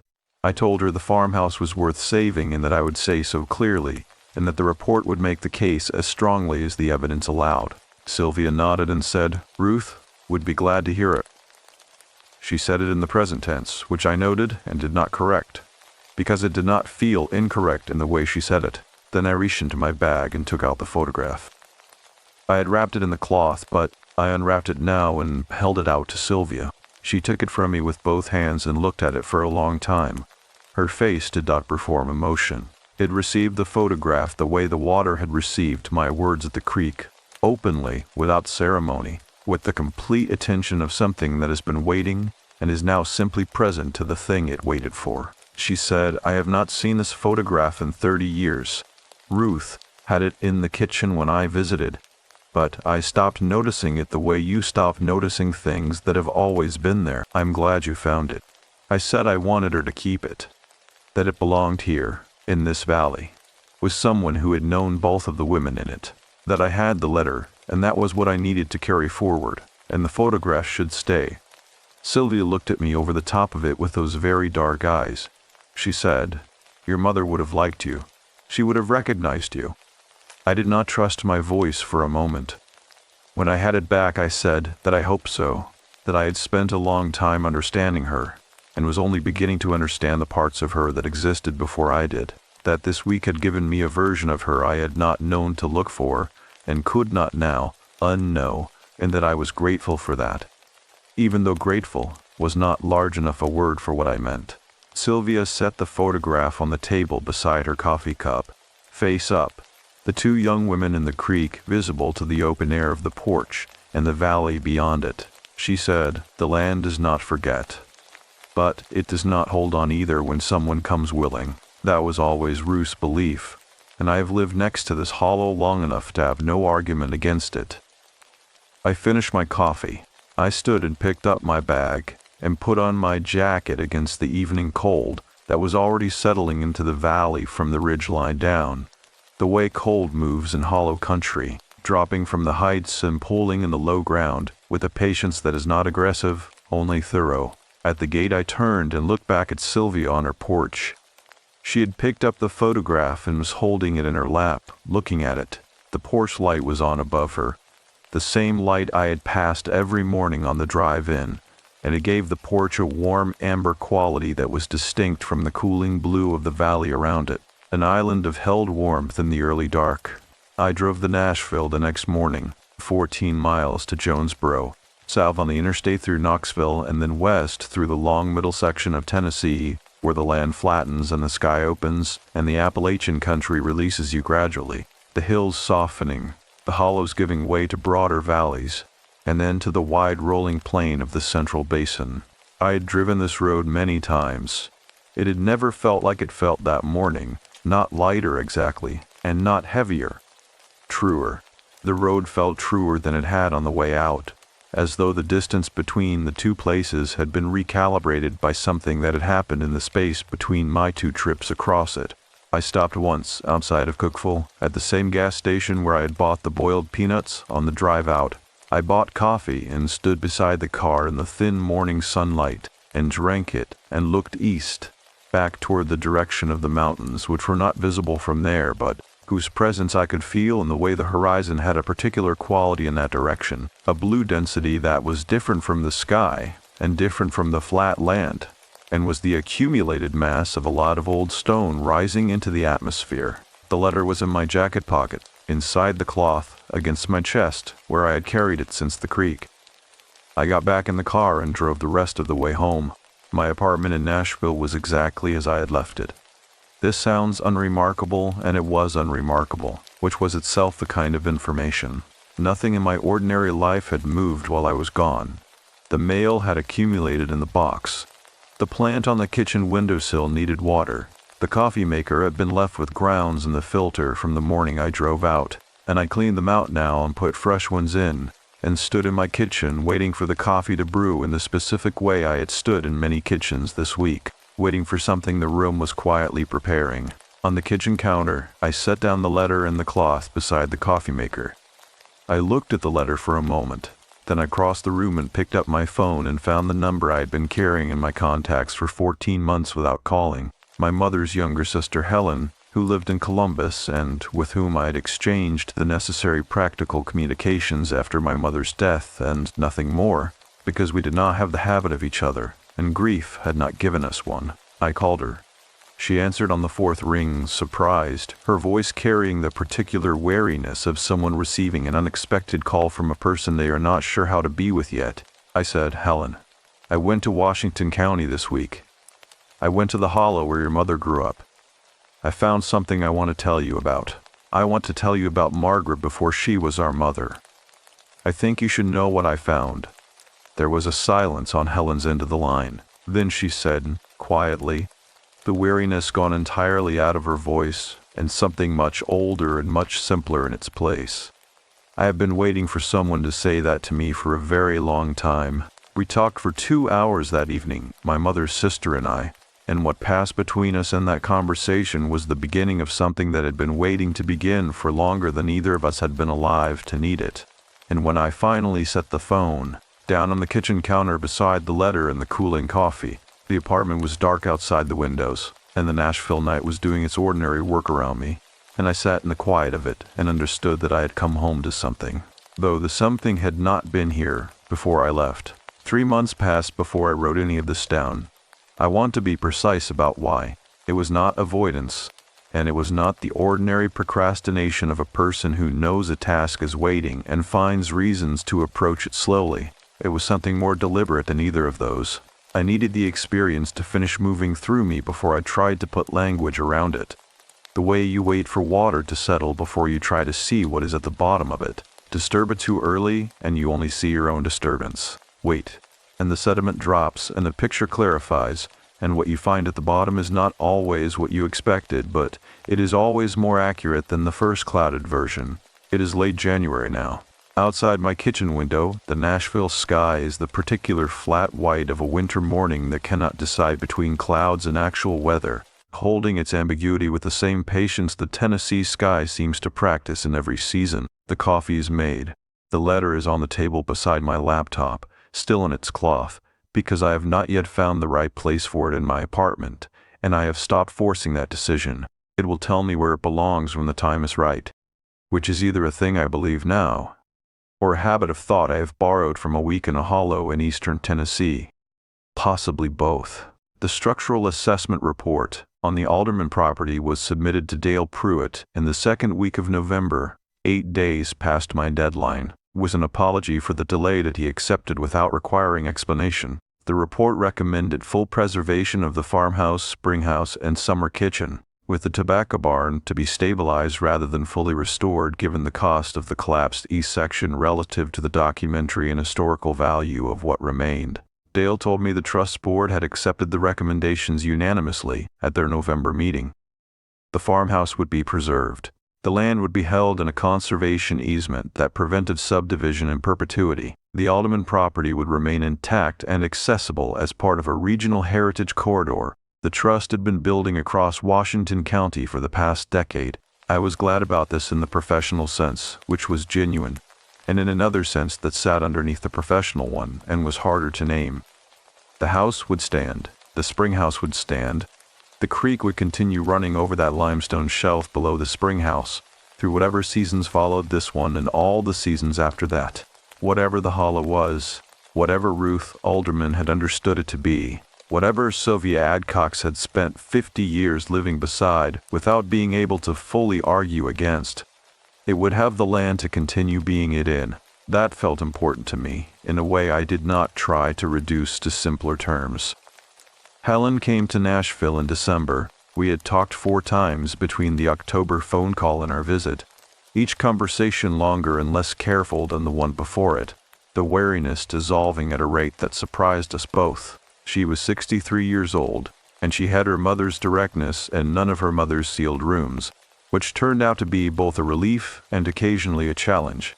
She said what she thought. She asked what she wanted to know. She arrived at my apartment on a Saturday afternoon in early December with a bottle of wine and a tin of cookies she had made herself and a cardboard box of photographs she had been keeping for years, without knowing what to do with them.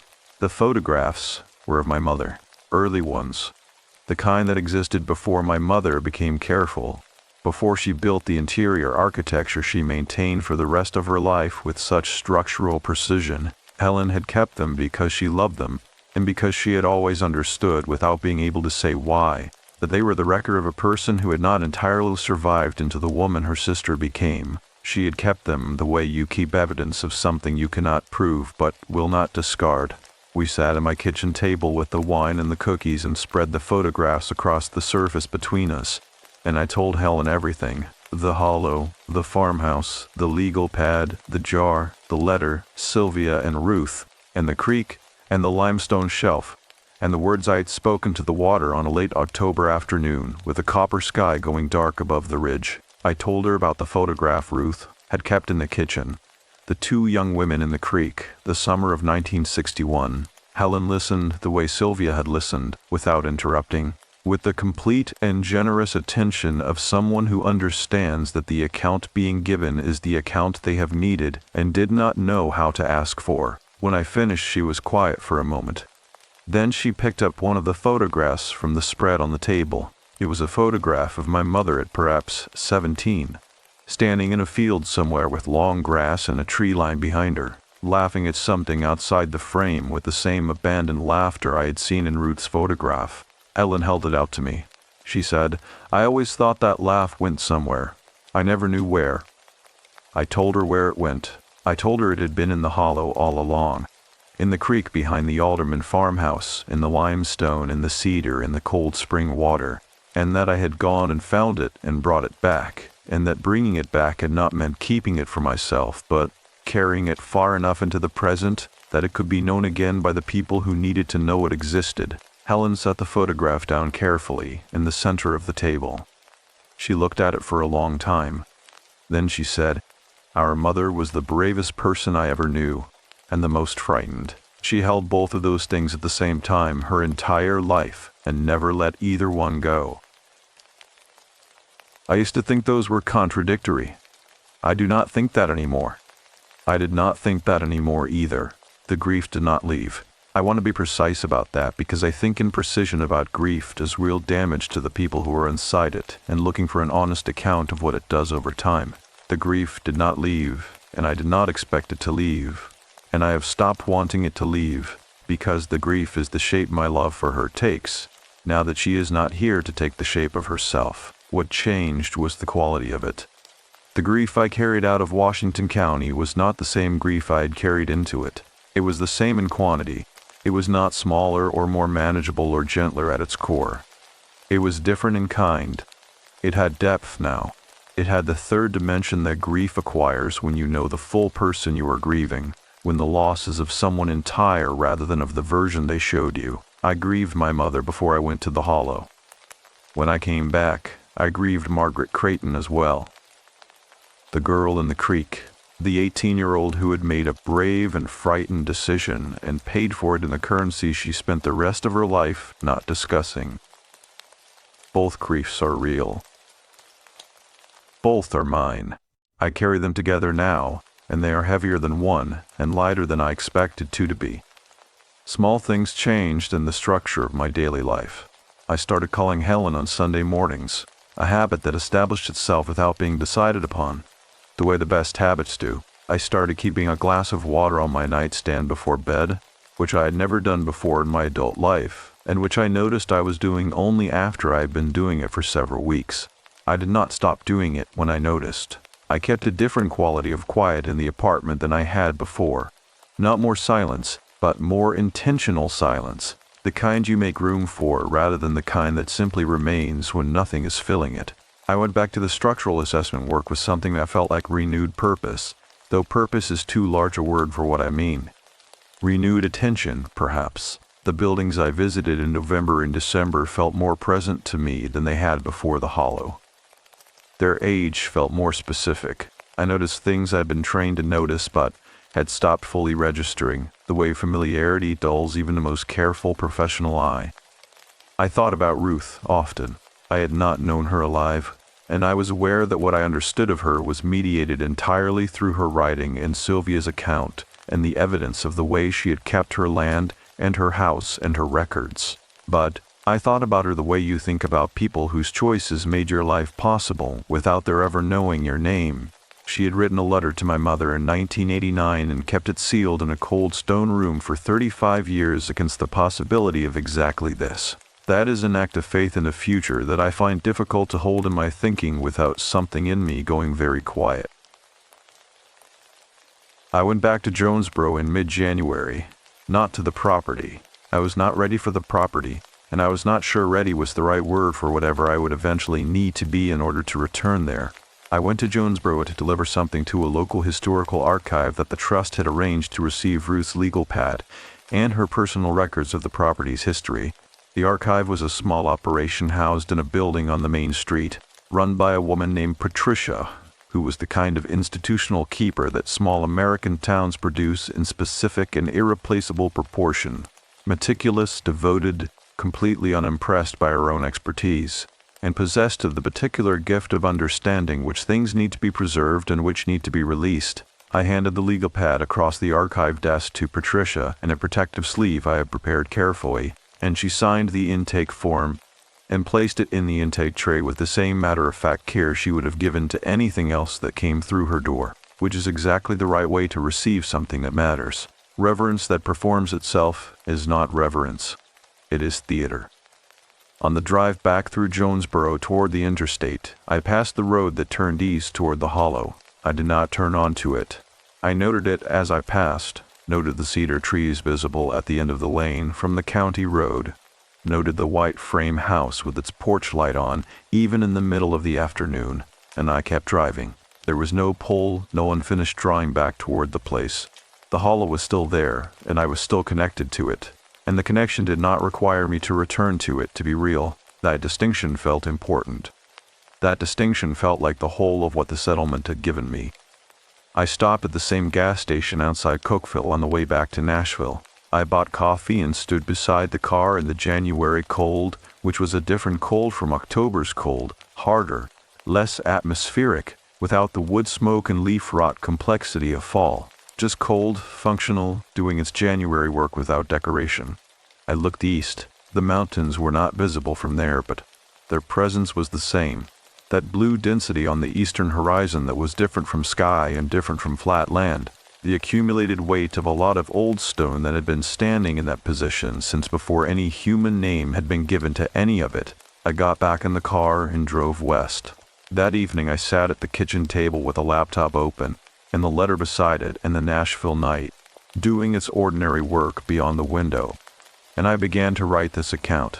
The title arrived before the first sentence did, which is how I know it is the right title. Titles that have to be found after the writing is finished are usually descriptions. Titles that arrive first are usually truths. I wrote until the apartment was cold, and the coffee was gone and the flat white winter sky outside the window had gone fully dark. And then I saved the file and closed the laptop and sat in the quiet for a while. The letter was still on the table beside the laptop. I picked it up in its cloth and held it in both hands, the way I had held it at the creek. And I thought about Ruth Alding, writing it in 1989 at a kitchen table not unlike this one, in a farmhouse on a hollow in eastern Tennessee, pressing the words down hard enough into the paper that their impressions would still be legible through the sheet above them decades later. She had written it once. She had not revised it. She had trusted the moment the words came from and sealed the jar and placed it on the shelf and waited. I put the letter down and went to the kitchen window and looked out at the Nashville night. The ordinary lights of an ordinary American city doing their patient work in the January dark. And somewhere east of everything I could see from that window, 14 miles east of Jonesboro, the creek was running over the limestone shelf below the spring house in the hollow where my mother had once stood with her shoes off and her head thrown back. And the water was cold and clear and moving, and it carried everything downstream eventually, and what it carried it did not keep.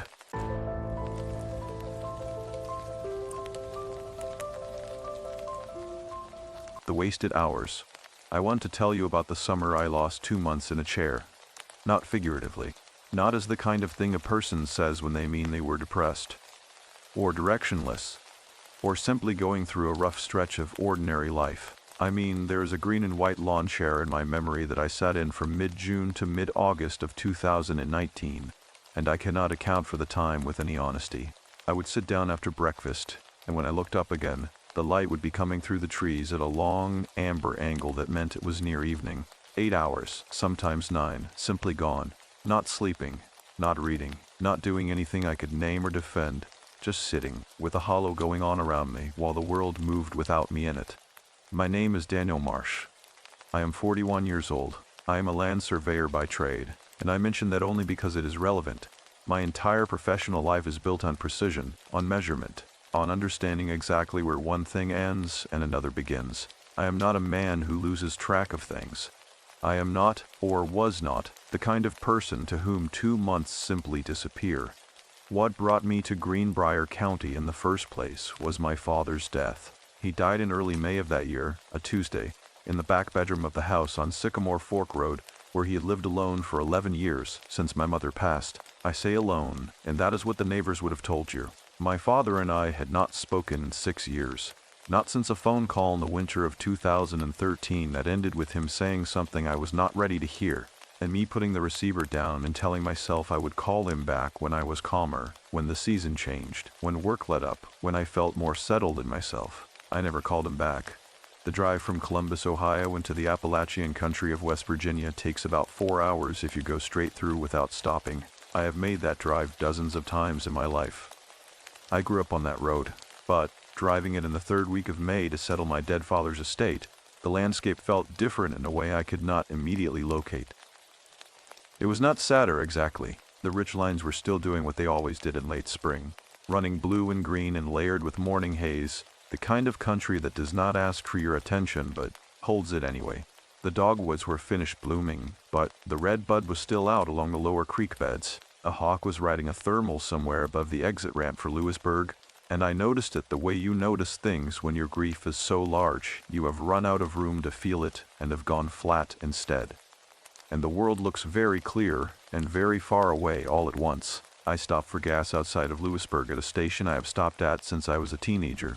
The man behind the counter, older than I remembered, or a different man entirely, I honestly could not say, did not look at me when he rang up the coffee and the gas. The coffee was in a styrofoam cup, and it tasted of the machine and of the particular mineral quality that West Virginia water has.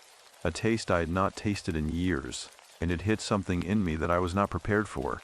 Not nostalgia exactly, something older and more complicated. The road to Sycamore Fork runs off State Route 219 about 8 miles south of Lewisburg, and the county road itself is paved for the first 1.5 miles before it becomes gravel, and then beyond that becomes something you can only describe as a suggestion. My father had bought the property in 1987 when I was 7 years old, after spending the previous decade in Charleston in a house my mother considered too urban, too loud, too close to everything. She wanted the hollow. She grew up in hollow country, and she wanted to return to it, and my father loved her enough to sell the Charleston house and buy 36 acres at the end of a road that spent half the year in mud. I remember the drive into that property as a 7-year-old feeling like the world was getting quieter by degrees. Each quarter mile, the sound from the main road faded a little more. The trees pressed a little closer. The sky narrowed above the track to a long stripe of pale blue. By the time we reached the house for the first time, I had the specific feeling that we had driven somewhere the world did not know about. Driving in for the first time in 11 years, I had a different version of that same feeling. The house is a white clapboard 2-story built in the 1920s with a covered porch that runs the full width of the front. My grandfather on my mother's side always called houses like it a mountain gentleman's house, meaning it was built by someone with more ambition than land. The porch boards had gone soft in the center from years of weather, and the paint was coming off in long, lazy strips near the roofline. The yard, which my mother had kept in a kind of controlled, practical order, a garden along the south side, grass mowed to the edge of the tree line, had gone to something wilder, not entirely neglected. The grass had been cut, recently enough that the cut ends were still pale at the tips, but the garden beds were empty and the roses my mother had planted along the east fence had grown into something architectural and thorned and unkempt. There was something else in the yard that I did not expect. Against the south wall of the house, between the kitchen window and the garden beds, there was a sundial. I had never seen it before. It was not there in any memory I had of the property, not in the years I spent growing up on it, not in the handful of visits I had made in my 20s before the silence between my father and me became permanent. It was old. The stone of it was weathered and dark with lichen, the gnomon green with age. Someone had set it into a low stone base, mortared in place. It had not been put there recently. I stood in the yard in the late afternoon light with my key still in my hand and looked at it for a long time. The shadow on the face of the dial read 5:15, which I checked against my watch. It was 5:15. The instrument was perfectly accurate, and yet my father had never mentioned it in any letter, any early phone call, any conversation. The neighbors I would later speak to, the Henleys up the road, the Praters whose property ran along the eastern boundary, none of them knew when it had appeared. They had all simply, at some point, noticed it was there.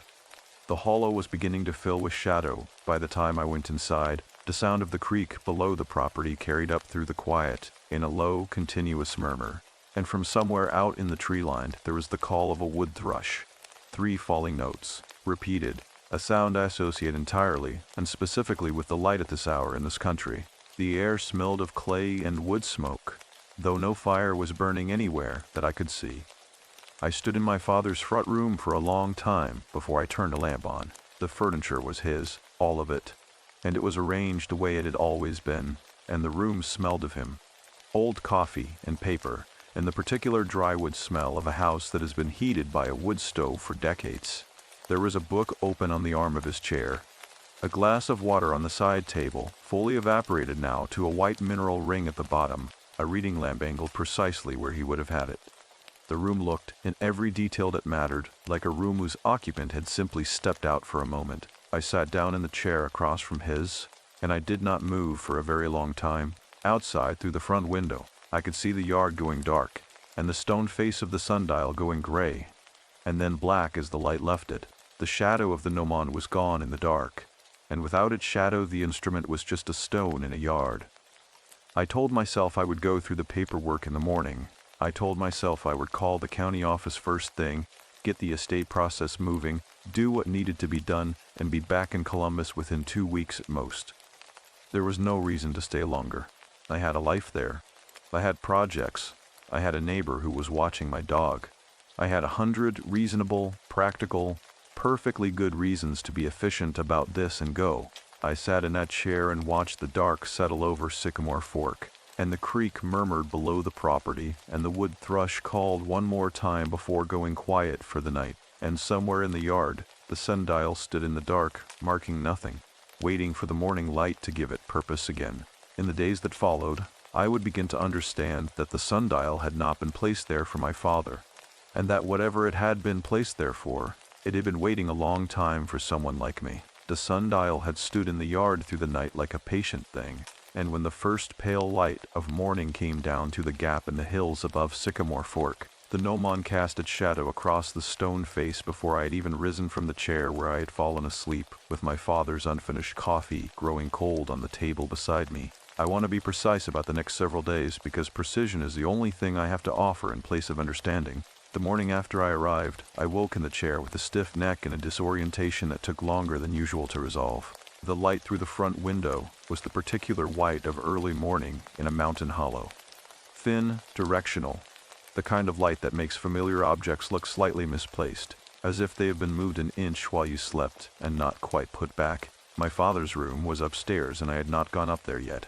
I was not ready. I told myself I would go up after breakfast, after the county recorder's office opened, after I had done a few useful things and given myself some ballast for the day. I made coffee in my father's kitchen, using his percolator, which I did not know how to operate and had to reason through from first principles. The kitchen faced east, and the morning light came in hard and flat across the linoleum floor, and the smell of the coffee filling the room did something to the air that I found I was grateful for. There is a specific comfort in the smell of a house working the way a house is supposed to work. Food cooking, coffee brewing, a kettle coming to heat. It means the place is inhabited. It means time is moving in the ordinary direction. I took my cup out onto the porch. The hollow was still in the way that mountain hollows are still on clear mornings. A held breath kind of stillness. Not peaceful exactly, but attentive. The ridgeline to the east was burning gold-green at the top where the sun had caught the canopy, and the lower slopes were still in blue shadow. A pair of crows were working the edge of the tree line across the creek, moving methodically along the ground, pausing, moving again. The creek itself was audible but invisible from the porch, running somewhere below the bank at the property's south edge. The sundial was directly in my line of sight from the porch steps. In the morning light it was more clearly old than it had appeared the evening before. The stone was a dark gray limestone, river smoothed on the edges in a way that suggested it had spent time in water before it was set here. The carved numerals on the face were Roman, deeply cut, but worn at the ridges. The gnomon, the flat triangular blade that cast the shadow, was iron, pitted with age, and had been repaired at some point near its base with what appeared to be a different, newer metal, a brighter gray that stood out against the original. I walked over and crouched in front of it. The shadow fell across the numeral 7, and I checked my watch. 6:53, close enough, accounting for the difference between solar time and standard time. The instrument was not just ornamental. It was a working, calibrated piece of equipment, oriented with care to the angle of the sun at this specific latitude. Someone had placed it here with knowledge and with intention. There was an inscription around the outer ring of the face that I had not noticed in the dusk the night before. The letters were small and worn, and some were lost entirely to weathering and lichen. But I cleaned the surface with the edge of my sleeve and read what I could. The words were incomplete, gaps where the stone had lost its surface entirely, but what I could reconstruct read something like, "What you do not spend cannot be returned to you." I stayed crouched in front of it for a long time. The crows had moved down toward the creek. The sun had climbed above the ridge and the hollow was warming by degrees, the shadow line retreating back up the hill to the east. I was aware, in the way you become aware of things you have been ignoring, that I had been looking at the sundial for considerably longer than I thought. I checked my watch. 40 minutes had passed since I came out to the porch. I had not moved. I had simply been crouched in front of a stone in a yard, watching the shadow advance. I went inside and made myself eat something practical. Bread and peanut butter I had brought from Columbus, since my father's refrigerator had been emptied out by the Henleys after he passed. I ate standing at the counter, looking out the kitchen window at the sundial, which was now in full sun and casting a shadow I could read from where I stood. It was accurate to within 2 minutes. I checked it 4 times across the morning. The county recorder's office opened at 8:30. I called and spoke to a woman named Darlene who had a warm, practiced efficiency about her, and who told me I would need to bring the original deed, the will if one existed, and 2 forms of photo identification. I asked if there was a local attorney who handled estate work, and she gave me the name of a man named Gerald Stout, who had an office above the hardware store in Lewisburg and had been handling Greenbrier County estates since before she started there. I wrote down the name and the number. I wrote down the list of documents I needed. I set the notepad on the kitchen table and went back out to look at the sundial. I cannot explain this with any logic that satisfies me even now. I am not an impulsive person. I am not easily distracted. But there was something about the instrument that pulled at the portion of my attention I had not allocated to the practical tasks of the morning. And every time I tried to redirect toward those tasks, some part of me was still outside in the yard with the shadow in the worn stone face and the inscription. I could not read in full. I went upstairs. My father's bedroom was at the end of the hall, the door slightly open, the curtains drawn against the morning light. The room smelled of him the way the rest of the house did, but more concentrated. Old paper, faint wood smoke, the particular smell of a person who has slept in the same room for decades, which is not an unpleasant smell, but a deeply specific one. The way every person's sleep has its own register. I stood in the doorway for a moment before stepping inside. The bed was made. Of course it was made. He had made the bed on the morning he died. A Tuesday. The coroner had said he passed some time in the early morning hours, which meant he had likely made the bed the previous evening, as he always did. Because my father made his bed every evening before getting into it rather than every morning after getting out of it. It was a habit he had from the army, and I had always found it a strange reversal of the usual order of things. The way it assumed the day ending was more important than the day beginning. On the nightstand there was a book, a glass of water, and a small framed photograph. I picked up the photograph. It was of me. Not me as I am now, but me at roughly 12 or 13 years old. Standing on the porch of this house with a hollow behind me and a look on my face that I remembered the interior of more than I recognized the exterior. That specific teenage blankness that is not emptiness but a kind of careful concealment of feeling. A face that has decided not to give anything away and has not yet learned that the decision itself is visible. My mother must have taken it. She was always taking photographs in the years we lived here. I did not know my father had kept this one. I set it back on the nightstand exactly where it had been. I opened the top drawer of the nightstand, slowly, the way you open the possessions of the dead when you are not entirely certain what you will find. There was nothing startling. A few pens, a small flashlight, a folded piece of paper. I unfolded the paper. It was a list, written in my father's handwriting, which was small and very neat. The handwriting of a man who had been taught penmanship and had maintained it as a discipline. The list was of tasks. Call the county about the easement. Finish the fence line along the north boundary. Write to Daniel. Write to Daniel. The item was not checked off. The other two were checked neatly in the same pen used to write them. That one was not. There was no date on the paper. No way to know when it had been written or how long it had lived in that drawer, accumulating the weight of the undone. I folded it and put it back exactly as I had found it, and I stood in that room for a while with the photograph on the nightstand and the made bed and the empty water glass and the particular quality of light that comes through drawn curtains into a room where a person used to sleep and now no longer will. Downstairs, I could tell from the angle of light through the window that the morning was advancing. I went back to the kitchen, found Gerald Stout's number on the notepad, and sat down to dial it. Before I picked up the phone, I looked out the window at the sundial in the yard.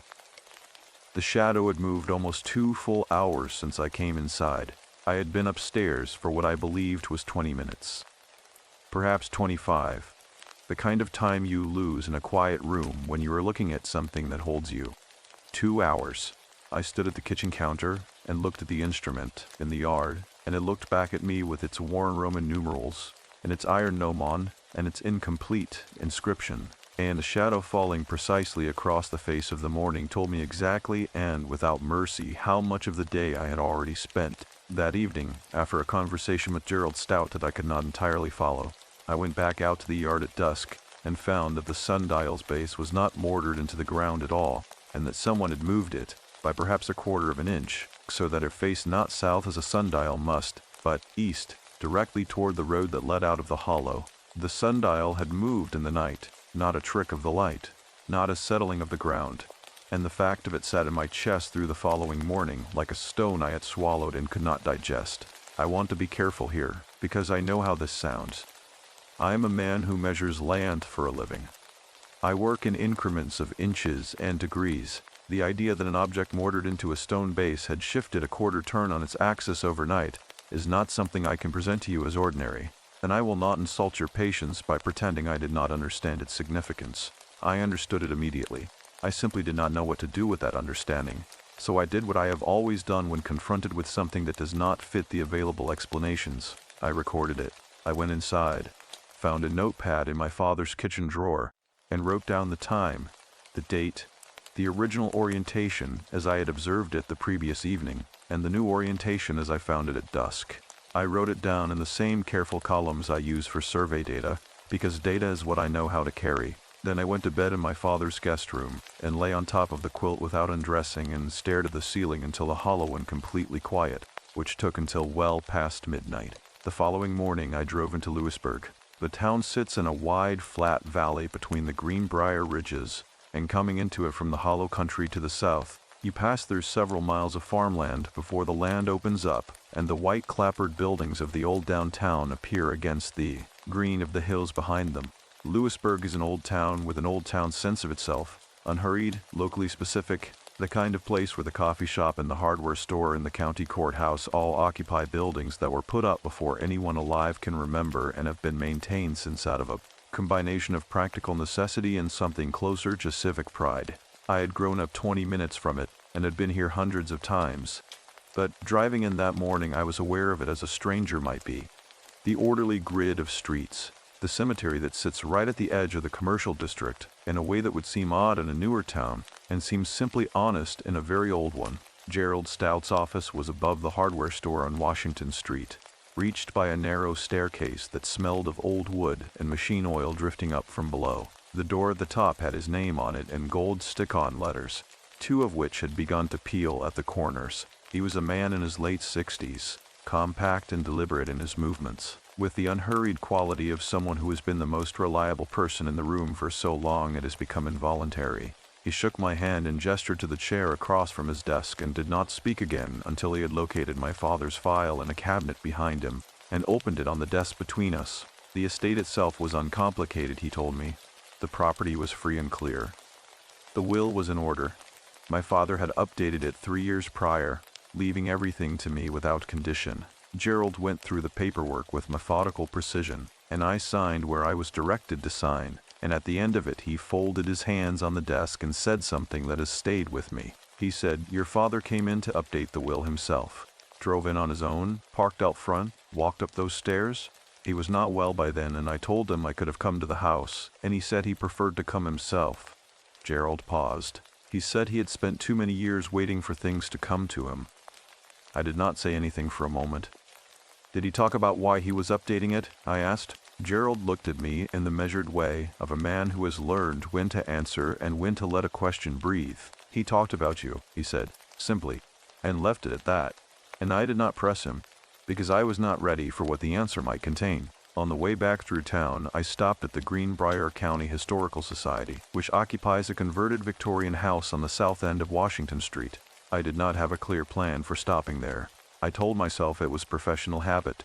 When you work in land survey, you develop an instinct for local records, for the layers of ownership and boundary, and use that accumulate beneath any piece of ground. The property at Sycamore Fork had been in my family for 30-some years, but the land itself was far older than that, and the sundial was far older than our ownership of it, and I wanted to understand what had been on that ground before we were.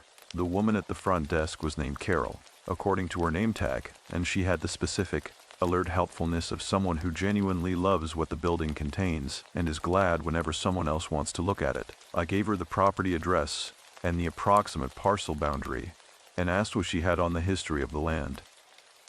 She was gone for perhaps 15 minutes. When she came back, she had a thin folder and a slightly different expression, something careful around the eyes that had not been there before. The parcel at Sycamore Fork, she told me, had passed through several hands between its original land grant in the 1840s and our family's purchase of it. 2 of those transfers have been quick, a year of ownership, perhaps 2, which was unusual for agricultural land in this part of the county, where families tended to hold. The original structure on the property, she said, predated the house my father had bought. There had been a smaller building on the site, a single-room dwelling, occupied in the 1880s by a man named Elias Cutter. I wrote the name down. Elias Cutter, Carol told me, was not extensively documented in the county records, but he appeared in the deed transfer for the property in 1891, when the land was sold following his death. There was a brief notice in the archived Greenbrier Independent from that year. She had made a photocopy. The notice was 4 sentences. It reported that Elias Cutter, a stone cutter and instrument maker of Sycamore Fork, had been found deceased on his property in March of 1891. It noted that he had no known family. It mentioned that his workshop had contained, among his tools and works in progress, a number of stone sundials of unusual quality, and that these had been dispersed at auction. The final sentence read, "Neighbors reported that Cutter was known to say that a man who wastes his allotted hours will find, at the end of them, that something has been keeping count." I read the sentence 3 times. Carol was watching me with that careful expression. I asked if there was anything else in the file. She hesitated. Not long, a beat only. The hesitation of someone deciding whether to volunteer information they have not been asked for directly. Then she slid a second sheet across the desk. It was a photocopy of a hand-drawn county map from approximately 1885, showing the properties along Sycamore Fork Road.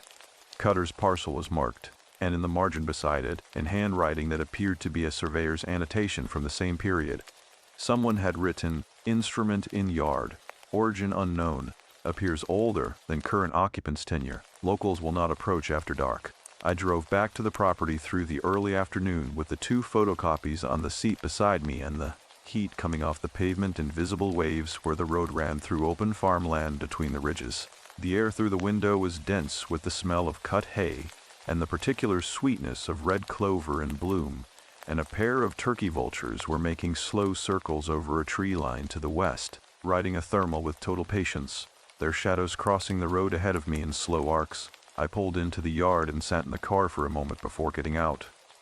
The sundial was in full afternoon sun. The shadow on its face read 20 minutes past 2. My watch confirmed it. The instrument was facing south again, the correct orientation, the functional one. Not east as I had found it the evening before, south.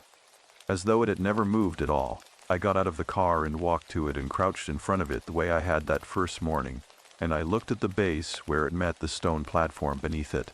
There was a thin line of dark material between the sundial's base and the platform. Not mortar, not soil, but something denser and darker. A residue I could not immediately identify. I touched it with the tip of one finger.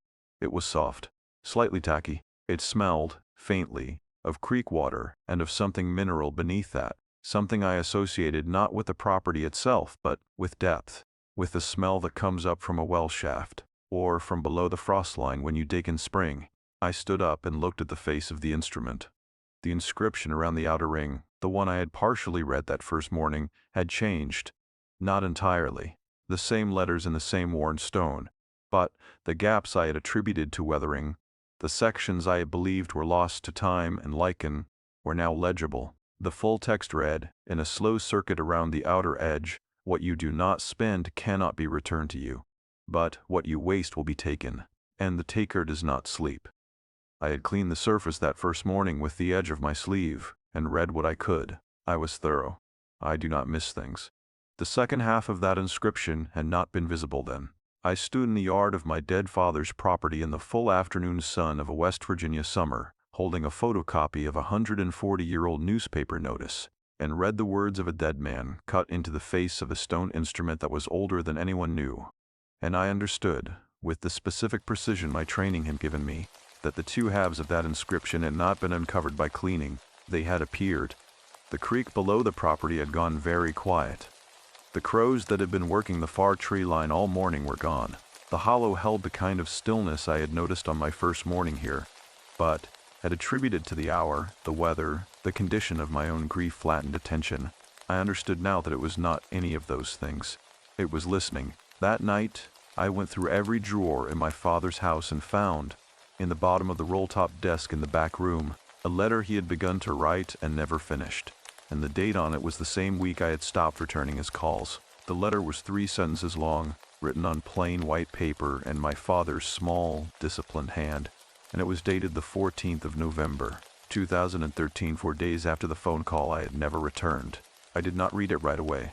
I stood at the open roll-top desk in the back room of the house, with the folded paper in my hands and the lamp behind me throwing a yellow cone of light across the surface of the desk, and I looked at the date on the letter for a long time before I looked at anything else. November 14th. I had put the phone down on November 10th. I know this because I have always known this. The way you know certain dates not because you have tried to remember them, but because they have burned themselves into you through a decade of being carried. And now they are simply part of the architecture of how you understand time. November 10th, 2013. 4 days later he had sat down at this desk in this room and begun a letter, and had not finished it, and had folded it and put it in the bottom drawer, and left it there for 6 years. I set the letter on the desk without unfolding it further and went to the kitchen and stood at the sink and ran cold water over my wrists the way you do when a room has become too warm, though the back room was not warm. Then I went back and read it. He had written, "Daniel, I have been sitting here trying to decide whether to call you again or to write instead, and I find that I cannot decide. What I want to say does not feel like a phone call. What I want to say is that I was wrong to say what I said the way I said it, and I have known that since the moment the line went quiet. I know you were busy. I know you have..." It ended there. Mid-sentence. Mid-thought. The pen had stopped and he had folded the paper and put it away. And whatever came after I know you have had, remained inside him for 6 years, and then gone with him when he died on a Tuesday in May in the back bedroom upstairs. The bed made, the water glass full, a book open on the arm of the chair. I sat in the back room for a long time with the letter on the desk in front of me, and the lamp burning beside me, and the hollow going dark and quiet outside the single window that faced the tree line. To the west, a moth was working the outside of the window glass, drawn by the lamp, its wings leaving a faint powder trace on the pane each time it touched and lifted and touched again. I washed it without intention, the way you wash things when thought has become too dense to move through directly, and your eyes go looking for something simple to rest on. After a while I became aware that I was cold. The temperature in the back room had dropped in a way that had no immediate explanation. The night outside was warm. It had been in the low 70s when I came in from the yard, a thick, still Appalachian summer evening with the particular quality of heat that has been absorbed into the hillsides all day and radiates back after dark. The window was closed. The house had been holding warmth well. There was no draft, no vent running, nothing that accounted for the drop, but the air in the back room was cold enough that I could feel it on the backs of my hands and along my forearms, a dry, even cold without direction, as though the temperature had simply changed uniformly throughout the space rather than arriving from any particular source. I picked up the letter and took it with me to the kitchen, which was warmer, and sat at the table. The following morning I drove back to the Historical Society. Carol was there again, and when she saw me come through the door, something shifted in her expression in a way that was not unwelcoming but was very attentive, the way a person looks when they have been expecting a conversation they were not sure would happen. She poured 2 cups of coffee from a machine on the back counter without asking whether I wanted any, and set one in front of me, and we sat at the reading table in the main room, with the summer light coming through the tall windows, and the smell of old paper filling the space around us the way it always does, in buildings that have been storing the past for long enough that the past has begun to saturate the walls. I told her about the inscription, both halves of it, the part I had read on the first morning and the part that had appeared after the sundial moved and returned. She listened without interrupting. When I finished, she was quiet for a moment, both hands around her coffee cup. "Elias Cutter made more than one," she said. I waited. She got up and went to the cabinet she had used the day before, and came back with a different folder, thicker than the first. She did not open it immediately. She set it on the table and rested one hand on the cover, and looked at me with the directness of someone who has decided to say something they have been careful with for a long time. "There are 4 properties in Greenbrier County with documented sundials that match the description and the style of the one on Sycamore Fork," she said. "All of them are on land that passed through Elias Cutter's hands at some point in the 1880s, either as owned parcels or as land he worked as a hired stonecutter. All 4 instruments are still present on their respective properties. None of them have been successfully removed." I asked what she meant by successfully. She opened the folder. The documents inside were a mixture of deed records, a few photocopy pages from what appeared to be a local history written in the 1940s, and several handwritten accounts on paper that had gone the color of old cream. She turned to a page in the local history and slid it toward me. The chapter was titled, with the plain directness of an earlier era of local documentation, "Peculiarities of the Sycamore Fork District." I will not transcribe the full account here, but the substance of what I read across the next 40 minutes was this.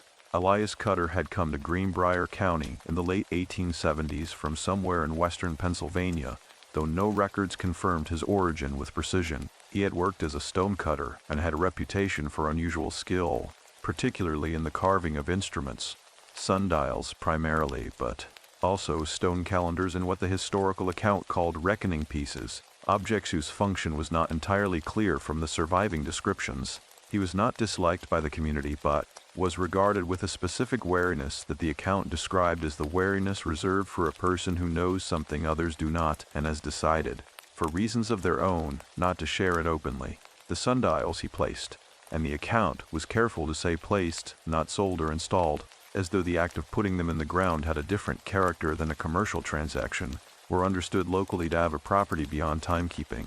The account quoted an 1889 letter from a minister in the district who wrote that Cutter's instruments were believed by some residents to be sensitive to the character of those on whose land they stood, and that a sundial placed on the property of a man who had wasted his allotted years would, as the end of those years approached, begin to quicken, which the minister interpreted as a local term for the shadow moving faster than the sun could account for. I read that sentence twice.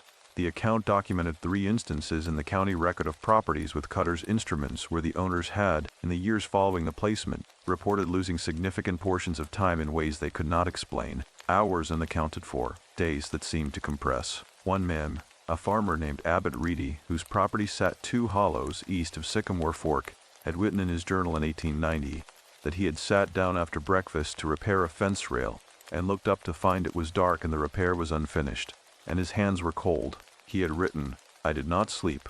I was not ill. The day was simply gone, and I cannot say where it went, and I am afraid it has not gone far." I set the photocopied page down on the table. Outside the tall windows of the Historical Society, Washington Street was doing what a small American main street does on a weekday morning in late June. A truck idling at the light, a woman with a stroller crossing at the corner, the hardware store's door propped open with a rubber wedge, Someone's radio audible from somewhere up the block carrying a weather forecast I could not quite hear. The ordinary world, doing its ordinary work, at its ordinary pace. I thought about the 40 minutes that had vanished while I crouched in front of the sundial that first morning.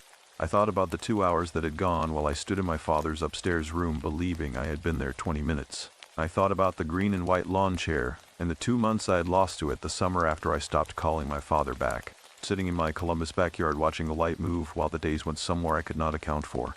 I had told myself that was grief, or its close relative. The dissociation that comes when a loss you have not allowed yourself to name begins to take up so much interior space that the external world loses resolution. I had told myself it was ordinary and human and would pass, and it had passed, and I had not examined it again. But the summer of the lawn chair was the summer of 2013, the same year as the phone call, the same year as the unfinished letter in the bottom drawer, the same year, I now understood, as the earliest period I could document when the sundial's shadow and my own losses of time had begun to coincide. Carol was watching me with her hands folded on the table. The 4 properties, I said. The other 3 with the instruments. What happened to the people on them? She was quiet for a moment that had weight to it. 2 of the families sold and moved within a generation of the instrument appearing on the property, she said. The 3rd family is still there. They have been on that land for 110 years. She paused. They do not talk about the sundial to outsiders, but they have never tried to move it either. I asked for the family's name. She wrote it on a piece of paper and slid it across the table. Vardell, off Route 219, North Fork of Hopper Creek. Margaret Vardell is 83 years old, Carol said. She has lived on that property her entire life. Her father lived there before her and his mother before him. She looked at me steadily. If you are going to go out there, go in the morning. She does not like to discuss certain subjects after the light starts to go. I folded the paper with a name on it and put it in my shirt pocket. Driving back to Sycamore Fork in the early afternoon, I passed the county cemetery at the edge of town, and on an impulse I could not fully explain, I pulled over and got out and walked the older section of it, the part near the back wall where the stones are thin and dark with age, and the names on them are the names of the county's earliest families. I found Elias Cutter's stone in the 3rd row from the back wall, a plain rectangle of the same gray limestone as the sundial in my father's yard, with only his name and 2 dates, 1844 to 1891, 47 years old when he died. The same age my father had been when he bought the property on Sycamore Fork. Below the dates, cut into the stone in the same careful Roman style as the sundial's inscription, was a single additional line. It was not weathered. It was not worn. It was as sharp and fresh as if it had been cut yesterday, and it read, "He is still counting." I drove back to the hollow with all 4 windows down, and the warm air moving through the car, and the ridgelines running green on either side of the valley road. And I did not turn on the radio, and I did not stop. And when I pulled into the yard, the sundial's shadow told me it was 3:15, and my watch confirmed it to the minute. And I stood in the yard and looked at the instrument, and understood for the first time with my full attention that the accuracy was not incidental. It was the point. That night, the shadow on the sundial's face did not stop moving when the sun went down. And at 2 in the morning, when I looked out the back window and the yard was full of dark, the gnomon still cast a shadow across the stone face, pointing at a numeral I did not recognize, in a direction the sun had never been. The shadow had been moving at 2 in the morning with no sun behind it, and I had stood at the back window of my father's house, watching it track across the stone face of the sundial in the dark yard below, and by the time I turned away from the glass, my hands were trembling in the particular fine motor way they tremble when the body has absorbed something the mind has not yet processed. Not fear, exactly. Not shock exactly, but the specific physical response to a fact that has no available category. I did not sleep after that. I sat at the kitchen table with the lamp off and the window above the sink, letting in the blue-gray pre-dawn light that comes down into a hollow before the sun clears the ridgeline, and I drink water from a glass, and I listen to the house. A house at 3 in the morning has its own particular vocabulary. The settling of joists, the tick of pipes, the movement of air through spaces you would not think were open to air. My father's house spoke in a low, patient register, the language of a structure that has been standing for 100 years and expects to stand for 100 more. I found that vocabulary steadying, not comforting exactly, but grounding. something old and structural and indifferent to whatever was happening in the yard. When the light was strong enough, I went outside and looked at the sundial. The face was as it had always been. Roman numerals, worn iron gnomon, the inscription running the outer ring in its two halves. The shadow was falling correctly. Northwest, appropriate for early morning and late June at this latitude, pointing cleanly between the 7 and the 8. I checked my watch. 7:22. I crouched in front of the instrument and looked at the stone face, and the stone face looked back at me with its patient, mineral blankness, and I thought, I am a land surveyor looking at a piece of stone in the yard, and I have all the tools I need to understand stone and yards and the geometry of light and shadow, and none of those tools are helping me. I went back inside and ate breakfast and wrote down everything I intended to do that day in the notepad I had been keeping since the first morning. The list was practical and sequential, and I read it back to myself twice before I left the house, the way I used to read back survey instructions before beginning a job, because the act of stating intention out loud, even silently, even only to yourself, is a form of commitment that has weight. The drive to the Vardel property took 25 minutes. Offer 219. The land opens into a wide agricultural flat before the North Fork of Hopper Creek pulls it back into hollow country, and the Vardel farm sat where the flat ended and the hills began, in the way that the oldest properties in this part of West Virginia tend to sit, at the precise boundary between workable land and the territory that resists working, as though the people who chose those sites 150 years ago understood that you wanted your back to the hill and your face to the open ground, and that the hill itself was a kind of witness. The farmhouse was white, low-roofed, with a deep front porch and window boxes that held red geraniums in a color so saturated against the white of the siding that they seemed almost painted on. The yard was immaculate in the specific way of a property maintained by someone who has been doing it so long it has become indistinguishable from instinct. The grass was cut to a precise and even height. The fence line along the road was straight and tight. The gravel of the drive was raked into smooth, parallel lines, and in the northeast corner of the yard, between a stand of white oaks and the garden fence, there was a sundial. I sat in the car for a moment looking at it. It was identical in style to the one at Sycamore Fork, the same dark gray limestone, the same proportions, the same worn quality that spoke of genuine age rather than artificial weathering. The gnomon caught the morning light at the same angle. Even from the car I could see the inscription running the outer edge of the face, though I could not read it at this distance. It stood in the shadow of the oaks, which meant it was not currently receiving direct sunlight, which meant the shadow on its face, if there was one, had no source. I did not look long enough to determine whether there was one. The woman who opened the front door before I had finished knocking was small and straight-backed, with white hair cut practically short and eyes that were the specific pale gray of creek water over limestone. She was wearing a work shirt and canvas trousers, and she had the unhurried physical competence of someone who has spent 8 decades making the land around her do what she needed it to do. She looked at me the way people in hollow country look at a stranger they have been expecting. Not surprised, not especially welcoming, but not unfriendly either, as though my arrival were a piece of weather she had noted on the horizon some time ago, and had simply been waiting to arrive. "Daniel Marsh," she said. It was not a question. I confirmed that it was. "I knew your father," she said, coming out of the heat. Her name was Margaret Vardel, and she had lived on this property since the day she was born, 83 years and 4 months prior, in the back bedroom of this house, and she poured coffee without asking, and set a plate of biscuits on the table between us that she had made that morning, and I understood from the way she moved through her kitchen that the kitchen was the room where she thought most clearly, the room where she had worked out every important thing in her long life, and she intended this conversation to happen here. She talked about my father first. She had known him the way rural neighbors know each other, not intimately, not daily, but with the specific depth that comes from proximity over years, from borrowing equipment and trading information about weather and road conditions and the particular small economies of rural life. She said he was a private man, but not an unkind one. She said he had asked her about the sundial on her property within the first year of moving to Sycamore Fork. He wanted to know what it was, she said, what it meant. I told him what my father told me and what his mother told him.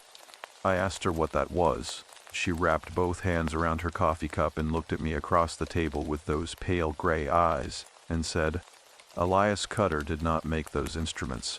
He found them, he moved them, placed them where he believed they needed to be. That is why there is no record of him selling them or being paid for them. He was not a merchant, he was a custodian. She let that sit for a moment. The instruments are older than Cutter by a great deal, she said. My father believed they came out of the ground, that they had been buried somewhere on this land long before anyone now living can document, and that Cutter found them during stonework and understood what they were, and placed them where they would function. She paused. Function is the right word. They are not decorative. They are not even primarily about time. They are about account. I asked her what she meant by account. She was quiet for a moment in the way of someone selecting from several possible answers, the one that will be most useful rather than most complete. There is a belief in this part of the county, she said carefully, that goes back further than anyone can trace. It is not exactly a legend in the way you might use that word. It is more like a working understanding that the people here have arrived at through observation over generations. The understanding is this: time is not a resource. It is a loan. It is given to a person with the expectation that it will be used, not perfectly, not without error, but with intention. A person who receives their years and does not spend them, who holds them in a closed fist and lets them pass through without use, has broken a contract they did not know they signed. She looked at me steadily. And when a contract is broken, she said, the party on the other side comes to settle. The kitchen was very quiet. Outside the window the yard was bright with mid-morning sun, the geraniums burning their red against the fence line, and I could see from my chair the edge of the white oaks where the sundial stood in their shadow. I did not look directly at it. My father broke no such contract, I said. The words came out with more force than I intended, and I heard in them something I had not known was there. A defense that had been waiting a long time to be made. He worked this land for 30 years. He kept the fences. He kept the house. He was not a man who wasted. No, Margaret said, not unkindly. He was not. The quiet that followed had a particular quality. The instrument on your father's property, she said after a moment, did not orient to your father. I looked at her. Your father wrote to you for 6 years, she said. He wrote letters he did not send. He made calls you did not return. He sat on that porch in the evenings and waited for something that did not come. She said this without judgment, without the inflection of accusation, the way you state a weather pattern or property boundary. As a fact of the landscape, your father spent his time. He spent it waiting for you. The kitchen went very quiet around me. The sound of the creek came through the window from somewhere below the property, and a mourning dove was calling from the oaks in the yard in its low, repeating, inconsolable register. And I sat at Margaret Verdell's kitchen table with my coffee cooling in front of me, and understood, with a precision that left no room for argument, what the sundial in my father's yard had been measuring all along. Not my father's wasted hours. Mine. 6 years of phone calls not made. 6 years of letters not written. 6 years of I will call him back when I am calmer, when the season changes, when work lets up, when I feel more settled, while the shadow on a stone face in a yard in West Virginia moved through its circuit, and something old and patient kept its account, and waited for me to come home.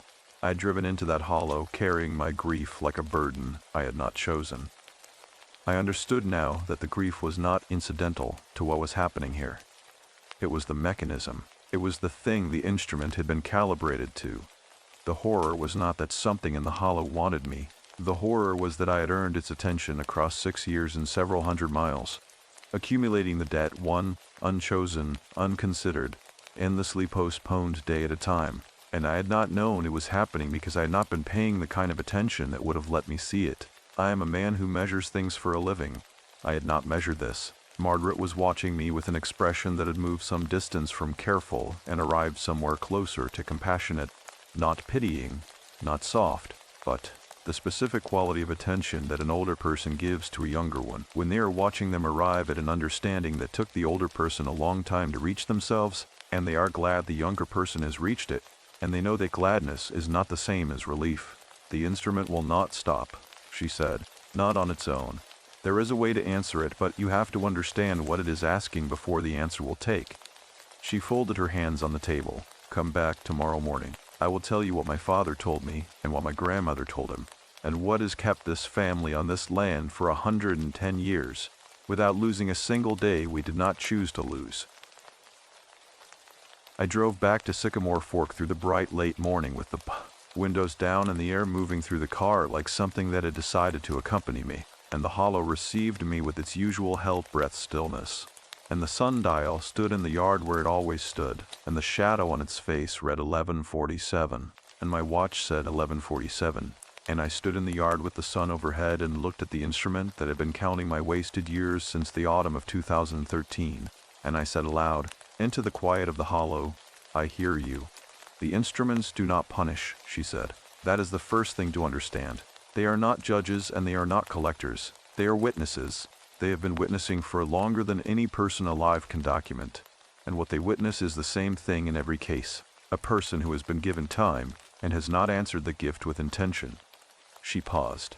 That is the contract. Not that you spend every hour perfectly. Not that you waste nothing. The contract is that you are present for your own life. That you do not defer the living of it to some future moment that keeps receding as you approach it. The mourning dove I had heard at this property the day before was somewhere in the oaks above us, calling in its soft descending intervals, and the sound of it moved through the still air of the overcast morning like something being poured slowly from one vessel into another. When the witness determines that a person is deferred past the point of recovery, Margaret said, it begins what my grandmother called the collection, not a punishment, a reclamation. The hours that were held rather than spent are drawn back, not all at once, gradually, in the way that water finds its level, not dramatically, not violently, but with total inevitability. The person begins to lose time. Hours first, then days. The losses accelerate as the account comes due. She looked at me. You have been losing time since 2013. I confirmed that I had. I told her about the lawn chair. The 2 months, the way the dissociation had come and gone across the following years, and waves I had attributed to work stress or seasonal change, with a general erosion of attention that I understood to be the ordinary cost of a busy life. She nodded as I spoke, not in surprise, but in recognition. The collection does not stop of its own accord, she said. Left alone, it accelerates until the account is settled in full. A person who has deferred the living of their life until the living of it is no longer possible. That is the outcome the instrument was built to prevent, not to cause. She set her mug down on the base of the sundial, and folded her hands and looked at me with her pale gray eyes in the flat light. Cutter did not place these instruments as traps. He placed them as warnings. The warning is active. The witness is present. What it is waiting for is not suffering. It is response. I asked her what response looked like, what specifically it required.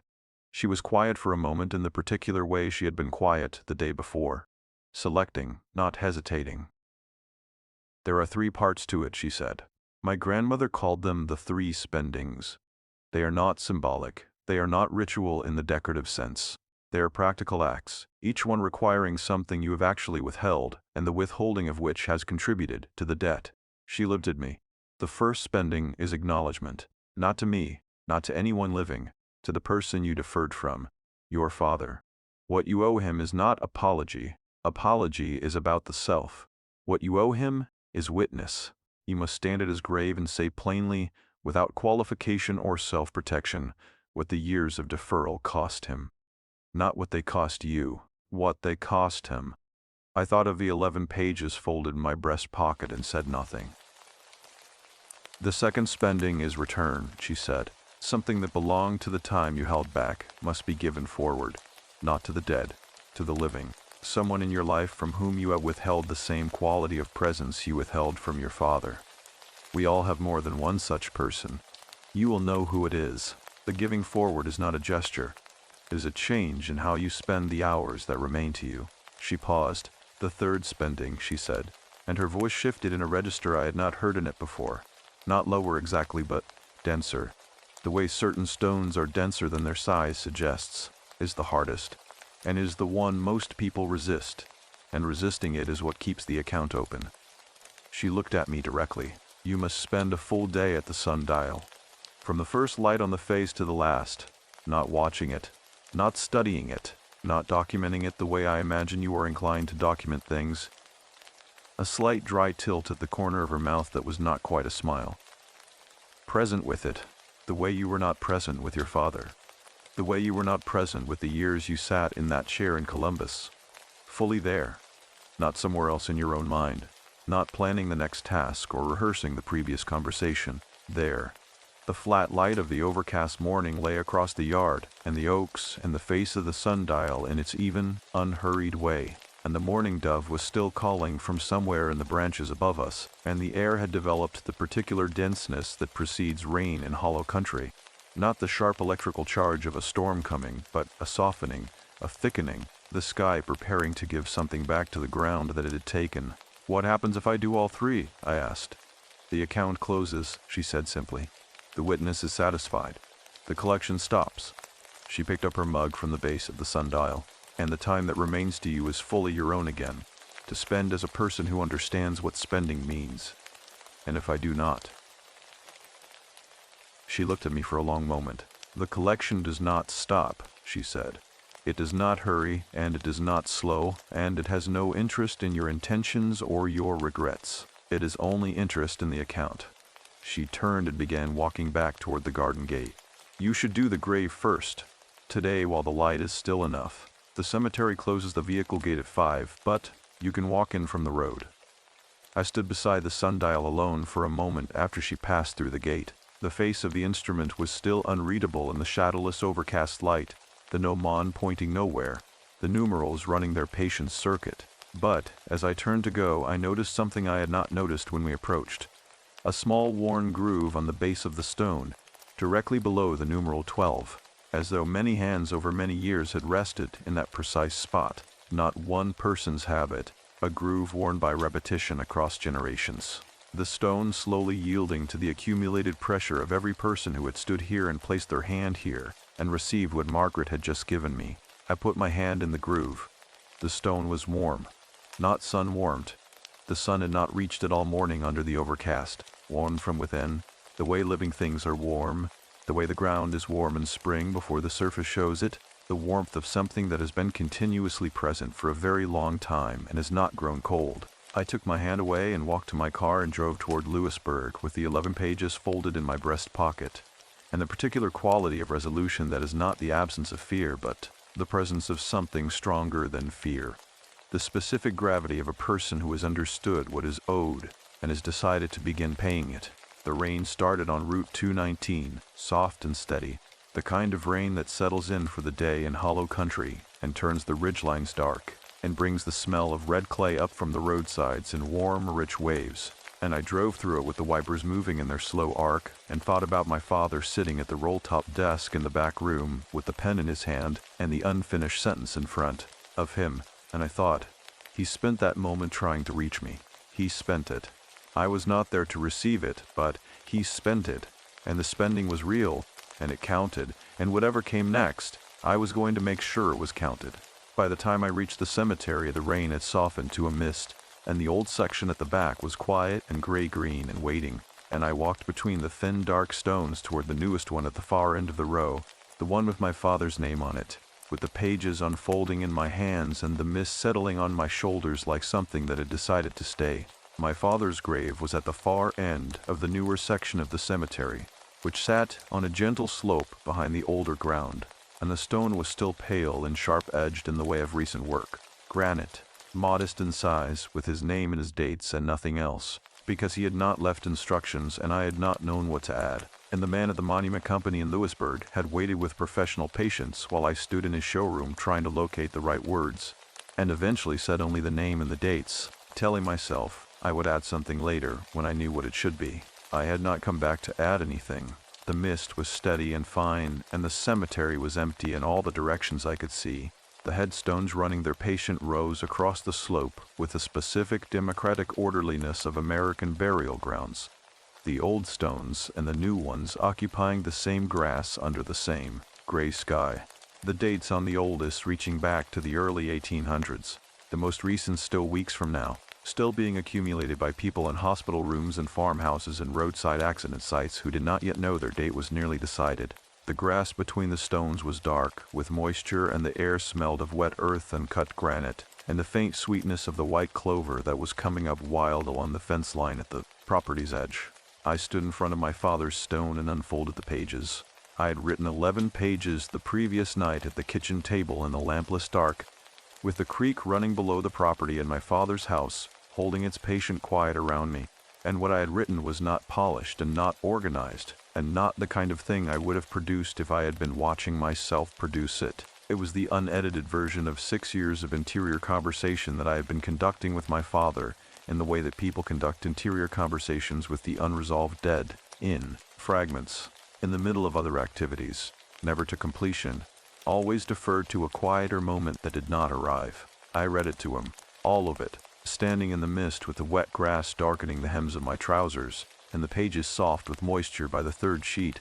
I read every word I had written, including the parts that did not reflect well on me, including the parts where the logic of my own self-justification was visible and not admirable, including the long middle section where I had written about the phone call, and what he had said, and what I had told myself his words meant, and what I now understood they had actually meant, which was not what I had decided they meant on the night of November 10th, 2013, standing in my Columbus kitchen with the receiver in my hand, and the particular cold clarity of a person who has just decided to be injured rather than to listen.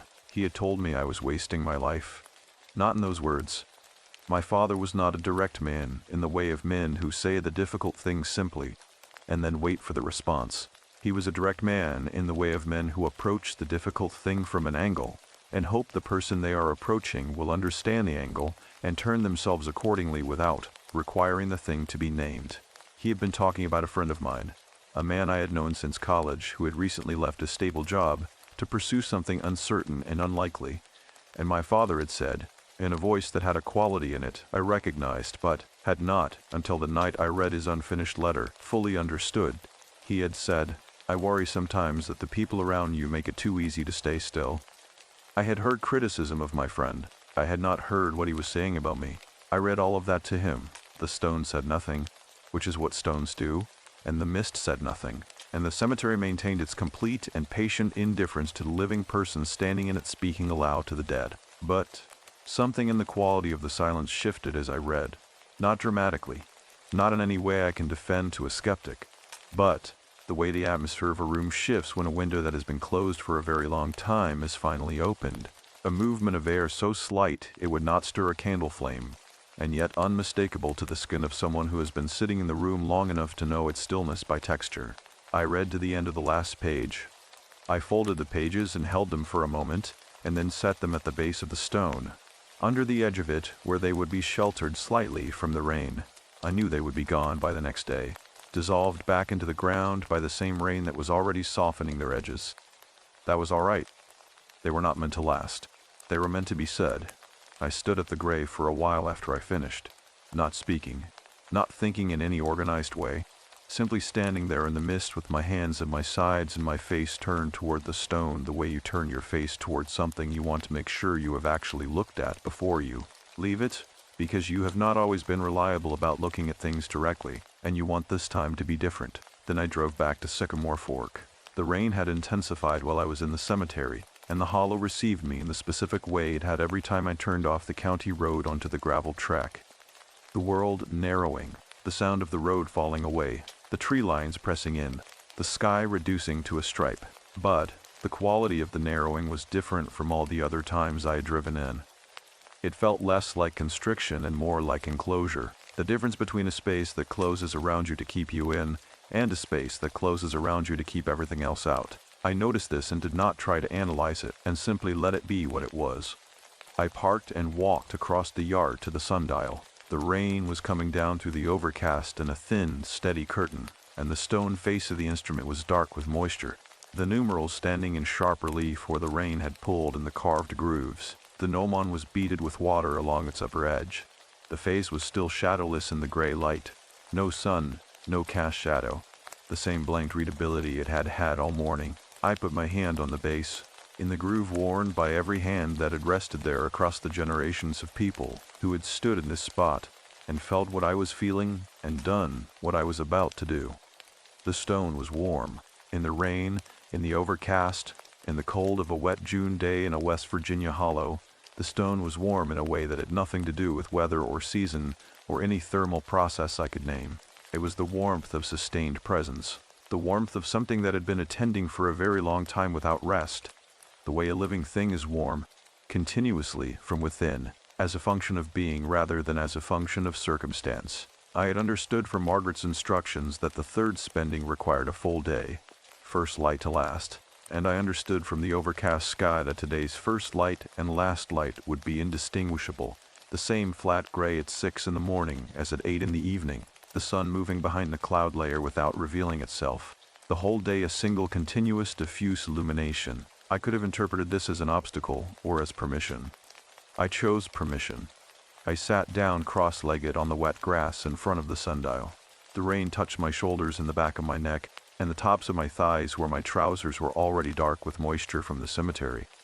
The grass was cold through the denim. The air was cool and dense, with the smell of clay and rain and the particular green smell of saturated plant matter, the smell of a landscape that is drinking.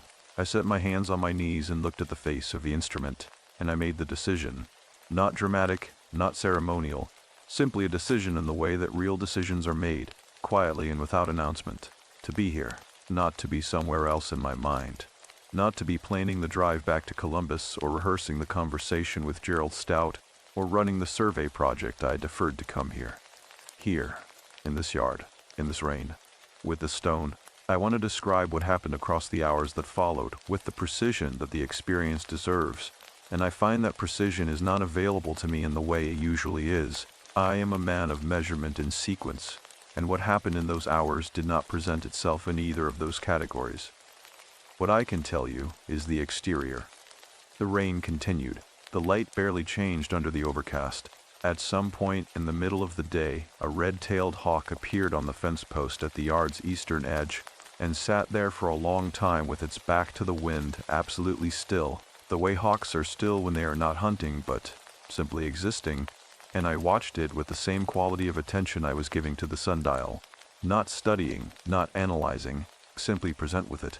And after a while it left and I returned my attention to the stone face and the rain running in the carved grooves. What I can tell you about the interior is harder to give words to without the words misrepresenting it. There was a point, I do not know when, I was not checking the time. The sundial without direct light had become a purely spatial object rather than an instrument.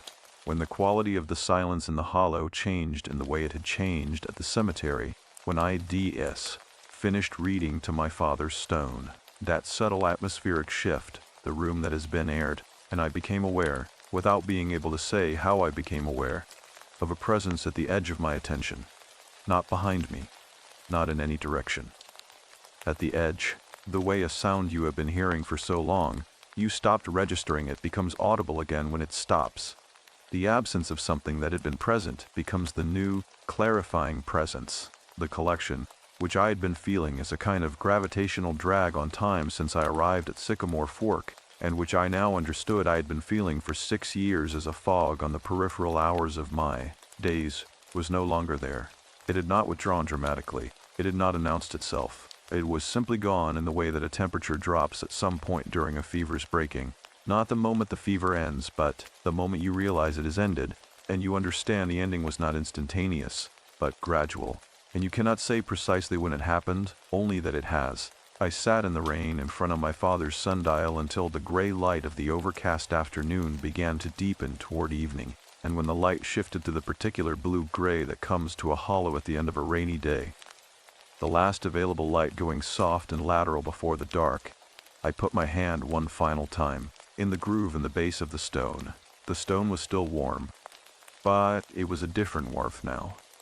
Not the dense, attending warmth of a thing that is holding something in suspension. The lighter, quieter warmth of a thing that has set its burden down.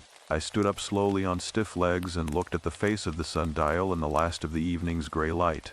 And for the first time since I had arrived at Sycamore Fork, the face was simply a face, stone, carved numerals, worn iron, an instrument made by human hands to measure the movement of light across a surface. Beautiful in its age, and in its precision, and in the long, patient use written into every worn edge of it. But only a face. The shadow was gone with the light. I went inside and stood under a hot shower for a long time, and when I came out the house smelled of my father the way it always did, and the smell did not hurt the way it had on every previous evening. It was simply his smell, in his house, in the hollow where he had lived, and I stood in the hallway and breathed it in, and let it be what it was. The smell of a person who had been here, and was not here now, and both of those things were true at once, and both of those things were all right. Outside the kitchen window, in the last gray light before the dark fully came, the sundial stood in the wet yard with no shadow on its face and no warmth it needed to keep, and the rain touched it the way rain touches every stone in a field, equally, without distinction, without memory of what the stone had once been asked to hold. The sundial had stood through the night in the wet yard, with no warmth and no shadow and no purpose beyond being what it was. Stone, iron, the work of human hands. And when I came down the stairs the following morning and looked out the kitchen window at it in the early light, it looked back at me the way all old things look when they have finished the work they were made for, present, still, and no longer asking anything. I slept through the night for the first time since arriving in Sycamore Fork. Not the hollow, accommodating semi-sleep of the previous nights, where I would surface every few hours with my attention already reaching toward the yard, toward the instrument, toward the next thing I needed to understand. A full, deep, unbroken sleep that lasted until well past 7, and when I woke the quality of the light through the guest room curtains had the particular warmth of a sky that is cleared overnight after rain, and the sound coming through the window was birdsong, not the morning dove's descending repetition, not the crow's purposeful flat calls from the tree line, but the layered, competing, joyful cacophony of a hillside woodland after a soaking rain, every species apparently deciding at once that the morning was worth announcing. I lay in the bed and listened to it for a while before I got up. I drove to the Vardell property at 9 in the morning, and Margaret was not on the porch this time, but in the side yard, working the kitchen garden with a trowel in weather-hardened hands. The overcast fully dissolved in the summer sun coming down hard and clean on the wet garden beds and making the standing water in the furrows between the rows flash white and momentary as she moved along them. She looked up when she heard the car and straightened without hurry and pulled off her work gloves and came to meet me at the gate with the particular unhurried directness that was her natural mode of moving through the world. I told her what had happened, all 3 spendings, the cemetery in the rain, the pages at the base of the stone, the full day at the sundial in the wet yard, the quality of the warmth in the stone, what I finished, and how it had changed. She listened with her arms folded and the morning light on her face, and the expression of someone receiving a report they have been waiting for and finding it accurate.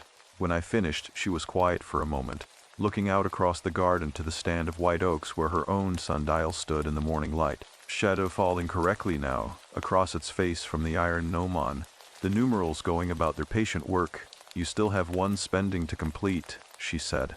I told her I knew. The second one. Return. Something given forward to someone living from whom I had withheld the same quality of presence I had withheld from my father. I told her I knew who it was. I had known since she named the second spending, with the immediate and uncomfortable certainty of recognition that does not require deliberation. She nodded once, the nod of a woman who expected nothing less. "Then you are nearly through," she said. But nearly is not all the way. She went inside and was gone for several minutes. When she came back out, she was carrying something wrapped in a piece of cloth the color of old linen, folded carefully, not large, the size of a thick paperback book. She held it out to me across the garden gate. I unwrapped it slowly. It was a sundial face, not a complete instrument, only the carved stone face itself, circular, perhaps 8 inches across, the gnomon absent, the surface bearing the same Roman numerals, and the same style of deeply cut inscription as the instrument in my father's yard. But this one was smaller and lighter, and the stone was a warmer color, the buff gray of limestone that has spent time indoors out of the weather, and the inscription around the outer ring was different from either version of the Sycamore Fork text. It read, "What you spend on a living is never lost." I looked up at Margaret. "My grandmother gave this to my father," she said. "He gave it to me. I was told to give it to the next person who completed what you completed when they came." She looked at me with her pale gray eyes steady in the morning light. "It has been waiting a long time. I am glad it is going somewhere it is needed." I asked her what it was meant to do. "Nothing," she said.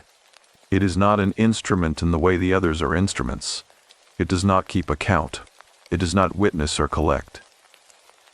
She almost smiled. that slight dry tilt at the corner of her mouth closer this time than it had been before. It is a reminder, for the days when you find yourself sitting in a chair watching the light move and forgetting that the chair is not the destination. I wrapped it back in the linen and held it carefully. I stayed another 20 minutes, and we talked about my father and the way that neighbors who knew a person talk about them after they are gone, specifically, concretely, the particular details that make a person real rather than the general assessments that make them abstract. She told me he had a habit of leaving small tools on fence posts along the property line, a habit she found both mystifying and endearing, and that he made excellent chili and would sometimes bring a container of it when he came to discuss the easement questions that periodically arose between their properties. She told me he had once helped her pull a calf in a difficult berth at 2 a.m. without being asked, driving over when he saw her barn light on at that hour, and understanding without being told that the light at 2 a.m. meant something was wrong. I had not known any of this. I had not been here to know it. I drove back to Sycamore Fork and spent the afternoon going through my father's house in earnest for the first time. Not the urgent, selective search of the first days, looking for documents and dates and things to understand, but a slow, deliberate inventory of a life. The books on the shelves in the back room, arranged by subject in a system I recognized from my childhood. The tools in the barn, hung with the same exacting neatness my father had always applied to physical things. The box of photographs in the hall closet, rubber-banded into decades, which I sat on the floor with for 2 hours, and went through one by one, my back against the closet door and the hallway quiet around me, and the afternoon light coming through the window at the end of the hall, in a long yellow stripe across the floorboards. There were more photographs of me in those boxes than I had expected. Not just the childhood years, not just the years when I was present and available to be photographed. Later ones, too. A photograph of my Columbus apartment building, taken from across the street. The kind of photo you take when you do not have access to the person inside, but you want to document where they are. A photograph of my company's truck, which had my name on the door panel, taken in a parking lot I recognized as the lot of a conference center in Charleston, where I had spoken at a survey industry event in 2015. He had driven to Charleston to watch me speak, and had not told me he was there. I sat on the hallway floor for a long time after finding that photograph. The drive back to Columbus the following morning took 4 hours and 12 minutes, and I made it without stopping, which I had not done on the way in. The landscape reversed itself in the way that familiar landscapes do when you travel them in the opposite direction. The same landmarks, the same ridgeline shapes and valley farms and creek crossings, but rearranged into a different grammar, the syntax of departure rather than arrival. I crossed the Ohio River at the Gallipolis Bridge, and the flat Midwestern sky opened up ahead of me, in the way it always does when you come out of hill country onto the plain, and I felt the particular emotional adjustment that crossing that river has always produced in me. The sense of re-entering a world that runs at a different speed, that measures itself in different increments. I drove directly from the highway to my brother's house. My brother Marcus is 4 years younger than I am, and lives 12 minutes from my apartment in a neighborhood of older colonials with good trees. We are not estranged. That is not the right word for what we are. What we are is the specific kind of close but unengaged that adult brothers can become when both of them are busy, and both of them are self-sufficient, and both of them have decided, without ever discussing it, that the relationship will maintain itself on the occasional phone call, and the holiday dinner, and the text message exchange, that substitutes for the conversation neither of them has gotten around to. Initiating, he opened the door with the expression of a man who has opened his door to find something he did not expect and is rapidly recalculating. I said, "I know I should have called. I was in West Virginia settling Dad's estate, and I am on my way home. And I need to talk to you, not on the phone, not next time I see you, today, if you have an hour." He looked at me for a moment. Then he opened the door wider and stepped back and said, "Come in. I just made coffee." We sat at his kitchen table for 3 hours. I told him everything, not the sundial, not Margaret, not the things that would have required him to recalibrate his understanding of the world more than I had a right to ask on a Thursday afternoon. I told him about the letter in the roll-top desk, the photograph in the parking lot in Charleston, the habit of leaving tools on fence posts, the chili, the calf at 2 a.m, the things our father had been and done in the years we were both elsewhere, both busy, both telling ourselves that the relationship was in good enough condition on its existing maintenance schedule and did not require additional investment right now. Not this month, not this season, not until things settled down. Marcus is not an easy crier. He gets it from our father, who was also not an easy crier, and who I now understood had spent considerable private energy on things that did not show easily on the surface. Marcus cried at the kitchen table that Thursday afternoon, and I sat with him while he did, and I did not look at my watch, and I did not think about the drive home or the survey projects waiting in my inbox.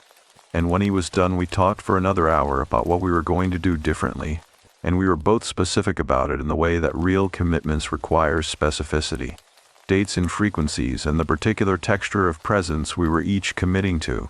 Not the vague and perpetually deferred goodwill of two brothers who love each other distantly and intend someday to love each other well.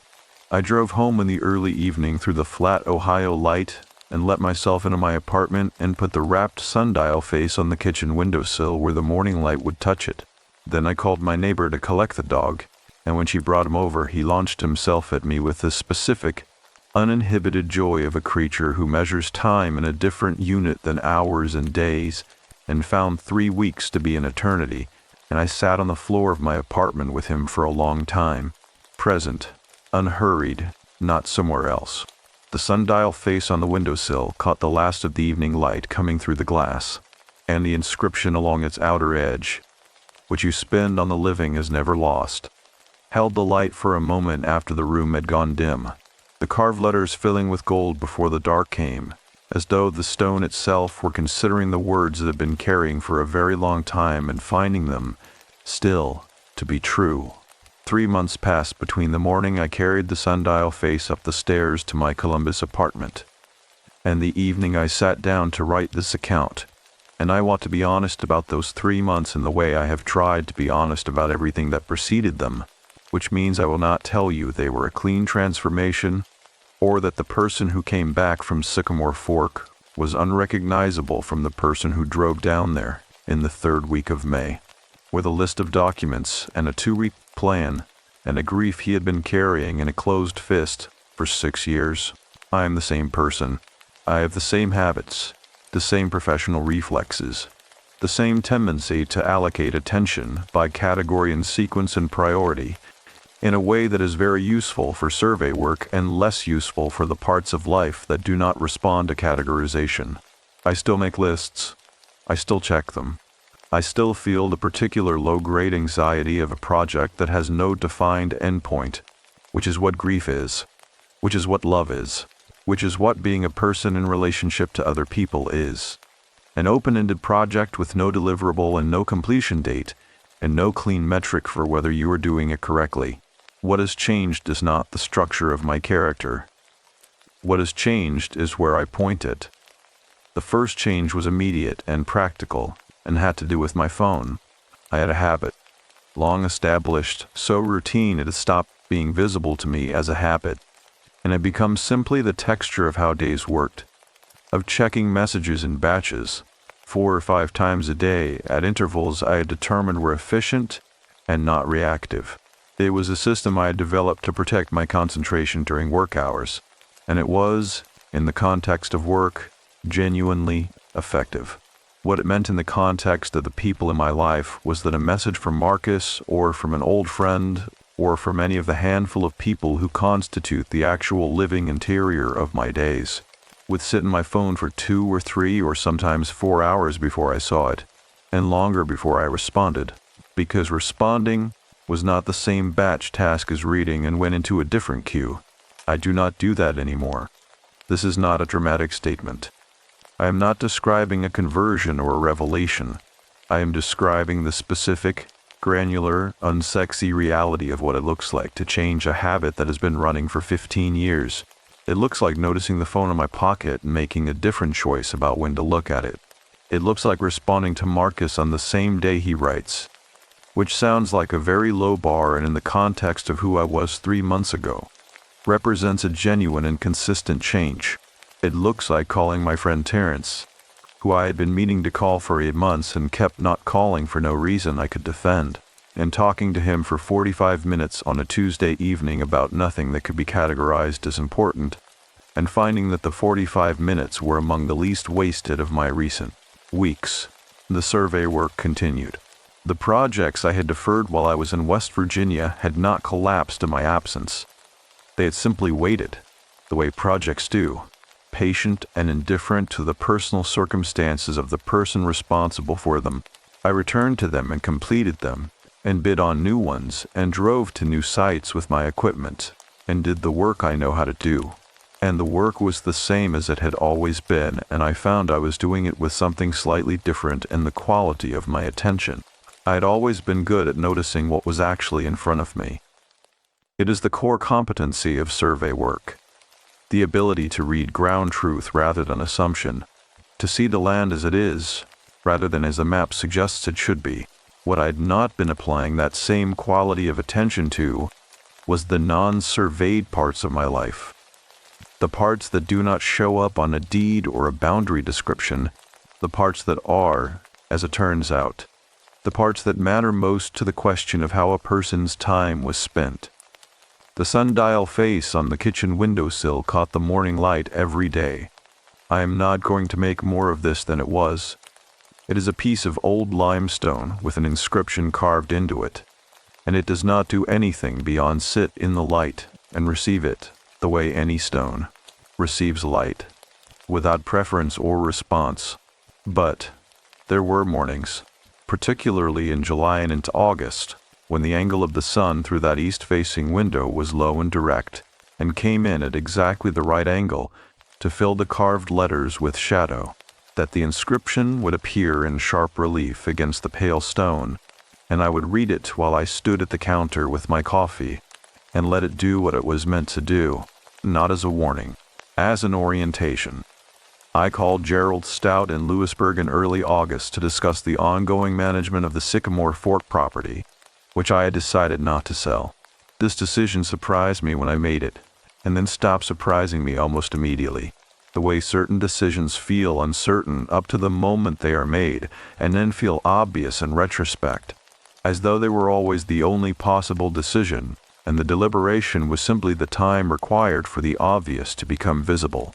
The property needed work. The porch boards needed replacing. The paint needed attention. The garden beds along the south side needed someone willing to put time into them before the season ran entirely out. Gerald recommended a local man named Price who did property maintenance in the county, and I called Price and we discussed what needed doing, and I told him I would be back in the fall to walk the property with him. I called Marcus every Sunday. We had agreed on Sundays. The call was not always long and was not always significant in its content.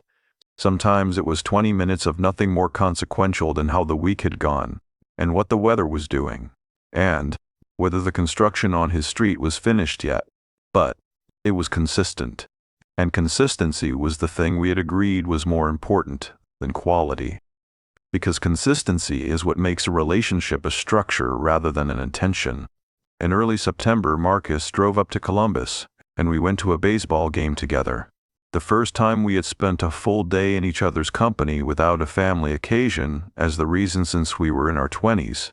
We sat in the upper deck at a ballpark in the late summer heat, with the field very green below us, and the city skyline behind the outfield wall, and the smell of ballpark food coming up on the warm air, and the particular sound of a crowd that is paying partial attention.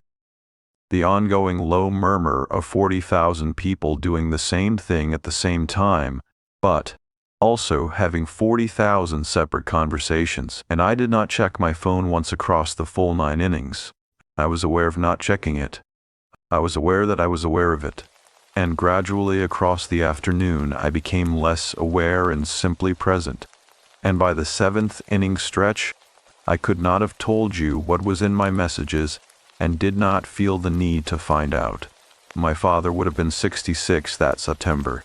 I noted the date in the morning and I sat with that noting for a while without trying to do anything with it. And then I went to work, and at the end of the work day, I stopped at a place on my drive home that sold good coffee, and I bought 2 cups, out of a habit I recognized only as I was doing it. I have been buying 2 cups since I was a teenager, driving down to the Hollow, one for the drive and one for my father when I arrived, and I sat in the car in the parking lot with both cups going cold on the console, and I let the whole of that habit wash over me with its full weight, and then I drank both cups slowly and drove home. October arrived with the particular quality that October has in central Ohio: a drying out, a sharpening of edges, the maples going amber and copper along the residential streets in the mornings requiring a jacket for the first time since April. I've been back to Sycamore Fork twice since July, both times for practical reasons, to walk the property with Price and to bring back several boxes of books in the roll-top desk, which I had decided to keep, and which now sat in the spare room of my Columbus apartment in a way that was not yet entirely naturalized, too large, slightly wrong for the space, deeply familiar in the way of a thing that carries the residue of the person who used it for 30 years, but which I found I did not want to be without. The unfinished letter was still in the bottom drawer. I had not moved it. I was not certain I ever would. I began writing this account on the 3rd Tuesday of October, sitting at the roll-top desk in the spare room with the morning light coming through the window and a sundial face on the kitchen windowsill visible through the open doorway, and the dog asleep under the desk with his head on my left foot in the way he has, which makes it difficult to get up without waking him, and which I have stopped minding. I wrote it the way I wrote those 11 pages at my father's kitchen table, without the editorial mind fully engaged, without the professional reflex toward precision and structure running in the background, simply moving through what happened in the order it happened, and trusting that the order was its own argument. The title arrived on the 2nd day of writing, in the middle of a sentence about the lawn chair.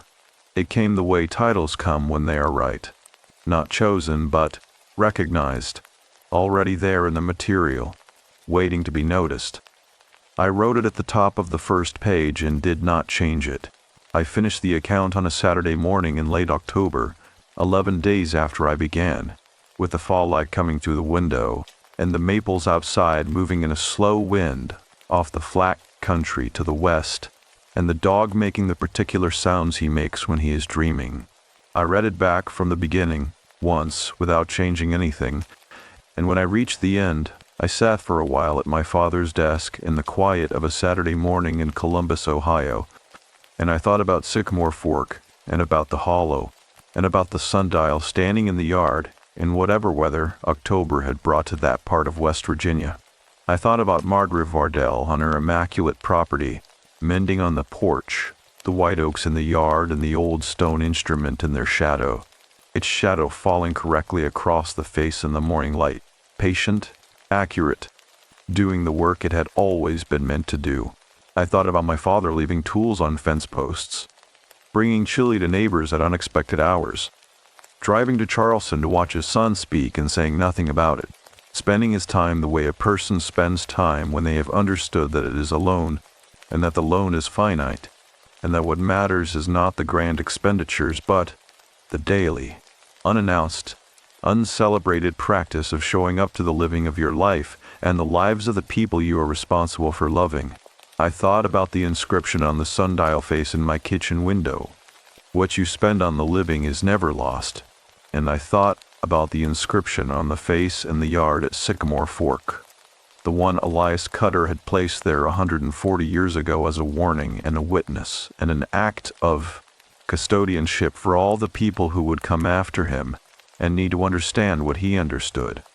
And I knew that I would go back to the Hollow in the spring, when the redbud was coming in along the creek beds and the dogwood was at the edge of bloom, and I would stand in the yard in the morning light and look at the stone face and the iron gnomon and the shadow falling correctly across the numerals, and I would understand it not as a thing that had threatened me, but as a thing that had done for me what no person in my life had known how to do.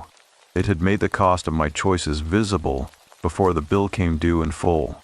I closed the account on a Saturday in late October, and I sat for a long time at my father's desk in the morning light, and outside the window, the maples were moving in the slow wind, expending their color the way everything spends what it has been given, without reservation, without deferral, as though the season had always known it would not last and had decided long ago that this was not a reason to hold anything back.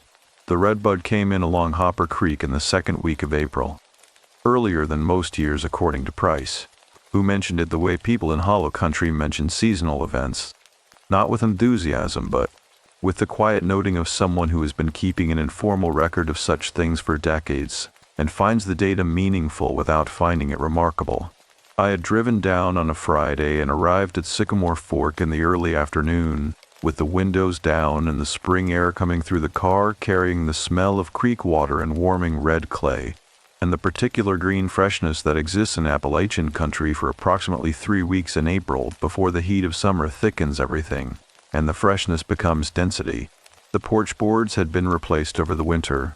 Price had done good work. The new boards set level and tight, and stained to a color that approximated the old ones closely enough that the repair read as maintenance rather than replacement. The paint on the upper story was still coming away in strips near the roofline, and I had added it to the list of things Price and I would discuss this visit.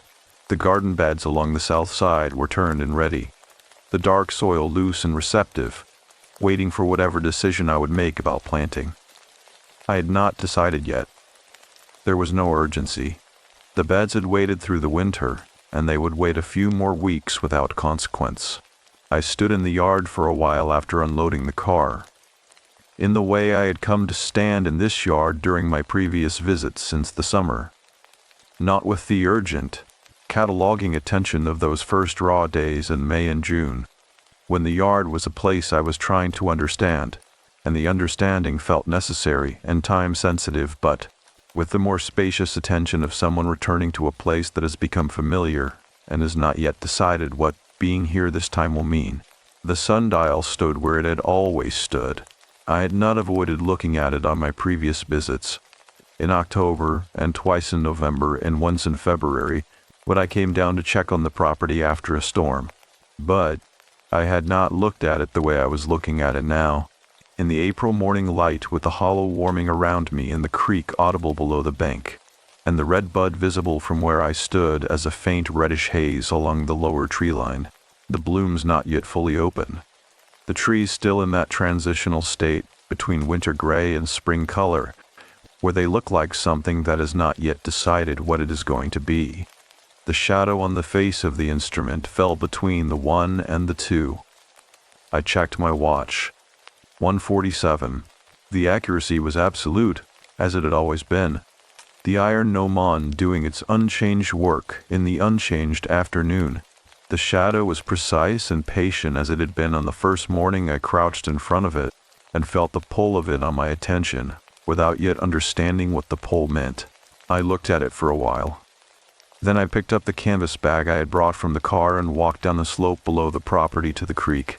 The creek in April runs higher and faster than in the summer months, carrying the snow melt down from the upper ridges in a continuous, amber-tinted current that moves with real purpose over the limestone shelf at the bend below the property and sounds from the bank, like something being sorted. A low, continuous tumbling that is not chaotic but organized, the water finding the efficient path through the available rock, with the unhurried certainty of something that has been doing this for longer than the rock itself can remember. I sat on the bank for a while and listened. The bag beside me held 3 things. The first was a small flat stone I had taken from the creek bed itself on a previous visit, and kept on my desk at home through the winter, smooth, gray-brown, fitting exactly in the palm of one hand, the kind of stone that waterways make over centuries of slow abrasion, every sharp edge worn to a curve. I had carried it through the winter not as a talisman or an object of significance, but as a weight, something that had come from the specific ground and would be returned to it, I had found that having it on the desk made me think about the property with a quality of attention that was different from merely thinking about it as a property. It made it present in a way that the concept of it could not achieve. I set the stone back in the water at the edge of the creek and watched the current take it gently and move it a foot downstream before it settled into the gravel in a new position. Its winter on my desk already behind it, already irrelevant to what it was now, which was simply a stone in a creek, doing what creek stones do. The second thing in the bag was a photograph, not an original, a copy I had made at a print shop in Columbus from one of the rubber-banded photographs in a hallway closet box, the one taken at the Charleston parking lot in 2015. I had made the copy because I wanted to be able to keep the original in the box where my father had kept it, with the decade it belonged to, undisturbed, and still have this version to carry. I looked at it for a moment on the bank of the creek. My father in a parking lot in Charleston, the conference center entrance visible behind him. The photograph taken with the particular careful framing of a person who does not take many photographs and wants to get the composition right. The angle suggested he was standing some distance from the building, across the lot, and had used the zoom. Not wanting to be seen. Wanting to document. I folded the photograph once and held it for a moment, and then I did something I had been thinking about since October, without knowing until I was here, and doing it that this was where I had been, thinking about doing it. I placed it at the base of a large flat limestone outcropping at the edge of the bank, tucked under the lip of the rock where it would be sheltered from direct rain for a while, before the weather eventually found it, and dissolved it back into the ground. The way the pages of the cemetery had gone, the way everything returns eventually to the material it came from, not as ceremony, as acknowledgement, as a way of saying, I know you were here, I know you came, I know you spent the time.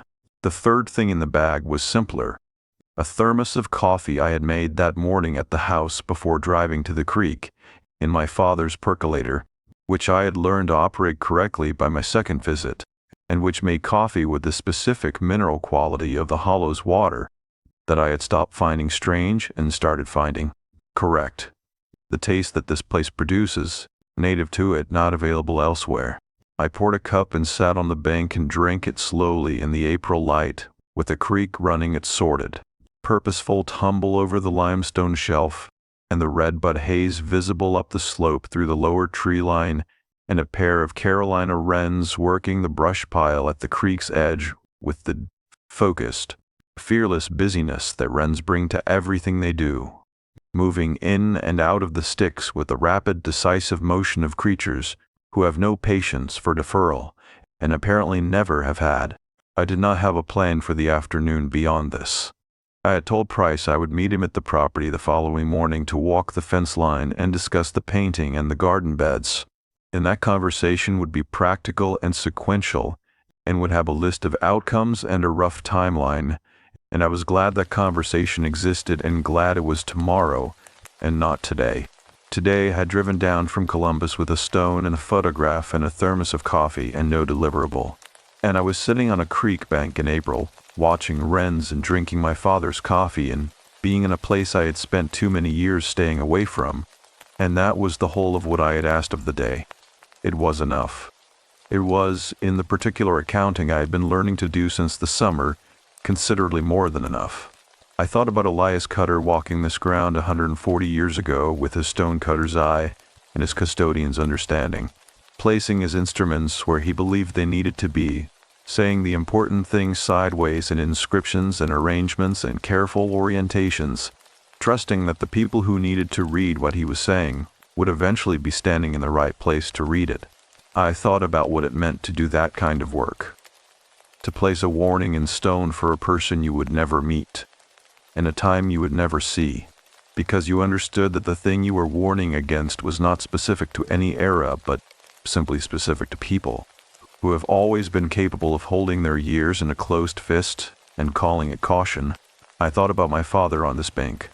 He walked it every morning in the warm months, according to the Henleys, who mentioned it when I stopped by their property on my October visit, a habit he had kept for as long as they had known him. The morning walk to the creek, and back before the day began. 20 minutes of looking at the water before the list of the day's tasks made their demands. I had not known he did this, and I found that I was glad to know it, and also that knowing it hurt in the specific way that learning good things about the dead hurts. It makes the loss larger by making the person more fully real, and that enlargement is the cost of knowing them honestly. The wrens had moved further down the bank and their sound came back to me diminished by distance. Still busy, still fearless, still entirely committed to whatever it was they were doing in the brush. The creek ran. The redbud along the lower tree line had opened slightly more in the hour I had been sitting on the bank, the reddish haze deepening toward the purple pink of full bloom, the way the hollow's color returns each spring, not in a single morning, but in gradations, 1 degree of color at a time, requiring patience and presence to observe, available in its full beauty only to the people who are actually here while it is happening. I poured the last of the coffee and held the cup in both hands the way Margaret Vardell held her mug at her kitchen table, with a particular two-handed grip of a person who is not drinking so much as receiving, accepting the warmth of the thing through the palms, taking in what is being offered by a cup of coffee in a good place at a good hour, which is not nothing, which is in fact the kind of small and unannounced transaction that a life is almost entirely made of. The 10,000 unremarkable moments of warmth and presence and ordinary sensory contact with the world that accumulate over decades into something that is, if you have been paying attention, a life fully spent. I stayed on the bank until the afternoon light began to angle low and golden through the tree line, the particular light of late afternoon in a hollow that turns everything it touches briefly to the color of something precious, the creek surface catching it in moving fragments, the limestone shelf at the bend going warm and bright, the redbud blooms holding it for a moment before the light moved on. Then I gathered the empty thermos and the canvas bag and I walked back up the slope to the house. The sundial stood in the yard in the last of the afternoon light, the shadow falling between the 4 and the 5.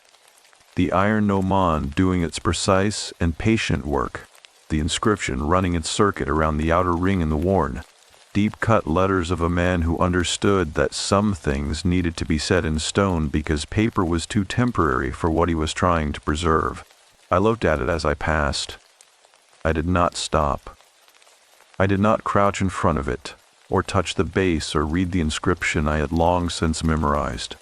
I simply looked at it the way you look at something that has been part of your landscape long enough to have become a landmark, not with analysis, not with the urgent attention of someone trying to understand it, but with the easy, acknowledging attention of someone who knows what it is, and is glad it is there, and does not need to prove either of those things to themselves or anyone else. I went inside and washed the thermos in the sink, and stood at the kitchen window while I did it, looking out at the yard and the failing light, the way I had stood at this window on the first morning and watched the sundial in the full sun of a June day, when I did not yet know what it was or what it wanted or what it when it cost me to answer. The hollow was going quiet around the house, in the particular settling way of early spring evenings, the bird song declining one species at a time, the light leaving the ridge tops last as it always does, the creek's voice coming up from below the bank in its steady, unconcerned murmur. I put the thermos on the drying rack and turned off the tap and stood in the quiet kitchen of my father's house in the last of the April light, and felt, without analysis and without announcement, the specific quality of presence that is available to a person who has stopped treating the current moment as an obstacle between themselves and some future moment where the real living will finally begin. The house settled around me in its 100-year way. Outside, the sundial held its shadow until the light was gone, and then it held the dark, the same as everything else.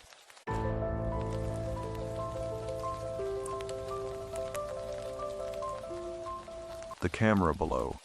The drive to Charlottesville takes me through the kind of Virginia that does not appear in travel guides. This is not the Virginia of white column estates and heritage tourism, though you can find those too if you follow the right roads. This is the older Virginia, the Piedmont country between the Blue Ridge and the Tidewater, where the land rolls in long, Tired waves in the forests crowd in close on either side of two-lane highways that have not been widened since the Eisenhower administration.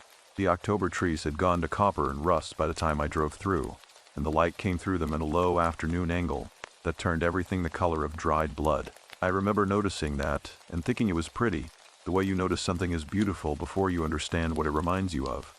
I had been recruited 8 months earlier by Dr. Meredith Calloway, whose reputation in the field of post-mortem biological research was the kind that does not get discussed at conferences but is known by everyone who attends them. She had published 4 papers in the previous decade, careful, methodical, peer-reviewed, on the biological processes that occur in the human body in the hours and days following clinical death. Her work was not sensational. It was the opposite of sensational. It was the slow accumulation of observable data, presented without theater, in language that made no claims it could not fully support. I admired her because of that. I admired her because she reminded me of the scientist I've been trying to become for the better part of my adult life. My name is Daniel Harwick. I am a forensic biologist, 38 years old at the time of these events, and I want to be precise about that, because precision is what I was trained for, and precision is, I believe, the only honest way to describe what happened to me in the weeks I spent on that property outside Charlottesville. When you work in the sciences, you learn early that the most dangerous thing you can do is allow your language to exceed your evidence. Every word I write here is something I observed, documented, or heard directly. I am not embellishing. I have no reason to. Meredith had called me in late February about a project she described over the phone as unprecedented. She said it carefully, the way scientists say things when they are trying to communicate magnitude without triggering skepticism. The projects, she explained, involved the placement of high-resolution camera equipment inside a sealed burial enclosure, a coffin, and the continuous monitoring of that enclosure for a period of no fewer than 30 days, following interment. The subject had consented before death. All university and county approvals had been secured. The Ethical Review Board had taken 11 months to reach a decision, and the decision had been conditional on a number of oversight requirements that Meredith had agreed to without hesitation.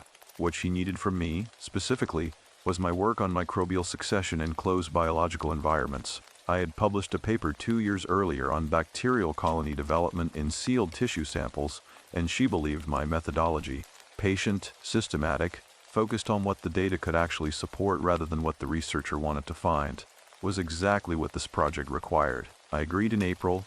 By October, I was driving through copper-colored forests toward a research installation I had never visited to participate in an experiment that had never been attempted. The facility itself was not what I expected. I had pictured something institutional, gray concrete, industrial lighting, the kind of building that announces its function through its architecture. What I found instead, at the end of a gravel road that branched off Route 6, was a converted farmhouse and a pair of low cinder block outbuildings arranged at the edge of a piece of land that sloped gently downhill toward a tree line. The main house was 19th century, white clapboard gone slightly gray with age. A wraparound porch with 2 rocking chairs that no one appeared to use. The outbuildings were newer and less charming, all fluorescent tube lighting and stainless steel work surfaces, but even they had been placed with a certain care.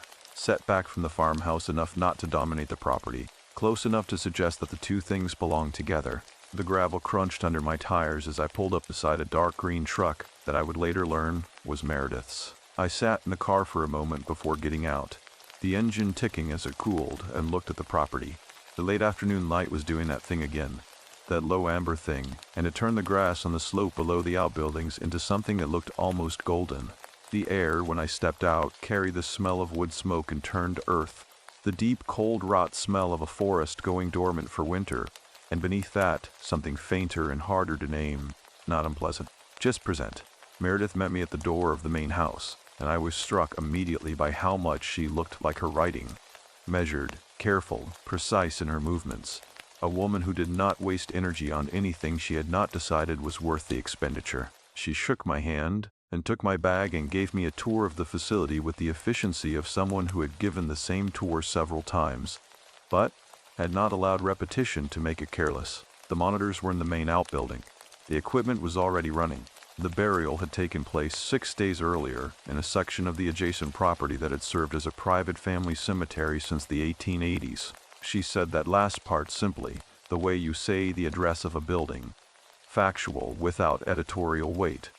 The cemetery was behind the tree line. The family that had originally owned the property had given formal written permission for its use as part of the study, contingent on the removal of all equipment within 45 days. The man who had donated his body to the project, whose name I was told was Howard Pell, and who had been 69 years old at the time of his death from congestive heart failure, had no living family.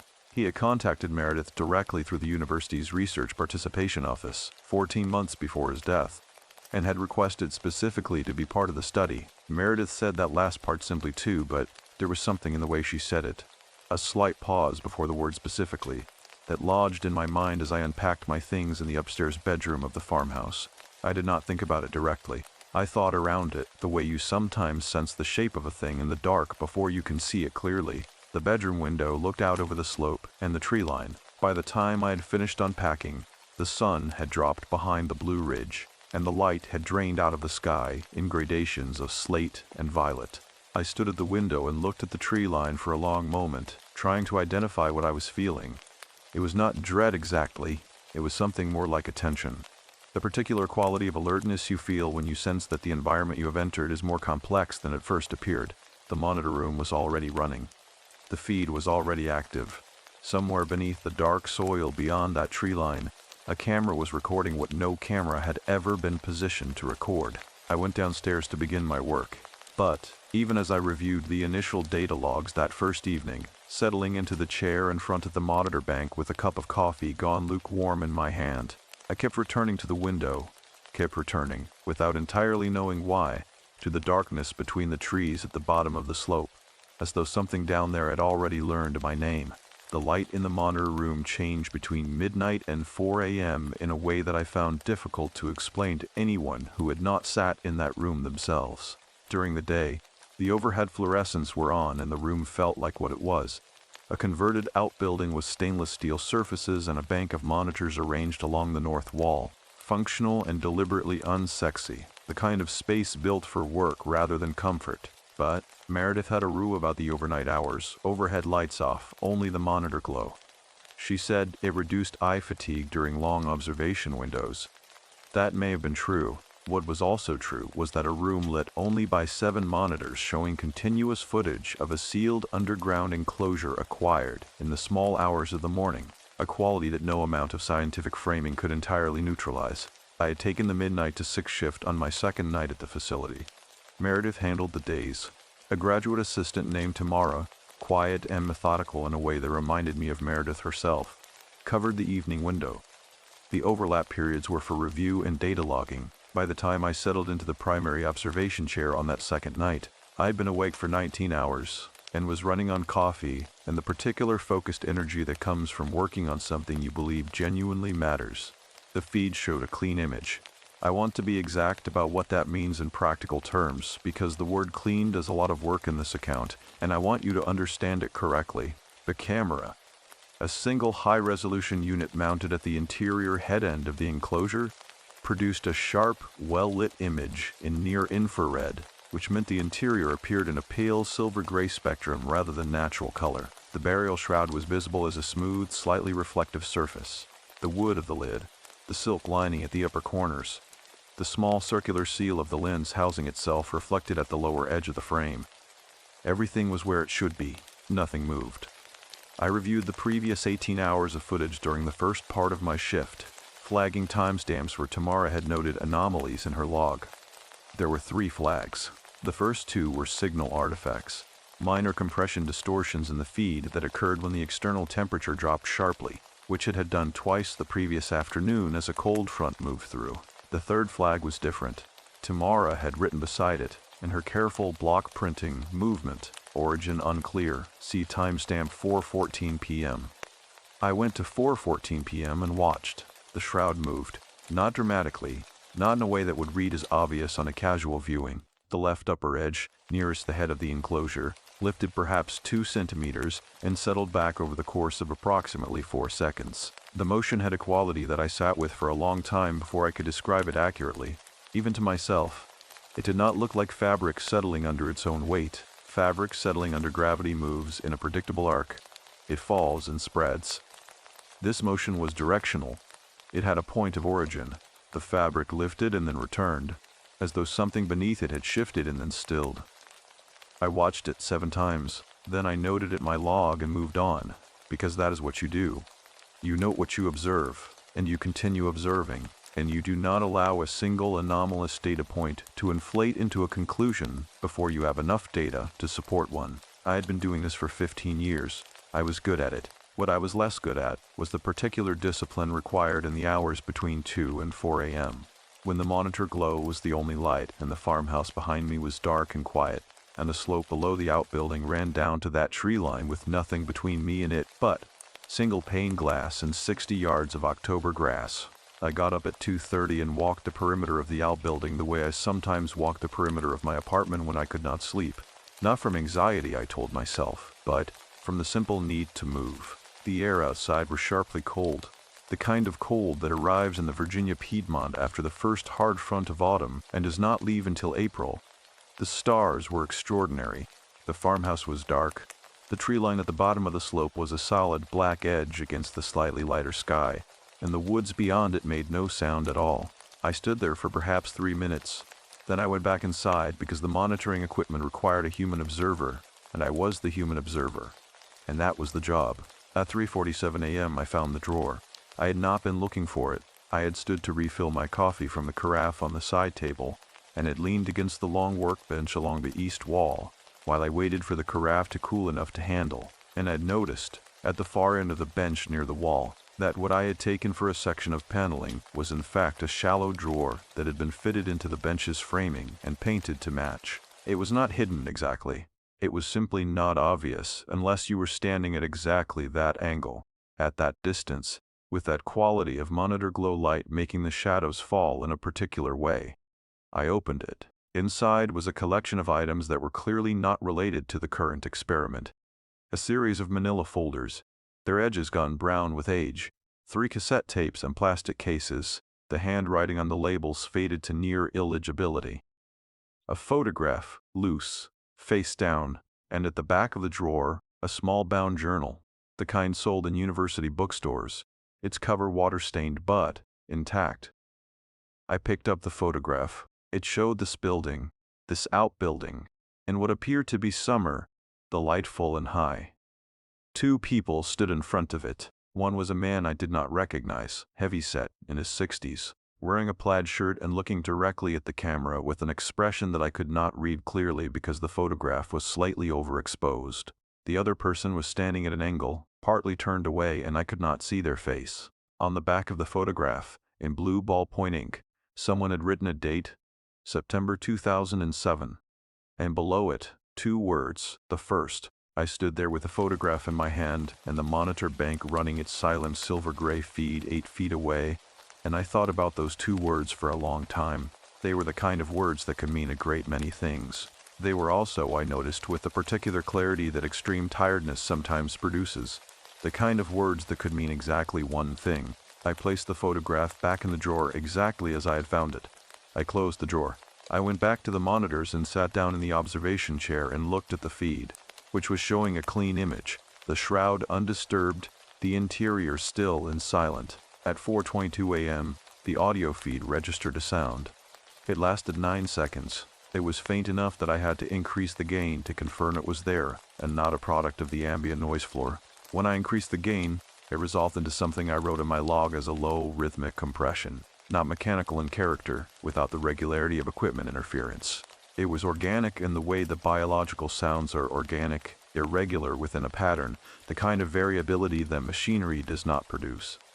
I listened to the 9-second clip 11 times. I wrote 3 different descriptions of it in my log and crossed out 2 of them. The one I kept was the most precise and the most uncomfortable, and it said, Audio anomaly, 4:22 a.m., duration 9 seconds, pattern consistent with low respiratory rhythm. I did not sleep while my shift ended at 6. I sat at the kitchen table in the farmhouse while Meredith came downstairs, and I watched her pour her coffee, and I waited until she had taken her first sip before I asked her about the drawer. She did not react visibly. She looked at her coffee, and then she looked at me with an expression that was measured and careful and not quite neutral. She said she had been wondering when I would find it. She said it the way you say something you have rehearsed, not dishonestly, but with the careful timing of a person who has decided that certain things should be said at the right moment rather than the first available one. She told me to get some sleep. She told me she would explain the drawer after I had rested. She told me that what was in the drawer was part of the context of the experiment, and that the context was something she had always intended to share with me, and that I deserved to understand it fully before I continued. I went upstairs. I lay on the bed and looked at the ceiling, and through the window the October sky was the color of old pewter, and somewhere behind the tree line at the bottom of the slope, at a depth of 6 feet, a camera was running. What Meredith's face had held in that moment, not surprise, not discomfort, but something older and more patient than either, was still with me when I finally slept, and it followed me into the dreams I did not remember, and it was there again when I woke 4 hours later to a house that felt, for reasons I could not name, as though it had been listening the entire time I was unconscious. Meredith kept her word.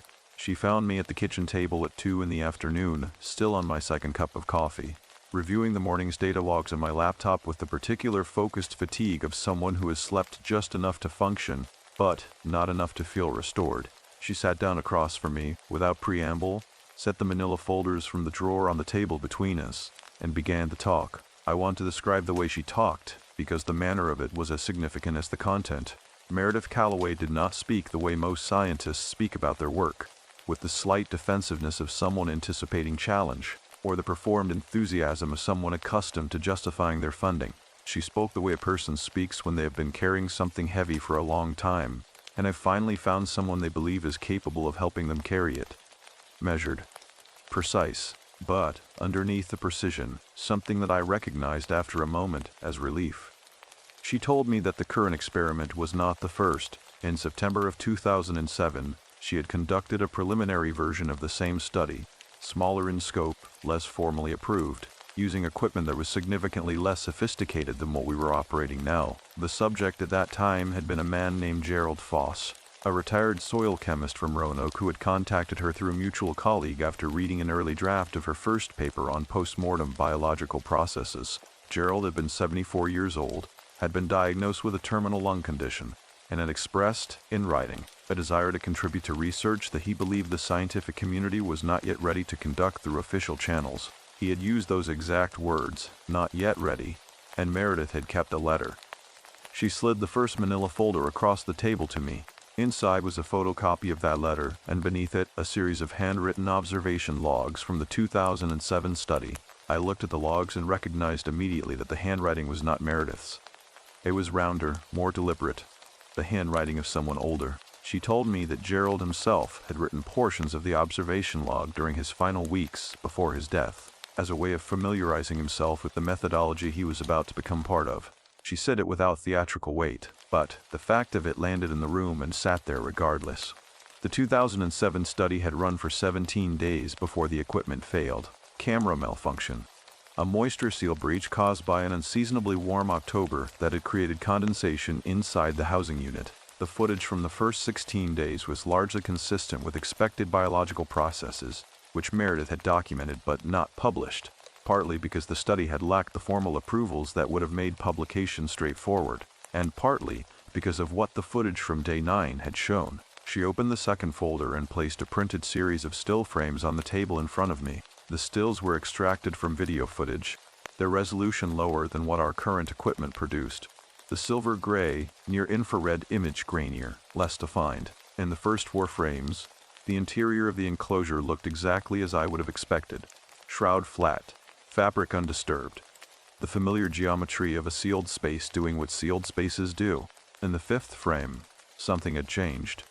It took me a moment to identify what I was looking at, because my brain initially tried to reassign the image to a category it could manage.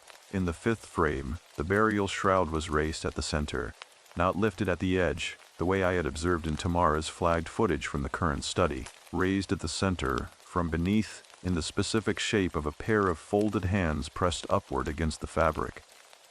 I looked at that frame for a long time without speaking. Meredith did not fill the silence. She waited, the way a person waits when they know that what they have shown someone requires time to be absorbed, and that speaking too soon will interfere with that absorption. I asked her if the footage had been analyzed for evidence of mechanical interference, equipment vibration, ground movement, anything that could have produced an upward pressure from outside the enclosure. She said yes.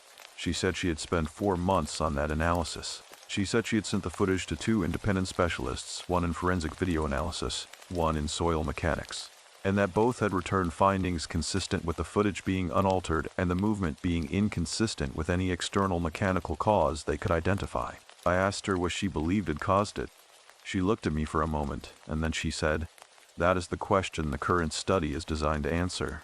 I spent the remainder of that afternoon with the folders. The cassette tapes from the drawer were audio recordings, Meredith's own voice, dictating observation notes during the 2007 study, her tone in those recordings notably less controlled than the voice I had come to know in the present. On the second tape, recorded on what she identified as day 8 of the earlier study, the day before the still frames, there was a section where she stopped dictating and simply sat in silence for an extended period, and then said very quietly, as though speaking to someone in the room with her, "I am listening. Take whatever time you need."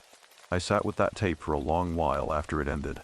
At 10 minutes past 6 that evening, I was back at the monitors for the early portion of the night shift when the audio feed registered a new event.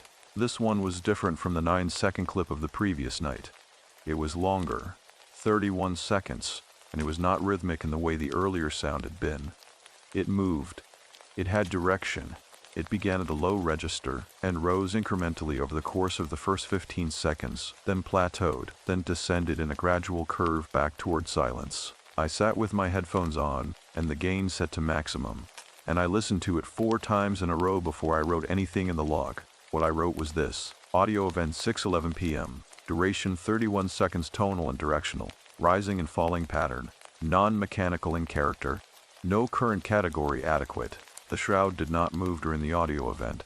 The image on the monitor was completely still, but there was something happening at the border of the image that took me until the 4th playback to notice a quality of the light in the upper left corner of the frame, near the silk lining, where the infrared reflection had been steady and consistent for 8 days of continuous footage. During the 31 seconds of the audio event, that reflection changed. It was not dramatic. It was the difference between a surface that was passive and a surface that was, in some way I could not quantify, active. I flagged it, logged it, and sat with it. Then I went back to the still frames from 2007, and I looked at the raised shape in the 5th frame, the folded hands pressing upward through fabric, and I thought about Gerald Foss, the retired soil chemist from Roanoke, who had written observation logs in advance of his own death and had used the phrase "not yet ready" as though he understood something about the scientific community's relationship to certain kinds of evidence that the scientific community itself had not yet admitted. I thought about Howard Pell, 69 years old, no living family, who had contacted Meredith specifically and requested to be part of this study 14 months before his death. I thought about the photograph at the back of the drawer, the 2 people in front of this building, the date September 2007, the words in blue ballpoint ink on the reverse, the first. If the 2007 study was the first, then Howard Pell's participation in the current study made him the second. I sat with the arithmetic of that for a long time, and the arithmetic kept returning a number I was not yet equipped to examine directly. At 9:43 p.m., Tamara arrived to take over the shift, and I briefed her on the audio events and showed her the flagged footage from the afternoon. She listened and looked and nodded with the careful attention she brought to everything, and when I finished, she asked one question. She asked whether Meredith had told me yet about Howard Pell's letter. I said she had told me about Gerald Foss's letter, the one expressing his wish to participate, the one with the phrase "not yet ready." Tamara looked at the monitors for a moment, and then she looked at me. She said that Howard Pell had also written a letter. She said it was in the 3rd manila folder, the one I had not opened yet, the one at the bottom of the stack that Meredith had left on the kitchen table. I went back to the farmhouse. The kitchen was stark. The folders were still on the table where Meredith had left them, and the 3rd folder was at the bottom of the stack exactly as Tamara had described. I sat down and opened it. Howard Pell's letter was 2 pages, handwritten in a clear and steady hand that showed no sign of the illness that had been advancing through his body at the time of its composition. He described his reasons for contacting Meredith's research program in careful and logical terms, his background in civil engineering, his lifelong interest in threshold states, his belief that the boundary between biological function and biological cessation was less fixed than the medical literature acknowledged. He described his own declining health without self-pity or drama. He described his willingness to participate as a matter of scientific conviction rather than resignation, and then on the second page, in the final paragraph before his signature, he wrote something that I read 3 times before I was certain I had understood it correctly. He wrote that he had experienced something in the weeks following his formal diagnosis that he could not account for through any framework currently available to him. He wrote that he had begun, during the hours between 3 and 5 in the morning, to hear things at a register below normal speech. Not words, but the shape of words, the intention of communication without the mechanism of it. He wrote that he had initially attributed this to the medication he was taking and had discussed it with his physician, who had adjusted his dosage. The adjustment had not changed the experience. He wrote that he believed whatever he was hearing was connected to the study. He wrote that he believed he had already, in some way he could not explain and would not attempt to explain scientifically, been in contact with the study's previous participant. He wrote Gerald Foss's name. He had never been told it. He had found it, he said, the only way he could find anything at 3 in the morning in a house where he lived alone. By listening. I sat at that kitchen table with Howard Pell's letter in my hands, and the farmhouse settled quietly around me in the October dark, and the slope below the window ran down to that tree line, and whatever was moving below the soil at the bottom of that slope had written its own introduction long before I had arrived to receive it. There are moments in a research process when the data stops being abstract. For most of my career, I had been able to maintain what my graduate advisor used to call the necessary distance, the professional separation between the observer and the observed that allows science to function as science, rather than as something else.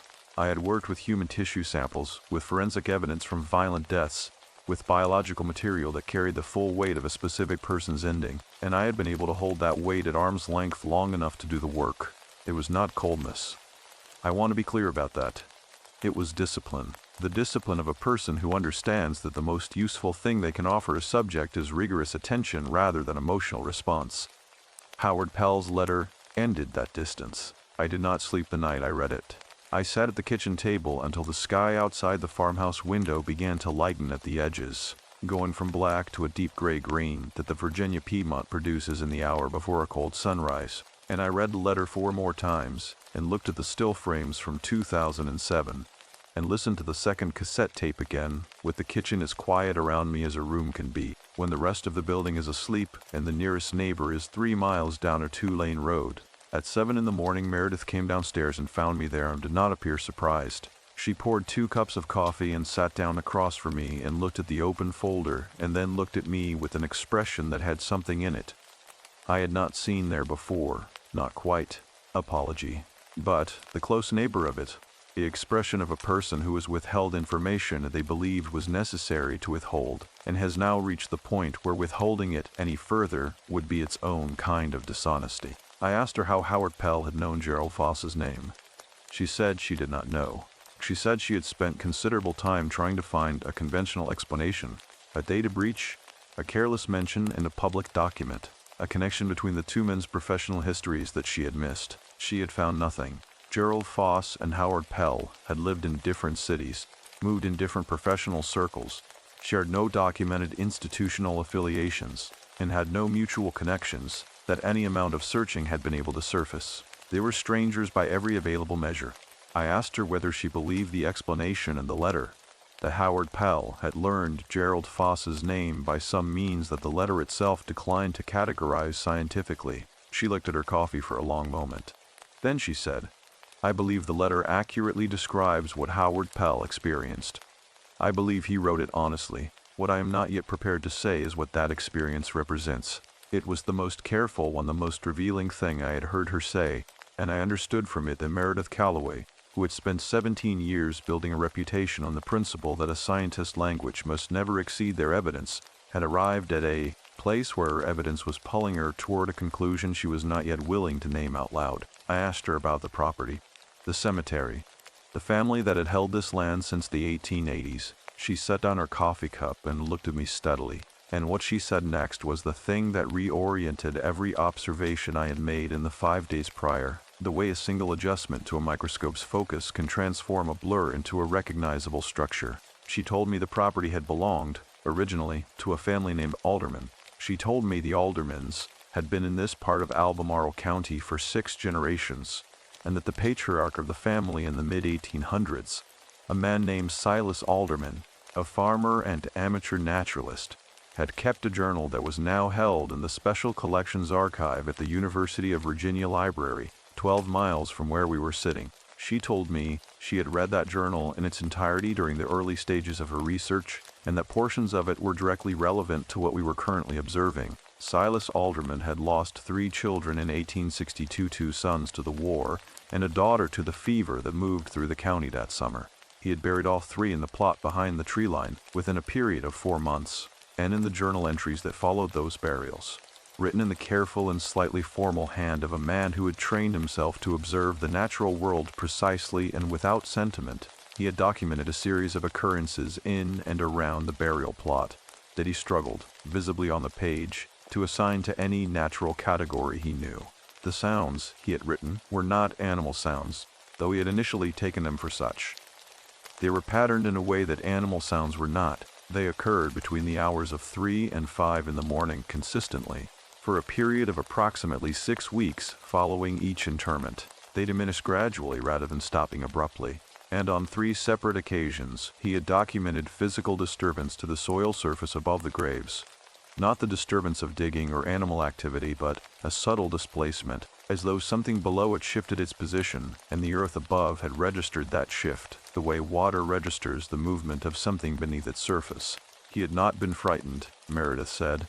That was the detail she kept returning to in her own thinking about the journal. Silas Alderman had documented everything with the equanimity of a man who believed that the natural world contained more categories than he had yet learned to name, and that his job as an observer was to document rather than to judge. He had written, near the end of the final entry in the series, a sentence that Meredith recited from memory. Whatever persists here does not persist out of confusion or distress. It persists out of something that I can only describe with the inadequacy of the available language as completion. The word completion settled into the kitchen and stayed there. I thought about Howard Pell's letter. The phrase threshold states, the listening at 3 in the morning. The name that arrived from somewhere outside the ordinary channels of information. I thought about the audio event from the previous evening, 31 seconds, tonal and directional, the reflection in the upper left corner of the frame changing quality in a way I had logged as active rather than passive. I asked Meredith directly in the 17 days of footage from the 2007 study, before the camera failed, setting aside the still frames she had already shown me. What else had been recorded? She was quiet for a moment. Then she stood and went to the drawer at the end of the workbench, and returned with a 3rd cassette tape, the one I had not yet listened to. She placed it on the table between us and said that the audio on this tape was from day 13 of the 2007 study, 4 days after the still frames with the raised hands, recorded at 4:17 in the morning. She said she wanted me to listen to it before she described it, because she had found, in the years since, that her description of it inevitably shaped the listener's perception in ways she could not fully control, and she wanted my unmediated response first. I took the tape to the monitor room and played it on the equipment there, where the audio reproduction was better than anything the farmhouse offered. I sat in the observation chair with my headphones on, and the current feed running silently on the monitor bank in front of me, and I pressed play. For the first 40 seconds, there was ambient noise, the low-level hiss of the recording environment, faint and consistent. Then, at 41 seconds, a sound began. It was not the rhythmic compression I had heard in the current study's footage, nor the tonal rising and falling pattern of the previous evening's event. It was neither of those things, and it was also, unmistakably, in the same family as both of them. It was a voice, not words. I want to be precise. I did not hear language, did not hear recognizable speech. What I heard was vocalization. The unmistakable acoustic signature of a human vocal apparatus producing sound in the particular way that a human vocal apparatus produces sound when it is attempting to communicate. The rhythm was conversational. The tonal variation was the tonal variation of a sentence. The pauses fell where pauses fall in speech. The whole thing lasted 58 seconds and ended in a descending cadence that I had spent enough time in, enough interview rooms to recognize as the cadence of a question. I sat in the monitor room for a long time after the tape ended. The current feed showed the enclosure undisturbed, the shroud smooth, the interior still. Then I picked up my observation log and I wrote, in the precise and careful language I had been trained to use, a description of what I had heard. I wrote it in full, without hedging, without the qualifications I would normally have applied to any datum this far outside the bounds of conventional expectation. And when I finished writing the description, I wrote one additional line beneath it. Not a scientific observation, but a recognition that the discipline of the previous 15 years required me to be honest about. I wrote, I have been approaching this study as though I am the observer. I am becoming uncertain that this is correct. Through the single-pane window of the monitor room, the slope ran down to the tree line in the thin November light, and the bare branches of the hardwoods beyond it showed gray against a gray sky. And somewhere below the frost-hardened soil at the bottom of that slope, in the dark and the silence of a sealed enclosure, a camera was recording. And something was deciding with what felt increasingly like patience and purpose how much further to go. That evening when I returned to the monitor room for the night shift, and found a new audio event already flagged in the day's log. Longer this time, more sustained, its shape and the waveform display unmistakably the shape of a response rather than an initiation. I understood that whatever threshold this study had been designed to approach, we'd already crossed it, and the crossing had not been ours to make. I have not spoken about my brother in any professional context in 11 years. That is not an accident. It is a decision I made with the same deliberateness I bring to every significant decision, carefully, after extended consideration, with a clear understanding of the reasons and a clear acceptance of what the decision would cost. The cost was that a significant portion of my interior life became unavailable for discussion in the spaces where I spent most of my time. The benefit was that I could function. I could work. I could sit in a room full of data and give the data my full attention without the data finding the place where the grief lived and pressing on it. His name was Colin. He was 31 years old when he died, 4 years younger than I was at the time, and he died in the particular way that people die when they have been ill for a long time, and the illness has been managed and the management has been working. And then one Tuesday morning in February, it stops working, and by the following Thursday the person is gone. There was no dramatic final scene. There was no deathbed conversation of the kind that gets written about. There was a hospital room in Richmond, and there was a Tuesday, and there was a Thursday, and in between there were 46 hours during which I sat in a chair beside his bed and held his hand and talked to him. Not because anyone had told me he could hear me, but because the silence felt like something I could not survive. I had not told Meredith any of this. I had not told anyone associated with this project any of this. It was not relevant to my qualifications, and it was not the kind of information I distributed freely, and there had been no reason, no scientific reason, for it to be relevant to anything happening in that monitor room in that outbuilding, on the edge of that Virginia property. There was a reason now.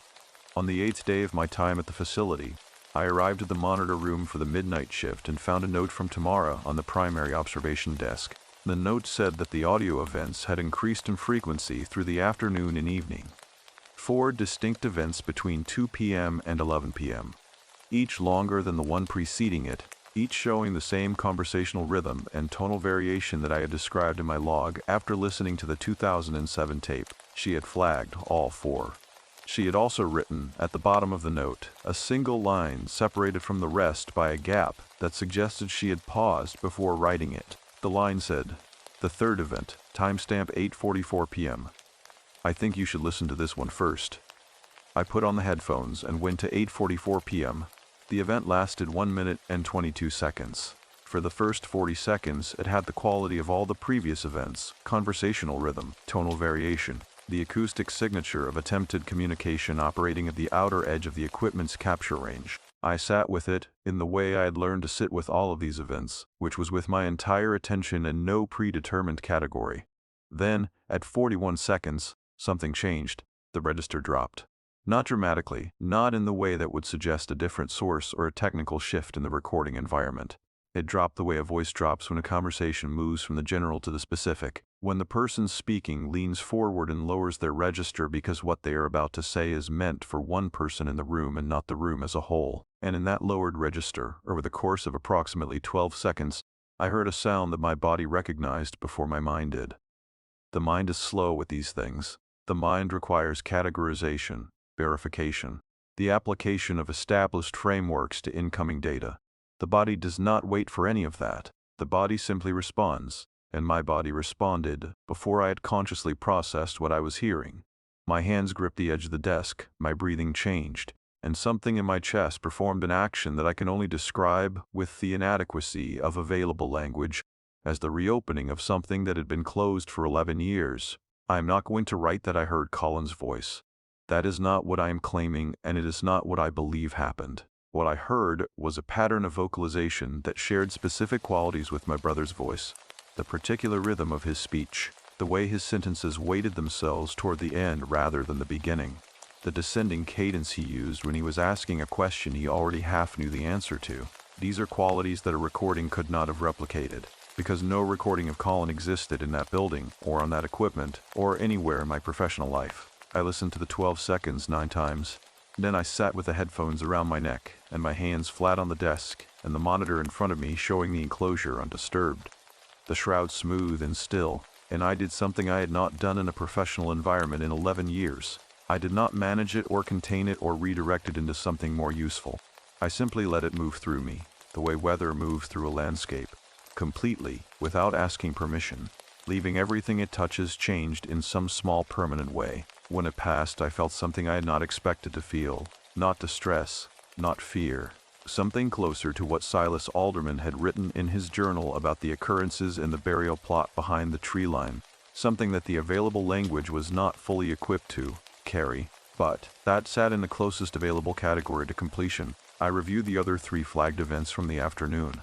They were consistent with the pattern I had been documenting, reaching, communicative, shaped like speech without resolving into it, but they did not have the quality of the 844 event.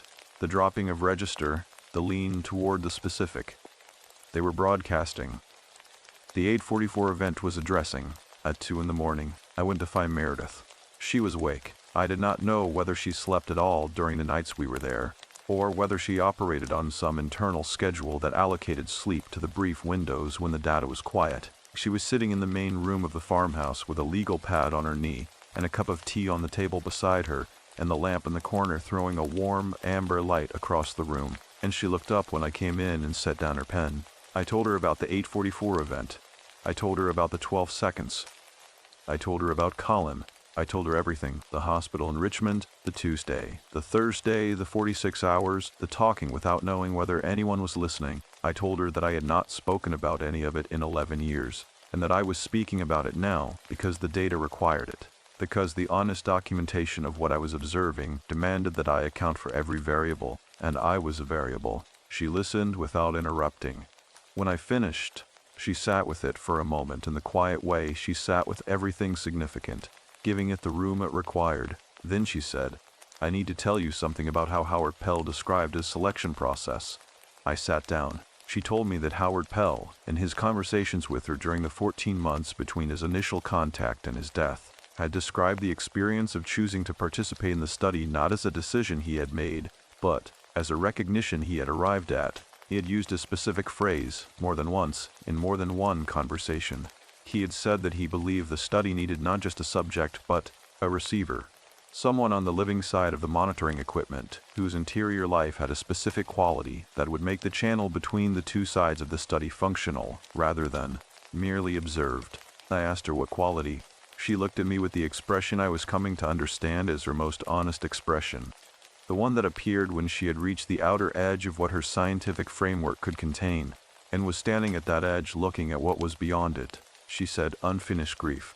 Howard Pell believed that the study required someone whose mourning had not been completed, someone who had stopped short of the full passage through it, who had closed a door before the room on the other side had been fully inhabited, and who was therefore, and this was the word she said Howard Pell had used, reachable. The amber lamp held its light across the room. I thought about the 46 hours, the talking, the hand I had held without knowing whether the holding meant anything to the person whose hand it was, the Tuesday and the Thursday, and the 11 years of managed distance between me and everything those days contained. I thought about Howard Pell writing Gerald Foss's name by listening. I thought about Silas Alderman writing, "Whatever persists here does not persist out of confusion or distress." Outside, the November wind moved through the bare hardwoods at the bottom of the slope, and the sound it made in the branches was the sound of a language I did not speak, but was beginning, slowly and irrevocably, to understand. What Meredith said next, quietly, without drama, in the amber lamplight of that Virginia farmhouse at 2 in the morning, was not a warning, and not an instruction, and not a comfort, but something that carried the weight of all three, and it changed the entire shape of what I understood myself to be doing in that place. And why? What Meredith said in the amber light of that farmhouse at 2 in the morning was this. There is a woman named Ruth Alderman. She is 83 years old. She lives 12 minutes from here on the same road her family has occupied for 6 generations. She is the last of the Aldermans, and she has been waiting for someone to come and ask her the right questions since 2007, when I went to her the first time and did not yet know enough to ask them correctly. She said it in one sustained, deliberate sentence. The way you say something you have been holding in reserve, not withheld dishonestly, but saved. The way you save the thing that will only make sense once everything before it has been properly understood. I had been at the facility for 8 days. I had read the folders and the letters and listened to the tapes. I had sat with the data that my training could not adequately contain and had been honest about that in my logs. I was, she had evidently decided, ready. We drove out to Ruth Alderman's house the following morning at 9 o'clock, in Meredith's dark green truck. Down a road that ran parallel to the property line through stands of bare hickory and red oak, past a collapsed tobacco barn and a hand-painted mailbox, whose post had been repaired so many times with different materials that it looked like a record of the county's hardware store inventory. Across several decades, the house itself was a white farmhouse, not unlike the research facility's main building. The same 19th century clapboard, the same wraparound porch, but larger and more settled into its land. The way a house looks when it has not changed hands in 150 years, and has been tended rather than renovated. Ruth Alderman opened the door before we reached the porch steps. I had formed no clear expectation of her, which I was grateful for, because any expectation I might have formed would have been wrong. She was a small woman, white-haired, dressed with the deliberate neatness of someone who believes that how you present yourself to the world is a form of respect for it. Her face held the particular quality that some very old faces hold. Not the softening of age, but its opposite, the distillation of a life into its essential expressions, so that what remained was entirely legible. What was legible in Ruth Alderman's face was intelligence, patience, and a kind of clear-eyed assessment that she applied to me immediately and without apology. She looked at me for a moment, and then she looked at Meredith and she said, "This is the one who lost someone." It was not a question. Meredith had not told her about Colin. I had not given Meredith permission to share any of that, and I did not believe she had done so without permission.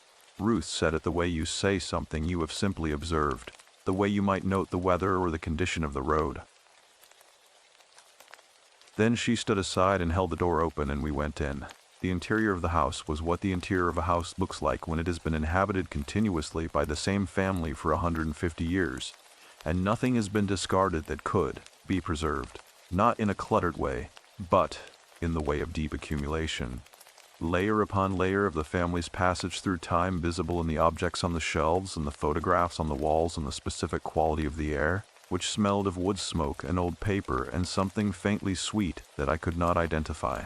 She led us to a sitting room at the back of the house that looked out over a long yard, bare and brown in the November light, ending at a fence line beyond which the bare trees pressed in close. She served coffee. She sat down in a wing-backed chair that bore the clear impression of long habitation and folded her hands in her lap, and looked at me with the same direct assessment she had applied on the porch. Then she began to talk, and she taught for the better part of 2 hours, and what she said was the architecture beneath everything I had been observing. She told me that the Alderman family had understood the nature of the burial plot behind the tree line from the time of Silas's journal, had understood it not as something supernatural in the way that word is commonly used, implying the existence of forces outside or above nature, but as something that was entirely within nature and simply not yet within science. She used that distinction carefully, and more than once she said that Silas had not been a religious man and had not interpreted what he observed through a religious framework. He had been a naturalist. He had looked at what the ground was doing, and had applied the same methodology he applied to everything else he observed in the natural world. Description first, interpretation after, and a permanent willingness to revise. What Silas had concluded, across the years of observation documented in his journal, was that the process of dying was not completed at the moment of clinical death. He had not concluded this mystically. He had concluded it empirically, from the specific and repeatable pattern of what he observed in the weeks following each interment in the plot. The sounds, the soil displacement, The particular quality of the air above the graves in the early morning hours. He had documented every variable with the patience of a man who understood that what he was building was not a case for a single event, but a record of a phenomenon. His conclusion, Ruth said, was this.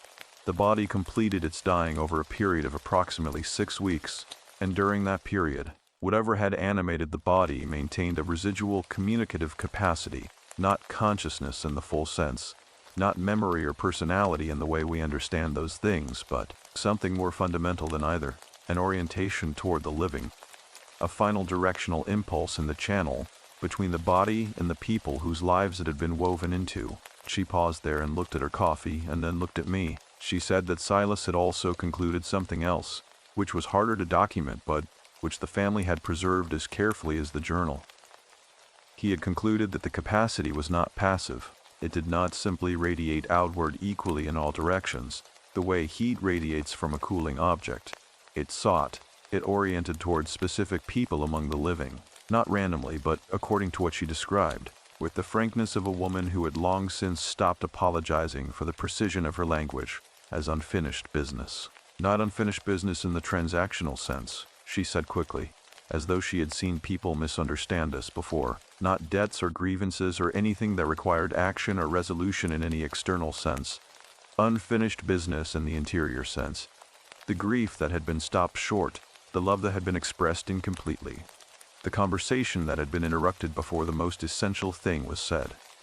She looked at me steadily while she said this.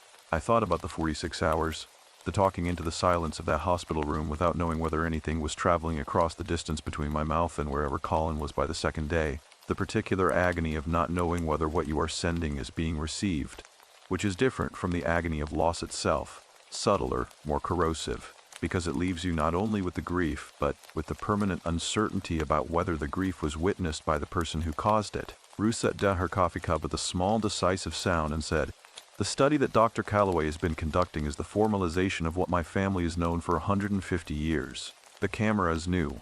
The documentation is new. The phenomenon is not."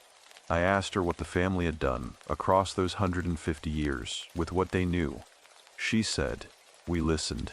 And when we could, we answered." I asked her how. She was quiet for a moment. Not a long moment, but the specific quiet of a person choosing their words with the full weight of what they mean. She said that the capacity was directional.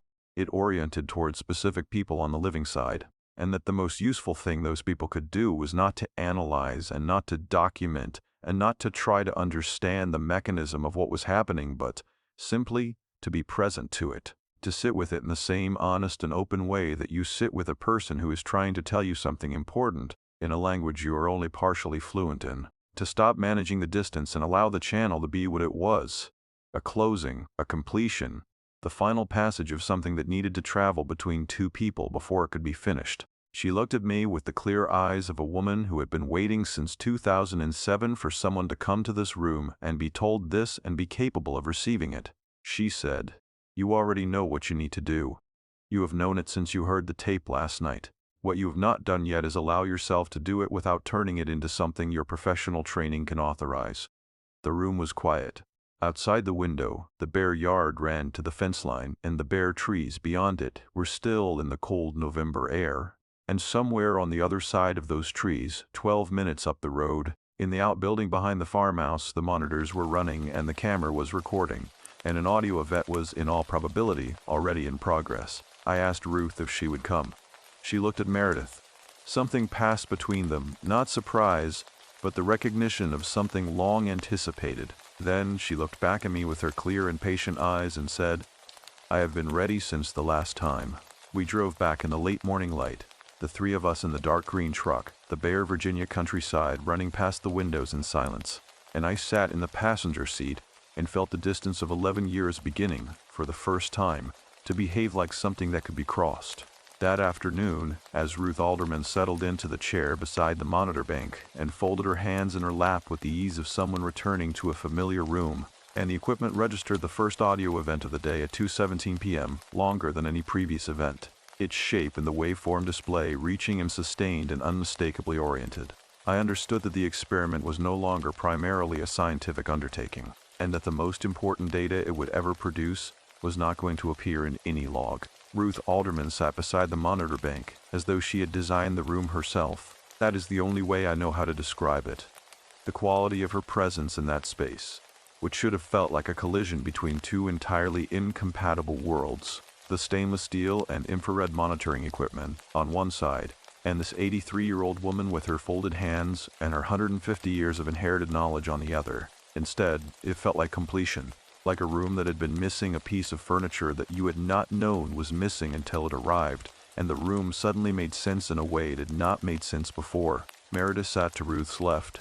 I sat to Ruth's right. The monitor bank ran its silent silver-gray feed in front of us, and the waveform display for the audio channel pulsed at the bottom of the center screen with the low ambient signature of an enclosure doing what enclosures do in the absence of events. The time on the recording log read 2:23 p.m. 6 minutes had passed since the event at 2:17, and the audio channel had returned to baseline. Ruth looked at the monitors for a long moment without speaking. Then she looked at the waveform display in the particular way that a person looks at something when they are not reading it visually but rather listening to it through another faculty entirely. She said without turning her head, "It knows you are here."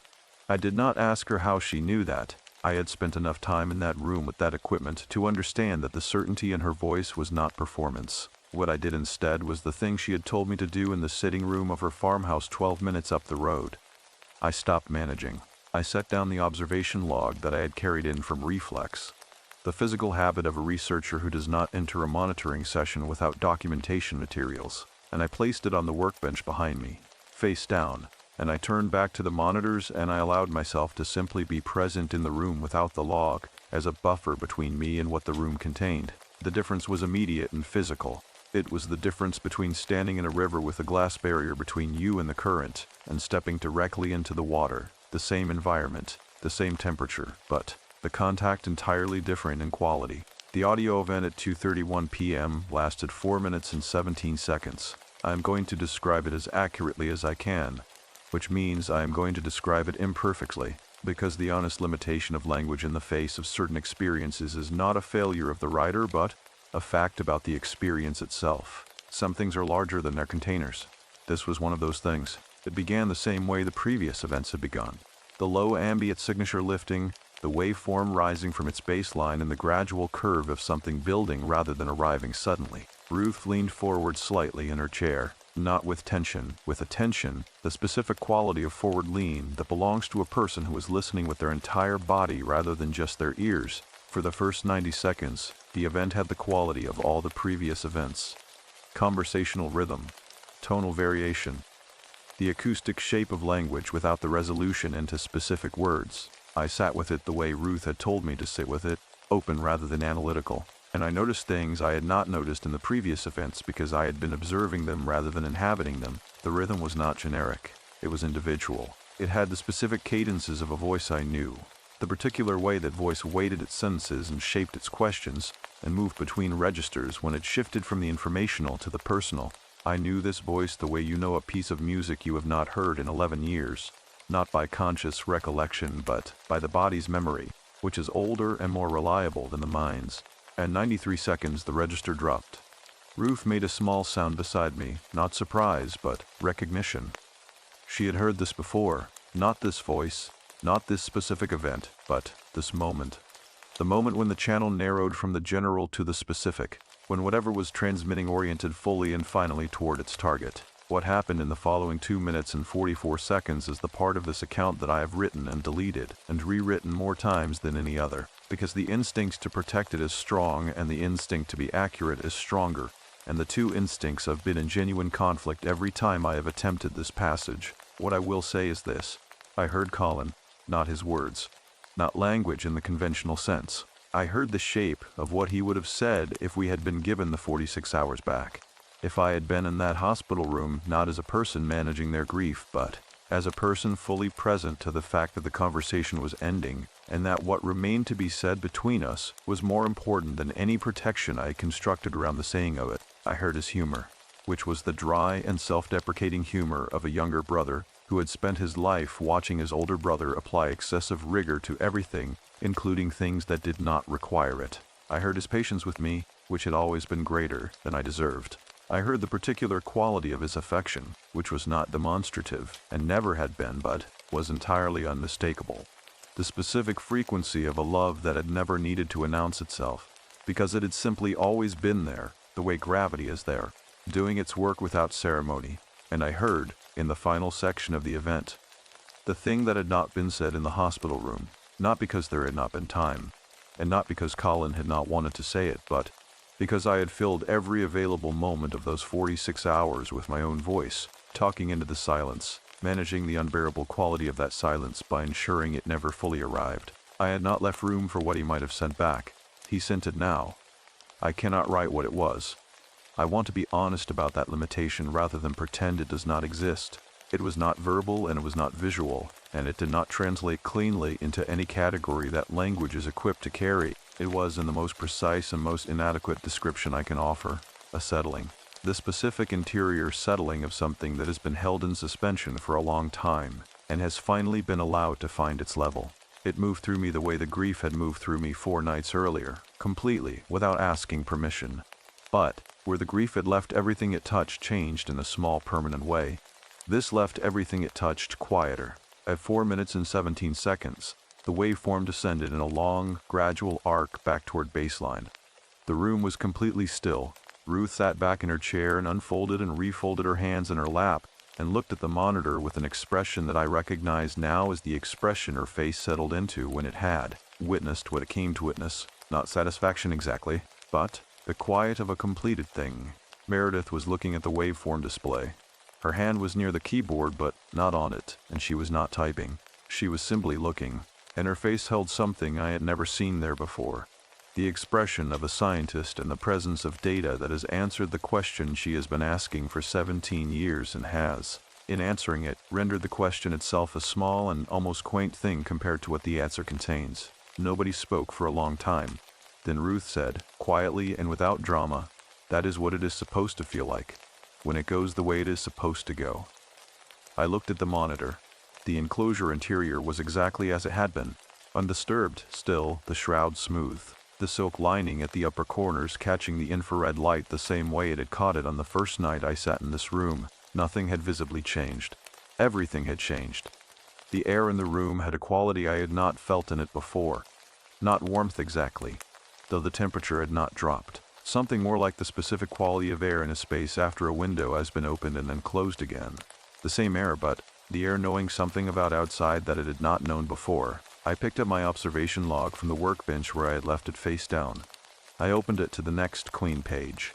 I held my pen over it for a long moment, looking at the blank space where the documentation of this event would go, thinking about the language I had available and the experience I was attempting to fit into it. Then I wrote the date and the time and the duration. I wrote a description of the waveform pattern. I wrote the observable facts in the precise and measured language of my training, and I wrote them fully and without omission. And below all of that, separated by a line, I wrote one additional entry that was not a scientific observation and did not pretend to be. I wrote, he answered. Outside, the November light was leaving the Virginia sky in long horizontal bands of pale gold and gray, and the slope below the outbuilding ran down to the tree line in the last of the afternoon, and the bare trees beyond it stood in the darkening air. And for the first time since I had arrived at that property 9 days earlier, the space between me and those trees felt not like a distance to be observed, but like ground I had already crossed. 3 weeks passed before I understood what had changed. That is not quite accurate. I understood immediately, in the monitor room, in the aftermath of the 4 minutes and 17 seconds, that something had shifted in the fundamental structure of how I was carrying the previous 11 years. What I did not understand immediately was what that shift would look like when I took it out of that room and back into the ordinary architecture of my life. My apartment in Richmond, my university office, the specific daily rhythms of a person whose interior landscape had been organized around an absence for so long that the absence had become a kind of load-bearing wall. I stayed at the facility for 4 more days after the event. Meredith needed the time to complete the formal documentation protocols, the final observation logs, the equipment calibration records, the chain of custody paperwork for the audio files that would eventually form the empirical backbone of whatever she published, assuming she published anything, which was a question she was clearly not yet ready to answer. I used the time differently. I used it the way you use a space between one thing and the next when you are honest about the fact that you are in transition and that rushing the transition will only mean arriving at the destination before you are prepared to inhabit it.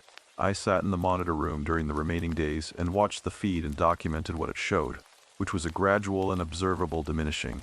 The audio events continued but were shorter, their waveform patterns less sustained, their character shifting from the reaching and communicative quality of the previous days towards something quieter and more interior, less like transmission and more like the sound a fire makes in its final hour, when it is given most of what it has to give, and is completing the last of its work without urgency. By the fourth day, the events were barely distinguishable from the ambient noise floor. By the morning of my departure, the audio channel had returned to a baseline it had not held since the first hours of the study.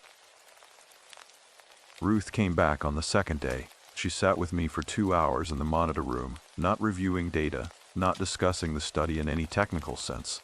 She brought a thermos of coffee and 2 cups and sat in the chair beside the primary observation desk and talked about her family, about Silas and the journal, about the generations of aldermans who had tended that burial plot and understood what it required, about her own experiences over the course of a long life lived in close proximity to ground that the rest of the world did not know was unusual. She talked the way very old people sometimes talk when they have found someone they believe is genuinely capable of receiving what they have to say, without performance, without the editing the social caution normally applies, with the directness of someone who is calculated, at 83, that they no longer have the time or the inclination to say the less true version of anything. She told me that every person who had ever sat in the position I had sat in, who had been the living receiver in the channel that the burial plot created, had described the aftermath in different, specific terms, but in the same essential terms.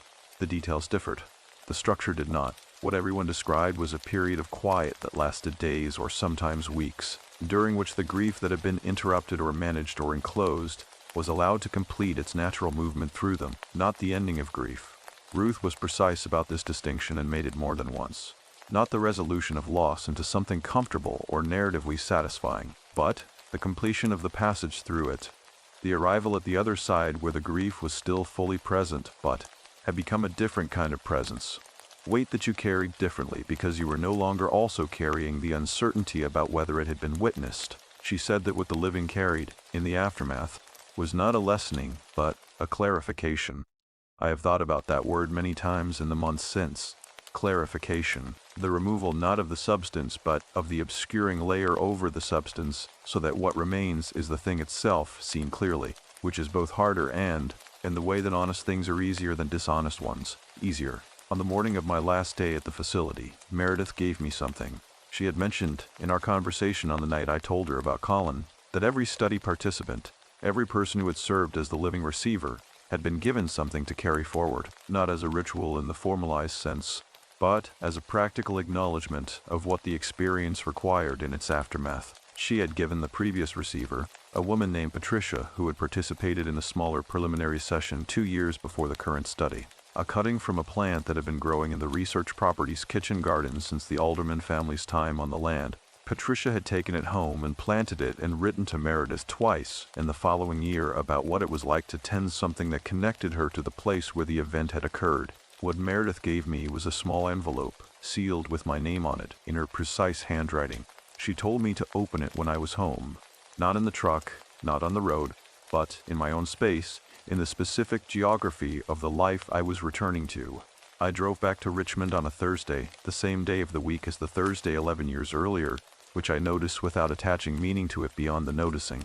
The drive took me back through the copper and rust country that had gone further toward winter in the 2 weeks of my absence. Most of the color down now, the trees showing their bone structure against a sky the color of old pewter. The 2-lane highways running through a landscape that was beautiful in the specific way that stripped-down things are beautiful. All essential structure and no decoration. My apartment was exactly as I had left it.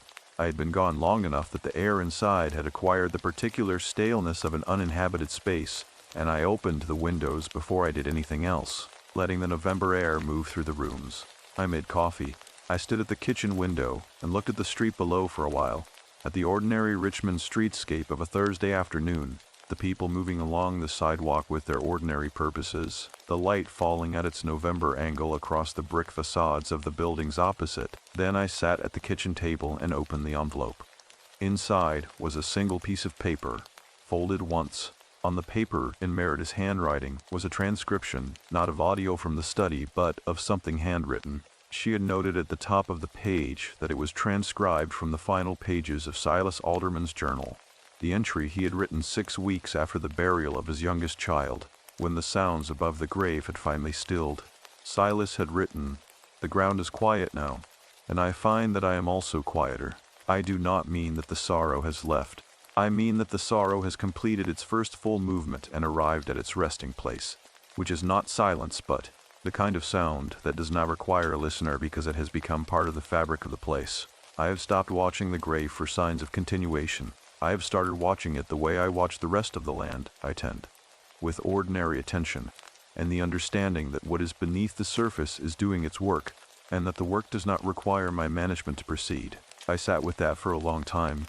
Then I called my mother. I want to be careful about how I describe this, because the temptation is to make it more than it was, and it was already enough without inflation. I had not called my mother in 11 months, not from estrangement, from the same managed distance that had been organizing my interior life for 11 years. The sense that the topic of Colin was a terrain that could not be entered without equipment I did not possess. We had both stopped trying. She answered on the second ring. I said her name and she said mine, and there was a pause. Not an awkward pause, but the pause of two people who have been on either side of a closed door and are both recognizing, simultaneously, that the door is open. I did not tell her about the study. I did not tell her about Virginia or the monitor room or the 4 minutes and 17 seconds or what they had carried. I simply told her I had been thinking about Colin. I told her I had been thinking about the specific way he laughed at his own jokes before he finished telling them, and how much I had missed that, and how I was sorry that I'd managed the missing of it so poorly for so long that I had ended up managing her at the same time, without meaning to. She was quiet for a moment. Then she said, "I know. I have missed him the same way. And I have missed you." We talked for an hour and 40 minutes. We talked about Colin the way you talk about someone when the grief has clarified, directly, with specificity, with a particular tenderness of people who share a loss and are finally allowing the sharing to do what sharing does. When I hung up, the apartment was dark. I had not noticed the light leaving. I sat at the kitchen table in the dark for a while, and the city moved through its Thursday evening outside the window, and the small envelope that had held Silas Alderman's words sat on the table in front of me, and the rooms of my apartment were quiet in a way they had not been quiet in 11 years. Not empty, quiet. The difference between those two things was something I was only now, finally, prepared to understand. What I did not yet know, sitting in that Richmond apartment on that Thursday evening, was that the clarification was not a destination but a beginning. That what had been returned to me in that monitor room in Virginia was not an ending of anything but the first honest step of a passage I had been standing at the entrance to for 11 years, waiting, without knowing I was waiting, for the ground beneath the slope to tell me it was time to walk. 7 months is long enough for a change to prove itself, not long enough for certainty. I do not think the kind of change I am describing ever arrives at certainty, which is not a limitation of the change but a property of it, the way a river does not arrive at certainty about its banks, but simply continues moving through them, shaping and being shaped in the ongoing negotiation between water and land. 7 months is long enough to know whether what happened in Virginia was an event or a reorganization, whether it was something that occurred to you once and receded, or something that altered the underlying structure of how you move through your days and your years and your relationships with the people who share them. By the time April arrived in Richmond, bringing the specific quality of Virginia spring that hits the city like a physical argument against everything November stood for, the redbuds along the James River, the dogwoods in the Fan District going to white and pink, the air-carrying warmth with actual intention rather than the apologetic warmth of March. I had enough distance to look back at the 7 months and describe what had changed with reasonable accuracy. I had been back to the facility once, in January, at Meredith's invitation, not for monitoring. The study had formally concluded in early December, the equipment removed from the Alderman property according to the terms of the family agreement, the enclosure left undisturbed as it would remain. I went back for a different reason, which was that Meredith had asked me to review the complete audio archive from the study and contribute a formal written assessment of the biological anomalies documented in the data, not an interpretation of their meaning, but a rigorous description of their properties, their patterns, their measurable characteristics, She was building the evidentiary foundation of something, and she needed a co-author whose credentials were unambiguous and whose methodology was beyond challenge. I agreed, without hesitation. I drove out on a gray January morning and sat in the monitor room for 2 days with headphones on and the complete audio archive running, and I wrote 43 pages of assessment in the precise and careful language of my field. And when I was done, I went and stood on the slope behind the outbuilding and looked at the tree line for a long time. The winter light was thin and flat, and the bare trees beyond the fence line looked exactly as they had looked on the night I arrived. The same bone structure, the same stillness, the same quality of standing at the edge of something that was not nothing. The ground was quiet. The air above it held nothing that my instruments could have measured. I stood there for perhaps 10 minutes, not performing anything, not waiting for anything, just being present to a place that had asked something significant of me and received what it asked for. Then I went back inside and had coffee with Meredith, and we talked for 2 hours about the paper she was drafting and the approach she was considering for submission, and the reviewers she anticipated would be the most resistant and the most receptive. And it was a working conversation between two scientists, and it was also, beneath that, a conversation between two people who had shared something that most of their colleagues would struggle to accommodate within their existing frameworks, and both layers of the conversation were genuine, and neither undermined the other. Tamara had left the project in November to complete her dissertation, and Meredith had taken on a new graduate assistant in January, a young man named Marcus, sharp and methodical, who knew only the scientific dimensions of the study and would know only those dimensions unless the work advanced to a stage where the fuller context became necessary. He reminded me of myself at that age, which is to say he was competent and careful, and had not yet had the experience that would teach him the difference between observing a thing and being changed by it. I drove back to Richmond on the second evening with the 43 pages on the seat beside me and the January dark coming in fast across the Piedmont. And I thought about the paper Meredith was building and what it would mean when it existed in the world as a published, peer-reviewed document with 2 names on it. I thought about the reviewers who would challenge it. I thought about the framework it would require them to expand, and how framework expansion is the most uncomfortable thing you can ask of a scientist, and how it is also, historically, the only way science has ever actually moved. The change in my daily life was not traumatic. I want to be honest about that, because the temptation in any account of significant interior change is to dramatize it, to describe a before and after that are cleanly distinguishable, a life visibly reorganized.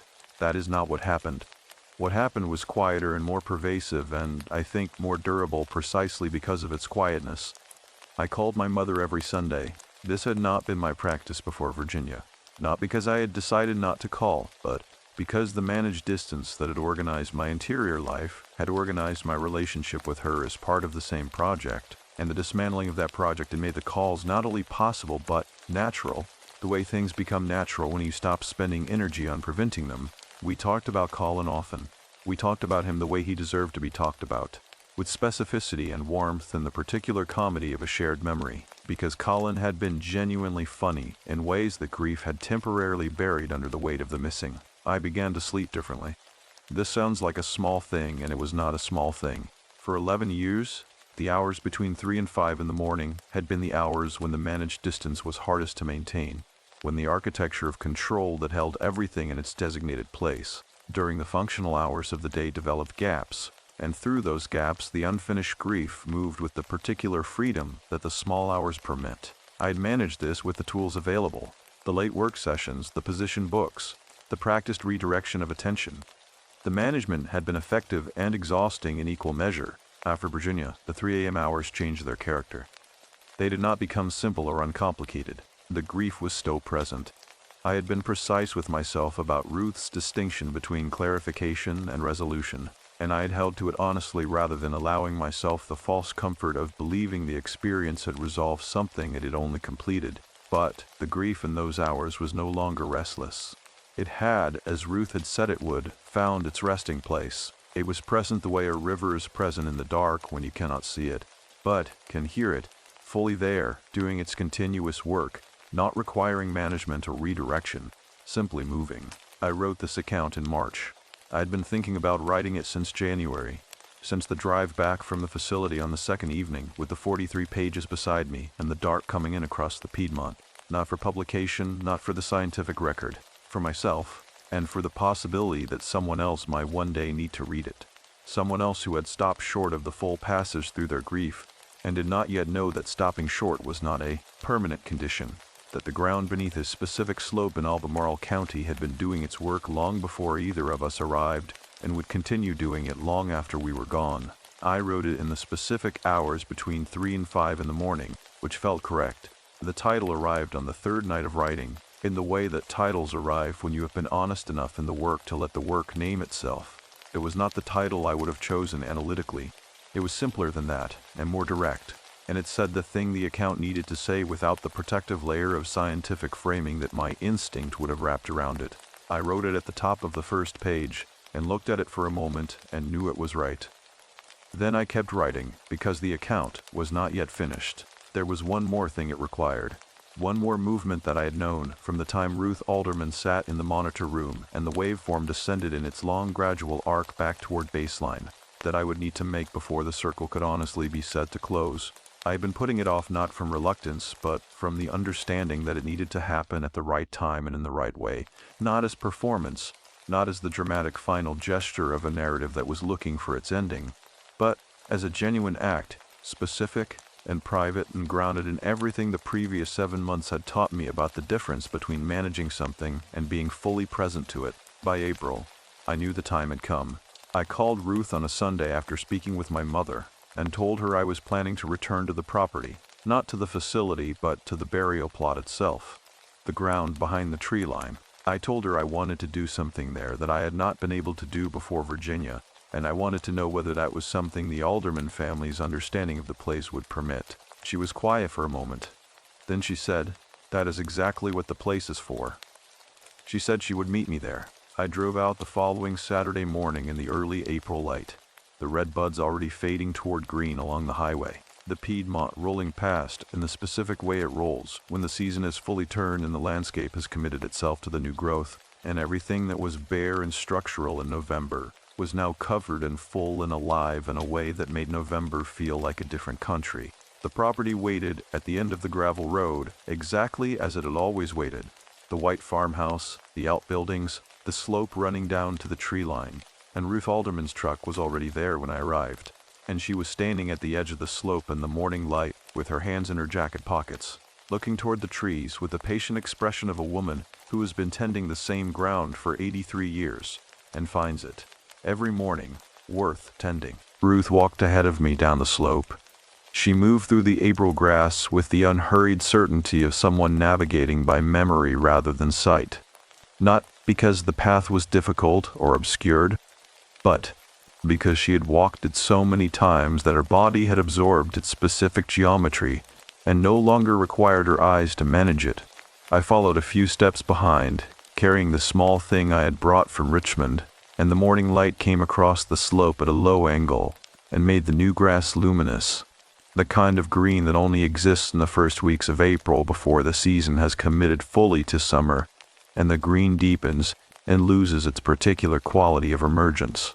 The fence line at the bottom of the slope was older than the research facility and older than most of the structures on the property. Hand-laid fieldstone, the kind assembled without mortar, by someone who understood that a wall built correctly from the materials at hand would outlast any wall built quickly from imported ones. Ruth opened the gate in it without looking for the latch, her hand finding it from the same deep habit that had carried her feet down the slope, and we passed through into the trees. The burial plot was smaller than I had imagined. I do not know what I had imagined exactly.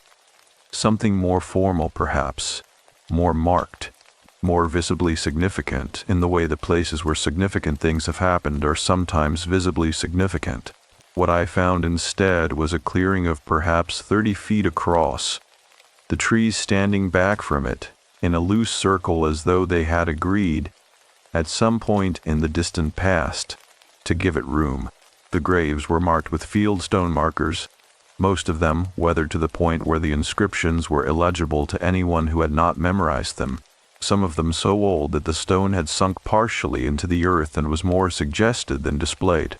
The grass in the clearing was the same luminous April green as the slope, and the light came through the canopy in the particular way that light comes through a canopy of newly leafed hardwoods. broken and shifting and warm in a way that bare branch winter light is never. Warm. Howard Pell's grave was at the eastern edge of the clearing, closest to where we had entered. The marker was nearer than the others. Not new enough to look out of place, but new enough that the stone surface still held its edges with some precision. Ruth had placed a small bunch of dried flowers at its base some time earlier, their stems tied with kitchen twine, the blooms gone to brown, but still holding their shape. I stood at the edge of Howard Pell's grave for a moment and thought about the man who had written 2 careful pages in a clear and steady hand about threshold states and the listening he had done in the hours between 3 and 5 in the morning. The man who had learned Gerald Foss's name through the only channel available to him. The man who had described himself in his final paragraph, not as a dying person preparing to surrender, but as a scientist preparing to contribute data from the most intimate possible research position. He had known what he was doing. He had chosen it with the full weight of an informed and considered intelligence. That mattered. I crouched at the base of the marker and placed what I had brought from Richmond against the stone beside Ruth's dried flowers. It was a photograph, an ordinary 4x6 print, the kind made from a digital file at a drugstore, showing 2 people on a Richmond sidewalk in the specific flat light of a February afternoon.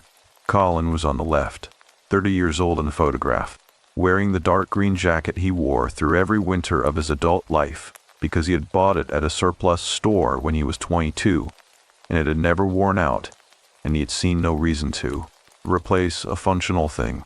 He was laughing at something outside the frame, his head turned slightly, his whole face engaged in the laugh in the way his whole face was always engaged when something genuinely struck him as funny rather than merely amusing. I was on the right, a few inches taller, looking at him with the expression that his older brother had always worn when Colin was laughing at something, half exasperated, entirely fond, unwilling to admit how much the laugh was contagious. I had not looked at this photograph in 11 years. I had known it existed. It had been in an envelope in the bottom drawer of my desk for the entire 11 years, placed there on the day I returned from the hospital and not retrieved since. I had taken it out in March, during the writing, and held it for a long time before I understood what I was going to do with it.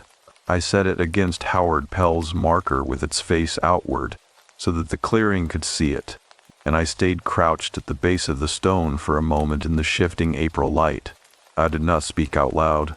I had said what needed to be said in the monitor room in November, in the 4 minutes and 17 seconds, in the register where that conversation had always been waiting to happen.